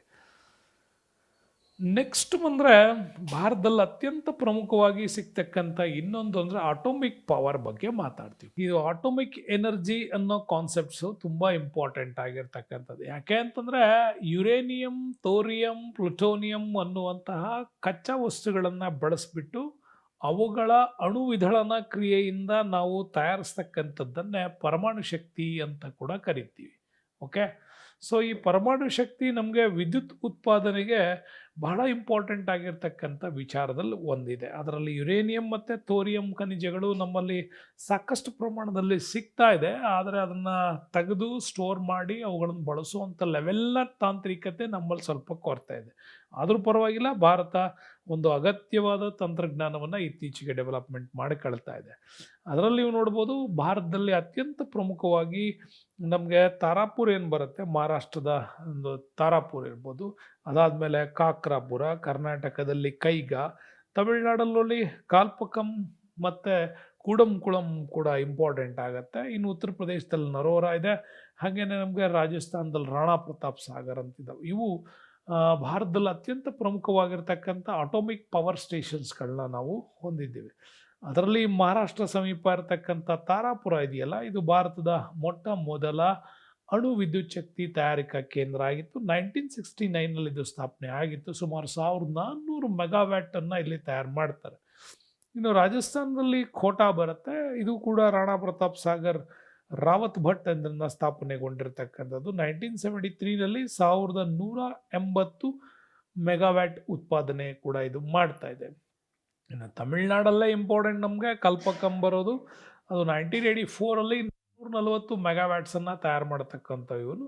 ಇನ್ನು ಉತ್ತರ ಪ್ರದೇಶದಲ್ಲಿ ನರೋರಾ ಬರುತ್ತೆ. ಇದು 440 ಮೆಗಾವ್ಯಾಟ್ಸ್ ತಯಾರಿಕೆ. ಇನ್ನು ಗುಜರಾತ್ನ ಕಾಕ್ರಾಪಾರ ಇದೆ, ಇದು ಕೂಡ 440 ಮೆಗಾವ್ಯಾಟ್ಸ್ ಬರುತ್ತೆ. ಇನ್ನು ಕರ್ನಾಟಕದ ಕೈಗಾದಲ್ಲಿ ಒಟ್ಟು 820 ಆಗಬೇಕು, ಈಗ ಸದ್ಯಕ್ಕೆ 660 ಮೆಗಾವ್ಯಾಟ್ಸನ್ನು ತಯಾರು ಮಾಡ್ತಾ ಇದ್ದಾರೆ. ಇನ್ನು ತಮಿಳುನಾಡಿನ ಕುಡಂಕುಳಂ ಏನಿದೆ, ಇದು 1000 ಮೆಗಾವ್ಯಾಟನ್ನು ತಯಾರು ಮಾಡ್ತಾ ಇದೆ. ಇತ್ತೀಚಿನ ಅಪ್ಡೇಟ್ ನೀವು ನೋಡೋದಾದರೆ ಒಂದು 2000 ಮೆಗಾವ್ಯಾಟ್ ತನಕನೂ ಕೂಡ ಇವರು ಉತ್ಪಾದನೆಯನ್ನು ಹೆಚ್ಚಿಸೋ ಸಾಮರ್ಥ್ಯವನ್ನು ಅವರು ಹೊಂದಿದ್ದಾರೆ ಅನ್ನೋದು ಕೂಡ ಬರುತ್ತೆ. ಹಾಗಾಗಿ ಅತಿ ಹೆಚ್ಚು ಉತ್ಪಾದನೆ ಮಾಡ್ತಾ ಇರೋದು ಈಗ ಕೂಡಂಕುಳಂ ಬರುತ್ತೆ. ಇನ್ನು ಹೊಸ ಪ್ರಾಜೆಕ್ಟ್ಗಳಿಗೂ ಕೂಡ ಕೇಂದ್ರ ಸರ್ಕಾರ ಒಂದಿಷ್ಟು ಪ್ಲ್ಯಾನನ್ನು ಮಾಡ್ಕೊಂಡಿದೆ. ಅದರಲ್ಲಿ ಆಂಧ್ರ ಪ್ರದೇಶದ ಶ್ರೀಶೈಲಮಲ್ಲಿ, ರಾಜಸ್ಥಾನದ ಜೈಪುರಲ್ಲಿ, ತಮಿಳುನಾಡಿನ ತೂತುಕುಡಿಯಲ್ಲಿ, ಒಡಿಸ್ಸಾದ ತಲ್ಚಾರು, ಬಂಗಾಳದ ಕೋಲ್ಕತ್ತಾಗಳಲ್ಲಿ ನೆಕ್ಸ್ಟ್ ಆಟೋಮಿಕ್ ಪವರ್ ಸ್ಟೇಷನ್ಸ್ಗಳನ್ನ ಮಾಡಿದೆ. ವರ್ಲ್ಡ್ ಲೆವೆಲಲ್ಲಿ ನೋಡಿದ್ರೆ ನಾವು 6ನೇ ಪ್ರಮುಖ ಪರಮಾಣು ವಿದ್ಯುತ್ ಶಕ್ತಿ ತಯಾರು ಮಾಡುವಂಥ ಕಂಟ್ರಿ ನಾವಾಗಿದ್ದೀವಿ. 17.8 ಬಿಲಿಯನ್ ಕಿಲೋವ್ಯಾಟ್ಸ್ಗಳಷ್ಟು ಉತ್ಪಾದನೆ ನಮ್ಮ ಭಾರತದಲ್ಲಿ ನಡೀತಾ ಇದೆ. ಬಟ್ ವರ್ಲ್ಡ್ ಲೆವೆಲಲ್ಲಿ 6th ಪೊಸಿಷನ್ಸಲ್ಲಿ ನಾವು ಬರ್ತಾ ಇದ್ದೀವಿ. ಇನ್ನೂ ಹೆಚ್ಚಿನ ಪ್ರಮಾಣದಂದರೆ ಇನ್ನು ಉಳಿದ ಪ್ರಾಜೆಕ್ಟ್ಗಳನ್ನು ನಾವೇನಾದ್ರು ತಯಾರು ಮಾಡಿದ್ದೆ ಆದರೆ ದಿ ಬೆಸ್ಟ್ ಲೆವೆಲಲ್ಲಿ ಕೂಡ ಭಾರತ ಮುನ್ನುಗ್ಗಿ ಬರ್ಬೋದು. ಇನ್ನು ನೆಕ್ಸ್ಟ್ ನೋಡೋಣ, ಅಸಾಂಪ್ರದಾಯಿಕ ಶಕ್ತಿ ಸಂಪನ್ಮೂಲಗಳು, ಅಂದರೆ ಮುಗಿಯದೇ ಇರತಕ್ಕಂಥ ಶಕ್ತಿ ಸಂಪನ್ಮೂಲಗಳು ಅಂತ ಏನು ಕರಿತೀವಿ, ಇವುಗಳ ಬಗ್ಗೆ ನಾವು ಮಾತಾಡೋಣ. ಅದರಲ್ಲಿ solar energy is the top most ಅಲ್ಲಿ ಬರ್ತದೆ. ಸೋಲಾರ್ ಎನರ್ಜಿ, ವಿಂಡ್ ಎನರ್ಜಿ ಅಂದರೆ ಪವನ ಶಕ್ತಿ ಅಂತ ಕರಿತೀವಿ, ಬಯೋಗ್ಯಾಸ್ ಬರುತ್ತೆ, ಜೈವಿಕ ಅನಿಲ, ಟೈಡಲ್ ಎನರ್ಜಿ ಅಂತ ಕರಿತೀವಿ, ಸಮುದ್ರದ ಅಲೆಗಳಿಂದ ತಯಾರು ಮಾಡುವಂಥದ್ದು. ಈ ಥರದ ಭೂ ಔಷ್ಣೀಯ ಶಕ್ತಿ, ಜಿಯೋಥರ್ಮಲ್ ಎನರ್ಜಿ ಬಗ್ಗೆ ಕೂಡ ಮಾತಾಡ್ತೀವಿ. ಅದರಲ್ಲಿ ಸೋಲಾರ್ ಎನರ್ಜಿ ಇಂಪಾರ್ಟೆಂಟ್ ಆಗಿದೆ. ಯಾಕೆಂದರೆ ಸೂರ್ಯನ ಇದಕ್ಕೆ ಬಹಳ ಮುಖ್ಯವಾಗಿ ಬೇಕಾಗ್ತಕ್ಕಂಥ ಶಕ್ತಿಯ ಆಕಾರ ನಮಗೆ. ಹಾಗಾಗಿ ವ್ಯಾಪಕವಾಗಿ ಸಿಗ್ತಕ್ಕಂಥ ಒಂದು ಮೂಲ, ಸುಲಭ ದರದಲ್ಲಿ ಸಿಗುತ್ತೆ, ನವೀಕರಿಸ್ಬೋದು, ಮುಗಿಯದೇ ಇರತಕ್ಕಂಥ ಪರಿಸರ ಸ್ನೇಹಿ ಸುಸ್ಥಿರವಾದಂತಹ ಒಂದು ಶಕ್ತಿಯ ಮೂಲ ಆಗಿರೋದ್ರಿಂದ ಈಗ ಸೋಲಾರ್ ಎನರ್ಜಿಯನ್ನು ತಯಾರು ಮಾಡೋದು ಪ್ರಪಂಚದ ಎಲ್ಲ ದೇಶಗಳು ಕೂಡ ಅದ್ರ ಮೇಲೆ ಟ್ರೈ ಮಾಡ್ತಾನೆ ಇರ್ತವೆ. ಅದರಲ್ಲೂ ನಮಗೆ ರಾಜಸ್ಥಾನ್ ದಿ ಬೆಸ್ಟ್ ಪ್ಲೇಸ್ ಅಂತೀವಿ. ಯಾಕೆಂದರೆ ವರ್ಷವಿಡೀ ಕೂಡ ಇಲ್ಲಿ ಮೋಡರಹಿತವಾದಂಥ ವಾತಾವರಣ ಇರ್ತದೆ, ಸೂರ್ಯನ ಬೆಳಕು ತುಂಬ ಉತ್ತಮವಾಗಿ ಸಿಗ್ತಕ್ಕಂಥ ಸ್ಥಳ ಅಂತ ರಾಜಸ್ಥಾನವನ್ನು ಗುರುತಿಸ್ತಾರೆ. ಮತ್ತು ಅದು ಬಿಟ್ಟರೆ ನಮಗೆ ಆಂಧ್ರ ಪ್ರದೇಶ, ಕರ್ನಾಟಕ, ತಮಿಳುನಾಡು, ಮಹಾರಾಷ್ಟ್ರ, ಮಧ್ಯಪ್ರದೇಶ, ಛತ್ತೀಸ್ಗಢ, ದೆಹಲಿ, ಹರಿಯಾಣ, ಜಾರ್ಖಂಡ್, ಬಿಹಾರ್ಗಳಲ್ಲೂ ಕೂಡ ನಾವು ಹೆಚ್ಚೆಚ್ಚು ಮಾಡ್ಬೋದು. ಆದರೆ ಈಶಾನ್ಯ ರಾಜ್ಯಗಳಲ್ಲಿ ಮಾಡಲಿಕ್ಕಾಗಲ್ಲ. ಒಂದು ಅರಣ್ಯಚ್ಛಾದಿತವಾದಂಥ ಪ್ರದೇಶಗಳಿರ್ಬೋದು, ಮತ್ತು ರೀಸನ್ಸಲ್ಲಿ ನಮಗೆ ಹೆಚ್ಚಾಗಿ ವರ್ಷವಿಡೀ ಕೂಡ ಈ ಥರದ ಒಂದು ಬ್ರೈಟೆಸ್ಟ್ ಇರ್ತಕ್ಕಂಥ ಪ್ಲೇಸ್ಗಳು ನಮಗೆ ಸಿಗೋದಲ್ಲಿ ಕಡಿಮೆ. ಹಾಗಾಗಿ ಆ ಕಡೆ ನಮ್ಗೆ ಹೆಚ್ಚಾಗಿ ಸಿಗೋದಿಲ್ಲ. ಇನ್ನು ಆಂಧ್ರ ಪ್ರದೇಶದ ತಿರುಮಲ ನಮಗೆಲ್ಲ ಗೊತ್ತಿರೋ ಹಾಗೆ ಬಹಳ ಇಂಪಾರ್ಟೆಂಟ್ ಆದ ಪ್ಲೇಸ್. ಯಾಕೆಂದರೆ ಪ್ರಪಂಚದಲ್ಲೇ ಅತ್ಯಂತ ದೊಡ್ಡ ಸೌರ ವಲಯನ್ನು ಹೊಂದಿರತಕ್ಕಂತಹ ಒಂದು ಪ್ರದೇಶ. ಯಾಕೆಂದರೆ ಲಕ್ಷಾಂತರ ಭಕ್ತರು ಅಲ್ಲಿ ಭೇಟಿ ಕೊಡ್ತಕ್ಕಂಥ ಪ್ರದೇಶ. ಹಂಗಾಗಿ ವರ್ಲ್ಡಲ್ಲಿ ಅಷ್ಟೊಂದು ದೊಡ್ಡ ಅತ್ಯುತ್ತಮ ಸೋಲಾರ್ ವಲಯನ್ನು ಹೊಂದಿರತಕ್ಕಂಥದ್ದು ಆಂಧ್ರ ಪ್ರದೇಶದ ತಿರುಮಲ. ಇನ್ನು ಸೌರಶಕ್ತಿಯನ್ನು 3 ರೀತಿಯಲ್ಲಿ ತಯಾರು ಮಾಡ್ತಾ ಇದ್ದೀವಿ. ಒಂದು ಸೌರ ಶಾಖೋತ್ಪನ್ನ ವಿದ್ಯುತ್ ಶಕ್ತಿ ಅಂತ ಕೂಡ ಕರಿತೀವಿ. ಇನ್ನೊಂದು ಸೌರ ಫೋಟೋವೋಲ್ಟಾಯಿಕ್ ಪವರ್ ಅಂತ ಕರಿತೀವಿ. ಈ ಫೋಟೋವೋಲ್ಟಾಯಿಕ್ ಸಿಸ್ಟಮ್ಸಲ್ಲಿ ಕೂಡ ಸೋಲಾರ್ ತಯಾರು ಮಾಡ್ತೀವಿ. ಇನ್ನೊಂದು ದ್ಯುತಿ ಸಂಶ್ಲೇಷಣಾ ವಿಧಾನಗಳಿಂದನೂ ಕೂಡ ಸೋಲಾರ್ ಪವರ್ನ ತಯಾರು ಮಾಡ್ತಾ ಇದ್ದೀವಿ. ಅಂದರೆ 3 ರೀತಿಯಲ್ಲಿ ಸೋಲಾರ್ ಪವರ್ಗಳು ನಮ್ಮಲ್ಲಿ ಬರ್ತಾವೆ. ಅದರಲ್ಲಿ ಸೌರ ಶಾಖೋತ್ಪನ್ನ ಶಕ್ತಿ ನೋಡೋದಾದರೆ, ಇದನ್ನು ಸೌರಶಕ್ತಿ ಶಾಖೋತ್ಪನ್ನ ಥರ್ಮಲ್ ಪವರ್ ಶಕ್ತಿಯನ್ನಾಗಿ ಪರಿವರ್ತನೆ ಮಾಡಿ ಬಳಕೆ ಮಾಡ್ತಕ್ಕಂಥದ್ದು. ಇಲ್ಲಿ ಇದನ್ನು ಕೂಡ ಅನೇಕ ಉದ್ದೇಶಗಳಿಗಾಗಿ ನಮ್ಮಲ್ಲಿ ಇತ್ತೀಚಿನ ದಿನಗಳಲ್ಲಿ ಬಳಕೆ ಮಾಡ್ತಾ ಇದ್ದೀವಿ. ಅದರಲ್ಲೂ ಕೂಡ ನೀರು ಆವರಣ ತಾಪಕಗಳಲ್ಲಿ ಅಡುಗೆಗೆ, ಕಟಾವು ಮಾಡಿದ ಬೆಳೆಯನ್ನು ಒಣಗಿಸ್ಲಿಕ್ಕೋಸ್ಕರವಾಗಿ, ಇನ್ನು ಕೈಗಾರಿಕಾ ಪ್ರಕ್ರಿಯೆಗಳಲ್ಲಿ ನೀರಿನ ಅಪವಲೀಕರಣ ಮತ್ತು ನೀರು ಎತ್ತಲಿಕ್ಕೆ, ಆಸ್ಪತ್ರೆಗಳಲ್ಲೂ ವಸತಿ ಗೃಹ, ವಿದ್ಯುತ್ ಉತ್ಪಾದನೆ, ಹೀಗೆ ಹೇಳ್ತಾ ಹೋದರೆ ಬೇಕಾದಷ್ಟು ಕಡೆಗಳಲ್ಲಿ ಈ ಸೌರ ಶಾಖೋತ್ಪನ್ನವನ್ನು ಬಳಸ್ತೀವಿ. ಯಾಕೆಂದರೆ ಇದೊಂದು ತುಂಬ ಸರಳವಾದಂತಹ ಒಂದು ವಿಧಾನ. ಅನೇಕ ಕಡೆಗಳಲ್ಲಿ ಇದನ್ನು ಬಳಕೆ ಮಾಡ್ಕೊಳ್ಳಿಕ್ಕೆ ಒಂದು ಚಿಕ್ಕ ಚಿಕ್ಕ ಮತ್ತು ಬೃಹತ್ ಗಾತ್ರದ ಪ್ಲಾಂಟ್ಗಳನ್ನು ಮಾಡಲಿಕ್ಕೂ ಉಪಯೋಗ ಇರೋದ್ರಿಂದ ಇದನ್ನು ಬಳಸ್ತಾರೆ. ಇನ್ನು ಸೆಕೆಂಡ್ ಒನ್ ಅಂತ ನಾನು ನಿಮ್ಗೆ ಹೇಳಿದೆ, ಸೋಲಾರ್ ಫೋಟೋವೋಲ್ಟಾಯಿಕ್ ಸಿಸ್ಟಮ್ಸ್ ಅಂತ. ಇದು ಕೂಡ ಯಾವುದೇ ಟರ್ಬೈನ್ಗಳು ಬೇಕಾಗಲ್ಲ, ಚಾಲನಾ ಸಾಮರ್ಥ್ಯ ಅವಶ್ಯಕತೆ ಇರಲ್ಲ. ಎಲ್ಲದನ್ನು ಕೂಡ ಭಾಳ ಈಸಿಯಾಗಿ, ಅಂದರೆ ಯಾವುದೇ ರೀತಿ ಮಾಲಿನ್ಯವು ಇಲ್ಲದೆ ಇರುವಂಥ ಪ್ರದೇಶಗಳಲ್ಲೂ ಕೂಡ ಸೌರಶಕ್ತಿಯನ್ನು ನೇರವಾಗಿ ವಿದ್ಯುತ್ ಶಕ್ತಿಯನ್ನಾಗಿ ಪರಿವರ್ತನೆ ಮಾಡ್ತಕ್ಕಂಥ ಒಂದು ವಿಚಾರ. ಬಟ್ ಇದನ್ನು ಏನು ಮಾಡ್ತಾರೆ, ಸಿಂಪಲ್ ಆಗಿ ತಯಾರು ಮಾಡ್ತಕ್ಕಂಥ ಒಂದು ವಿಧಾನ ಇದು. ಹಾಗಾಗಿ ಗೃಹ ಬಳಕೆಗೆ, ಬೀದಿ ದೀಪಗಳಿಗೆ, ನೀರೆತ್ತಲಿಕ್ಕೆ, ಟೆಲಿಕಮ್ಯುನಿಕೇಷನ್ಸ್ಗಳಲ್ಲಿ ಮತ್ತು ದೂರ ದೂರ ಇರತಕ್ಕಂಥ ಗ್ರಾಮಗಳಿಗೆ ನಾವು ಜಲವಿದ್ಯುತ್ ಕೊಡೋಕ್ಕಾಗಲ್ಲ ಅಂದರೆ ಇಂಥ ಸೋಲಾರ್ ಪವರ್ನ ಕೊಡ್ಬೋದು. ಒಂಟಿ ಮನೆಗಳು, ಆಸ್ಪತ್ರೆಗಳು, ಗುಡ್ಡಗಾಡು ಮನೆಗಳು, ಮರುಭೂಮಿ, ದ್ವೀಪ ಎಲ್ಲ ಕಡೆಗಳಲ್ಲೂ ಕೂಡ ಭಾಳ ಈಸಿಯಾಗಿ ಕೊಡಬಹುದಾದಂಥ ಸೋಲಾರ್ ಫೋಟೋವೋಲ್ಟಾಯಿಕ್ ಸಿಸ್ಟಮ್ಸ್ ಇದರಿಂದ ತಯಾರು ಮಾಡ್ತೀವಿ. ಭಾರತದಲ್ಲಿ ಮೊಟ್ಟ ಮೊದಲ ಬಾರಿಗೆ ಈ ಫೋಟೋವೋಲ್ಟಾಯಿಕ್ ಕೇಂದ್ರ ಸ್ಥಾಪನೆ ಆಗಿದೆ ರಾಜಸ್ಥಾನದ ಬಾರಾಮರಲ್ಲಿ. ಸಂಶೋಧನಾ ಕೇಂದ್ರ ನಮಗೆ ದೆಹಲಿಯ ಗುರ್ಗಾಂವಲ್ಲಿ ಬರುತ್ತೆ. ಬಟ್ ಮೊದಲ ಉತ್ಪಾದನಾ ಕೇಂದ್ರ ಅಂತ ಸಿಕ್ಕಿದ್ದು ನಮಗೆ ರಾಜಸ್ಥಾನದ ಬಾರಾಮರಲ್ಲಿ 150 ಮೆಗಾವ್ಯಾಟ್ ವಿದ್ಯುತ್ ಸಾಮರ್ಥ್ಯದೊಂದಿಗೆ ಇವತ್ತದು ವರ್ಕನ್ನು ಮಾಡ್ತಾ ಇದ್ವಿ. ಅದಾದ ನಂತರ ನಮಗೆ ಉತ್ತರ ಪ್ರದೇಶದ ಅಲಿಗರ್ ಇದೆ, ಕಲ್ಯಾಣ್ಪುರ ಇದೆ, ಸರೈವಾದಿ ಗ್ರಾಮಗಳು ಸಿಗ್ತವೆ. ಇನ್ನು 2 ದೊಡ್ಡ ಪ್ರಮಾಣದ ಫೋಟೋವೋಲ್ಟಾಯಿಕ್ ಯೋಜನೆಗಳು ಅಂತ ನಾವು ನೋಡ್ಬೋದು. ಜೊತೆಗೆ ಇತ್ತೀಚೆಗೆ ನೆನ್ಪಿಟ್ಕೊಳ್ಳಿ, ಮಹಾರಾಷ್ಟ್ರದ ಶ್ರೀ ಸಾಯಿಬಾಬಾ ಸಂಸ್ಥಾನ ಟ್ರಸ್ಟ್ ಏನಿದೆ, ಪ್ರಪಂಚದಲ್ಲೇ ಅತ್ಯಂತ ದೊಡ್ಡ ಸೌರಶಕ್ತಿ ವ್ಯವಸ್ಥೆಯನ್ನು ಇವರು ತಯಾರು ಮಾಡ್ಕೊಂಡಿದ್ದಾರೆ. ಸುಮಾರು ಪ್ರತಿದಿನ 50,000 ಜನರಿಗೆ ಊಟ ವ್ಯವಸ್ಥೆಗಳು, ವಸತಿ ವ್ಯವಸ್ಥೆಗಳನ್ನು ಮಾಡಬೇಕಾಗಿರೋದ್ರಿಂದಾಗಿ ಇವರು ಫೋಟೋವೋಲ್ಟಾಯಿಕ್ ಸಿಸ್ಟಮ್ಸಲ್ಲಿ ಭಾಳ ದೊಡ್ಡ ಮಟ್ಟದ ಒಂದು ಯೋಜನೆಗಳನ್ನು ಅಳವಡಿಸ್ಕೊಂಡಿರೋದು ನಮಗೆ ಆಶ್ಚರ್ಯಕರ ರೀತಿಯಲ್ಲಿ ಕಾಣುತ್ತೆ. ನೆಕ್ಸ್ಟ್ ಬರೋಣ, ವಿಂಡ್ ಎನರ್ಜಿ, ಪವನ ಶಕ್ತಿ ಬಗ್ಗೆ ಮಾತಾಡೋಣ. ಅತ್ಯಂತ ವೇಗವಾಗಿ ಬೀಸುವಂತಹ ಮಾರುತಗಳಿಂದ ಆ ಫಲಕಗಳು ತಿರುಗುವಂತೆ ಮಾಡಿ ಅದರ ಯಾಂತ್ರಿಕ ಮತ್ತು ವಿದ್ಯುತ್ ಶಕ್ತಿಗಳಾಗಿ ಪರಿವರ್ತನೆ ಮಾಡ್ತಕ್ಕಂಥದ್ದು ಈ ಪವನ ಶಕ್ತಿ. 1990ರಿಂದ ಇದನ್ನು ಪ್ರಾರಂಭ ಮಾಡಿದ್ದೀವಿ. ಇಂದು ಭಾರತ ಕೂಡ ಅತ್ಯಂತ ಪ್ರಮುಖವಾಗಿರ್ತಕ್ಕಂಥ ಪವನ ಶಕ್ತಿ ಸಾಮರ್ಥ್ಯದಲ್ಲಿ ಪ್ರಪಂಚದಲ್ಲಿ 5th ಪ್ಲೇಸಿಗೆ ಬರ್ತೀವಿ, 5ನೇ ಸ್ಥಾನದಲ್ಲಿದ್ದೀವಿ. ಬಟ್ ಇದು ಕೂಡ ಅಷ್ಟೇ 45,000 ಮೆಗಾವ್ಯಾಟ್ ಉತ್ಪಾದನಾ ಮಾಡುವ ಅಂದಾಜು ಸಾಮರ್ಥ್ಯವನ್ನು ನಾವು ಹೊಂದಿದ್ದೇವೆ ಅಂತ ಹೇಳ್ಬೋದು.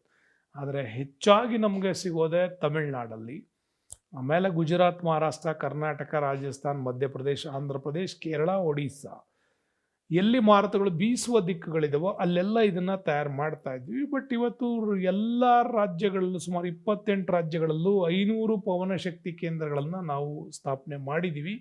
ಬಟ್ ದೇಶದ ಒಟ್ಟು ಸ್ಥಾಪಿತ ವಿದ್ಯುತ್ ಶಕ್ತಿ ಸಾಮರ್ಥ್ಯದಲ್ಲಿ 8.5% ಮಾತ್ರ ಈ ವಿದ್ಯುತ್ ನಮಗೆ ಸಿಗ್ತಾ ಇದೆ ಅಂತ ಹೇಳ್ಬೋದು. ಬಟ್ 28 ರಾಜ್ಯಗಳಲ್ಲೂ 500 ಸೆಕ್ಟರ್ಗಳಲ್ಲೂ ಕೂಡ ಉತ್ಪಾದನೆ ಮಾಡೋದ್ರ ಎಲ್ಲದನ್ನೂ ಟೋಟಲ್ ಮಾಡಿದ್ರೆ ಅದರ ಪೂರೈಕೆ ತುಂಬ ಕಡಿಮೆ ಇದೆ. ಆದರೂ ಉತ್ಪಾದನೆಯಲ್ಲಿ ಇದು ನಮಗೆ 1.6 ಮಾತ್ರ ಪೂರೈಕೆ ಮಾಡಲಿಕ್ಕೆ ಸಾಧ್ಯ ಆಗ್ತಾ ಇದೆ. ಅತಿ ಹೆಚ್ಚು ಈ ಒಂದು ವಿಂಡ್ ಎನರ್ಜಿಯನ್ನು ತಯಾರು ಮಾಡೋದೇ ತಮಿಳ್ನಾಡಲ್ಲಿ ಅತಿ ಹೆಚ್ಚು ಪವನ ಶಕ್ತಿ ತಯಾರಾಗತ್ತೆ. ದೇಶದ ಒಟ್ಟು ಪವನ ಶಕ್ತಿಯಲ್ಲಿ 40% ವಿಂಡ್ ಎನರ್ಜಿ ತಮಿಳ್ನಾಡು ಒಂದೇ ಕೊಡುತ್ತೆ. ಅದರಲ್ಲಿ ಕೊಯಮತ್ತೂರು, ಕನ್ಯಾಕುಮಾರಿ, ತಿರುನಲ್ವೇಲಿ, ತಿರುಪೂರ್ ಪವನ್ ಫಾರ್ಮ್ಗಳು ತುಂಬ ಫೇಮಸ್. ಗುಜರಾತ್ ಇನ್ನು 2ನೇ ಪ್ಲೇಸಿಗೆ ಬರುತ್ತೆ ಈ ಒಂದು ವಿಂಡ್ ಎನರ್ಜಿಯನ್ನು ಸಪ್ಲೈ ಮಾಡೋದ್ರಲ್ಲಿ. ಯಾಕೆಂದರೆ ಅಲ್ಲಿನ ರಾಜ್ಯ ಸರ್ಕಾರಗಳು ಮತ್ತು ಕೇಂದ್ರ ಸರ್ಕಾರಗಳ ಸಹಾಯ ತಗೊಂಡು ಭಾಳ ಅಭಿವೃದ್ಧಿಗೆ ಪ್ಲ್ಯಾನ್ಗಳನ್ನು ಮಾಡಿದ್ರೆ ಈ ಥರದ ಪವರ್ ಪ್ರಾಜೆಕ್ಟ್ಗಳನ್ನ ಮಾಡಲಿಕ್ಕೆ ಸಾಧ್ಯ. ಇನ್ನು 3ನೇ ರಾಜ್ಯವಾಗಿ ಮಹಾರಾಷ್ಟ್ರ ನಮಗೆ ವಿಂಡ್ ಎನರ್ಜಿಯಲ್ಲಿ 3ನೇ ರಾಷ್ಟ್ರ. ಅದರಲ್ಲಿ ಸಾತ್ನಾ ಅಂತಕ್ಕಂಥ ಪ್ರದೇಶ ಏನಿದೆ, ಇದು ಅತ್ಯಂತ ಪ್ರಮುಖವಾಗಿರ್ತಕ್ಕಂಥ ಮಹಾರಾಷ್ಟ್ರದ ವಿಂಡ್ ಎನರ್ಜಿ ಉತ್ಪಾದನಾ ಕೇಂದ್ರ. ಇನ್ನು ಮಧ್ಯಪ್ರದೇಶದಲ್ಲಿ ದೇವಾಸ್ ಬರುತ್ತೆ, ಕೇರಳದಲ್ಲಿ ರಮಕ್ಕಲ್ ಬರುತ್ತೆ, ಆಂಧ್ರ ಪ್ರದೇಶದಲ್ಲಿ ಹೈದರಾಬಾದ್. ಇನ್ನು ಕರ್ನಾಟಕಕ್ಕೆ ಬಂದರೆ ಗದಗ್ ಇಲ್ಲಿ ನಮಗೆ ಸಿಗುತ್ತೆ, ಕಪ್ಪತ್ತ ಗುಡ್ಡ. ಇನ್ನು ಚಿತ್ರದುರ್ಗದ ಜೋಗಿಮಟ್ಟಿ ಬರುತ್ತೆ. ಇದು ಪ್ರಮುಖವಾಗಿರ್ತಕ್ಕಂಥ 2 ವಿಂಡ್ ಎನರ್ಜಿ ಸೆಕ್ಟರ್ಗಳು ನಮ್ಮಲ್ಲಿ. ಇನ್ನು ರಾಜಸ್ಥಾನದ ಜೈಸಲ್ಮೇರ್ ಬಹಳ ಪ್ರಮುಖವಾಗಿರ್ತಕ್ಕಂಥದ್ದು. ಇವೆಲ್ಲ ಭಾರತದಲ್ಲಿ ಪ್ರಮುಖವಾಗಿ ವಿಂಡ್ ಎನರ್ಜಿಯನ್ನು ತಯಾರು ಮಾಡತಕ್ಕಂಥ ಪ್ರಮುಖವಾಗಿರ್ತಕ್ಕಂಥವು. ಆದರೆ ಏಷ್ಯಾ ಖಂಡದಲ್ಲಿ ಅತಿ ದೊಡ್ಡ 150 ಮೆಗಾವ್ಯಾಟ್ಸ್ ಸಾಮರ್ಥ್ಯವುಳ್ಳಂತಹ ಒಂದು ದೊಡ್ಡ ವಿಂಡ್ ಎನರ್ಜಿ ಸೆಕ್ಟರ್ ಹೋದೆ ತಮಿಳುನಾಡಿನ ಮುಪ್ಪಂದಾಲ್. ನೆನ್ಪಿಟ್ಕೊಳ್ಳಿ, ಏಷ್ಯಾದಲ್ಲೇ ಅತ್ಯಂತ ದೊಡ್ಡದು 150 ಮೆಗಾವ್ಯಾಟ್ಸ್. ಅದಾದಮೇಲೆ ನಮಗೆ ಬರೋದೇ ಬಯೋಗ್ಯಾಸ್ ಬಗ್ಗೆ ಮಾತಾಡ್ತೀವಿ, ಜೈವಿಕ ಅನಿಲದ ಬಗ್ಗೆ. ಅಂದರೆ ಜೈವಿಕ ಅನಿಲ ಸಾಮಾನ್ಯವಾಗಿ ಸಗಣಿ ಮತ್ತು ವ್ಯರ್ಥ ಜೈವಿಕ ವಸ್ತುಗಳನ್ನು ಬಳಸ್ಬಿಟ್ಟು ಅವುಗಳನ್ನು ಕೊಳೆಸುವುದರಿಂದಾಗಿ ಉತ್ಪಾದನೆಯಾಗ್ತಕ್ಕಂಥ ಗ್ಯಾಸನ್ನು ನಾವು ಇಲ್ಲಿ ಬಳಕೆ ಮಾಡ್ತೀವಿ. ಜೈವಿಕ ಅನಿಲ ಗೃಹ ಬಳಕೆಗೆ ಅತ್ಯಂತ ಪ್ರಮುಖವಾಗಿ ಸಿಗತ್ತೆ. ಅಂದರೆ ನಿರ್ವಾತ ಪ್ರದೇಶದ ನಿರ್ವಾಯು ಪ್ರದೇಶ ಅಂತ ಏನು ಕರಿತೀವಿ, ಅಂಥ ಪರಿಸ್ಥಿತಿಯಲ್ಲಿ ಈ ವ್ಯರ್ಥ ಜೈವಿಕ ಪದಾರ್ಥಗಳೇನಿದ್ದಾವೆ ಅವುಗಳನ್ನು ಪೃಥಕ್ಕರಣಗೊಳ್ಳುವ ವಿಧಾನದಿಂದ ಬಿಡುಗಡೆ ಆಗ್ತಕ್ಕಂಥ ಮೀಥೇನ್ ಏನಿದೆ, ಇದು ಇಂಗಾಲಗಳುಳ್ಳಂಥ ಅನಿಲ. ಇದನ್ನು ಇಲ್ಲಿ ಬಳಕೆ ಮಾಡ್ತಾರೆ. ಅದರಲ್ಲಿ ರಾಜಸ್ಥಾನ್, ಉತ್ತರ ಪ್ರದೇಶ ಕ್ರಮವಾಗಿ ಹೈಯೆಸ್ಟ್ ಬಯೋಗ್ಯಾಸನ್ನು ಇವು ಹೊಂದಿರತಕ್ಕಂಥವು. ಇನ್ನು ಭಾರತೀಯ ನವೀಕರಣ ವಿದ್ಯುತ್ ಅಭಿವೃದ್ಧಿ ಬರುತ್ತೆ, IREDA ಅಂತ. ಈ IREDAನವರು ಇದನ್ನು ಹೆಚ್ಚೆಚ್ಚು ಬಳಸೋದಕ್ಕೆ ಕೊಟ್ಟಿರೋದ್ರಿಂದಾಗಿ ಇದನ್ನು ಬಹಳ ಪ್ರಮುಖವಾಗಿ ಸಬ್ಸಿಡಿ ಮತ್ತು ಕಡಿಮೆ ಬಡ್ಡಿ ದರದ ಆರ್ಥಿಕ ನೆರವು ಕೊಡ್ತಾ ಇರೋದ್ರಿಂದಾಗಿ ಇತ್ತೀಚೆಗೆ ಬಯೋಗ್ಯಾಸ್ ಪ್ಲಾಂಟ್ಗಳು ಎಲ್ಲ ಕಡೆನೂ ಕೂಡ ಡೆವಲಪ್ಮೆಂಟ್ ಆಗ್ತಾ ಇದೆ. ಇನ್ನು ನೆಕ್ಸ್ಟ್ ಬಂದರೆ ನಮಗೆ ಜಿಯೋಥರ್ಮಲ್ ಎನರ್ಜಿ ಅಂತ ಕರಿತೀವಿ, ಭೂ ಔಷ್ಣೀಯ ಶಕ್ತಿ ಅಂತ. ಇದರ ಕೂಡ ಭೂಮಿಯ ಕೆಳ ಅಂತರಾಳದ ಸ್ಥಿತಿಯಲ್ಲಿ ಉತ್ಪತ್ತಿಯಾಗುವ ಶಾಖದಿಂದ ಈ ಭೂ ಶಾಖ ಶಕ್ತಿ ತಯಾರು ಮಾಡ್ತಾ ಇದ್ದು ಬಿಸಿ ನೀರಿನ ಬುಗ್ಗೆಗಳಿರ್ಬೋದು ಅಥವಾ ಗೇಜರ್ಗಳು ಅಂತ ಕರಿತೀವಿ.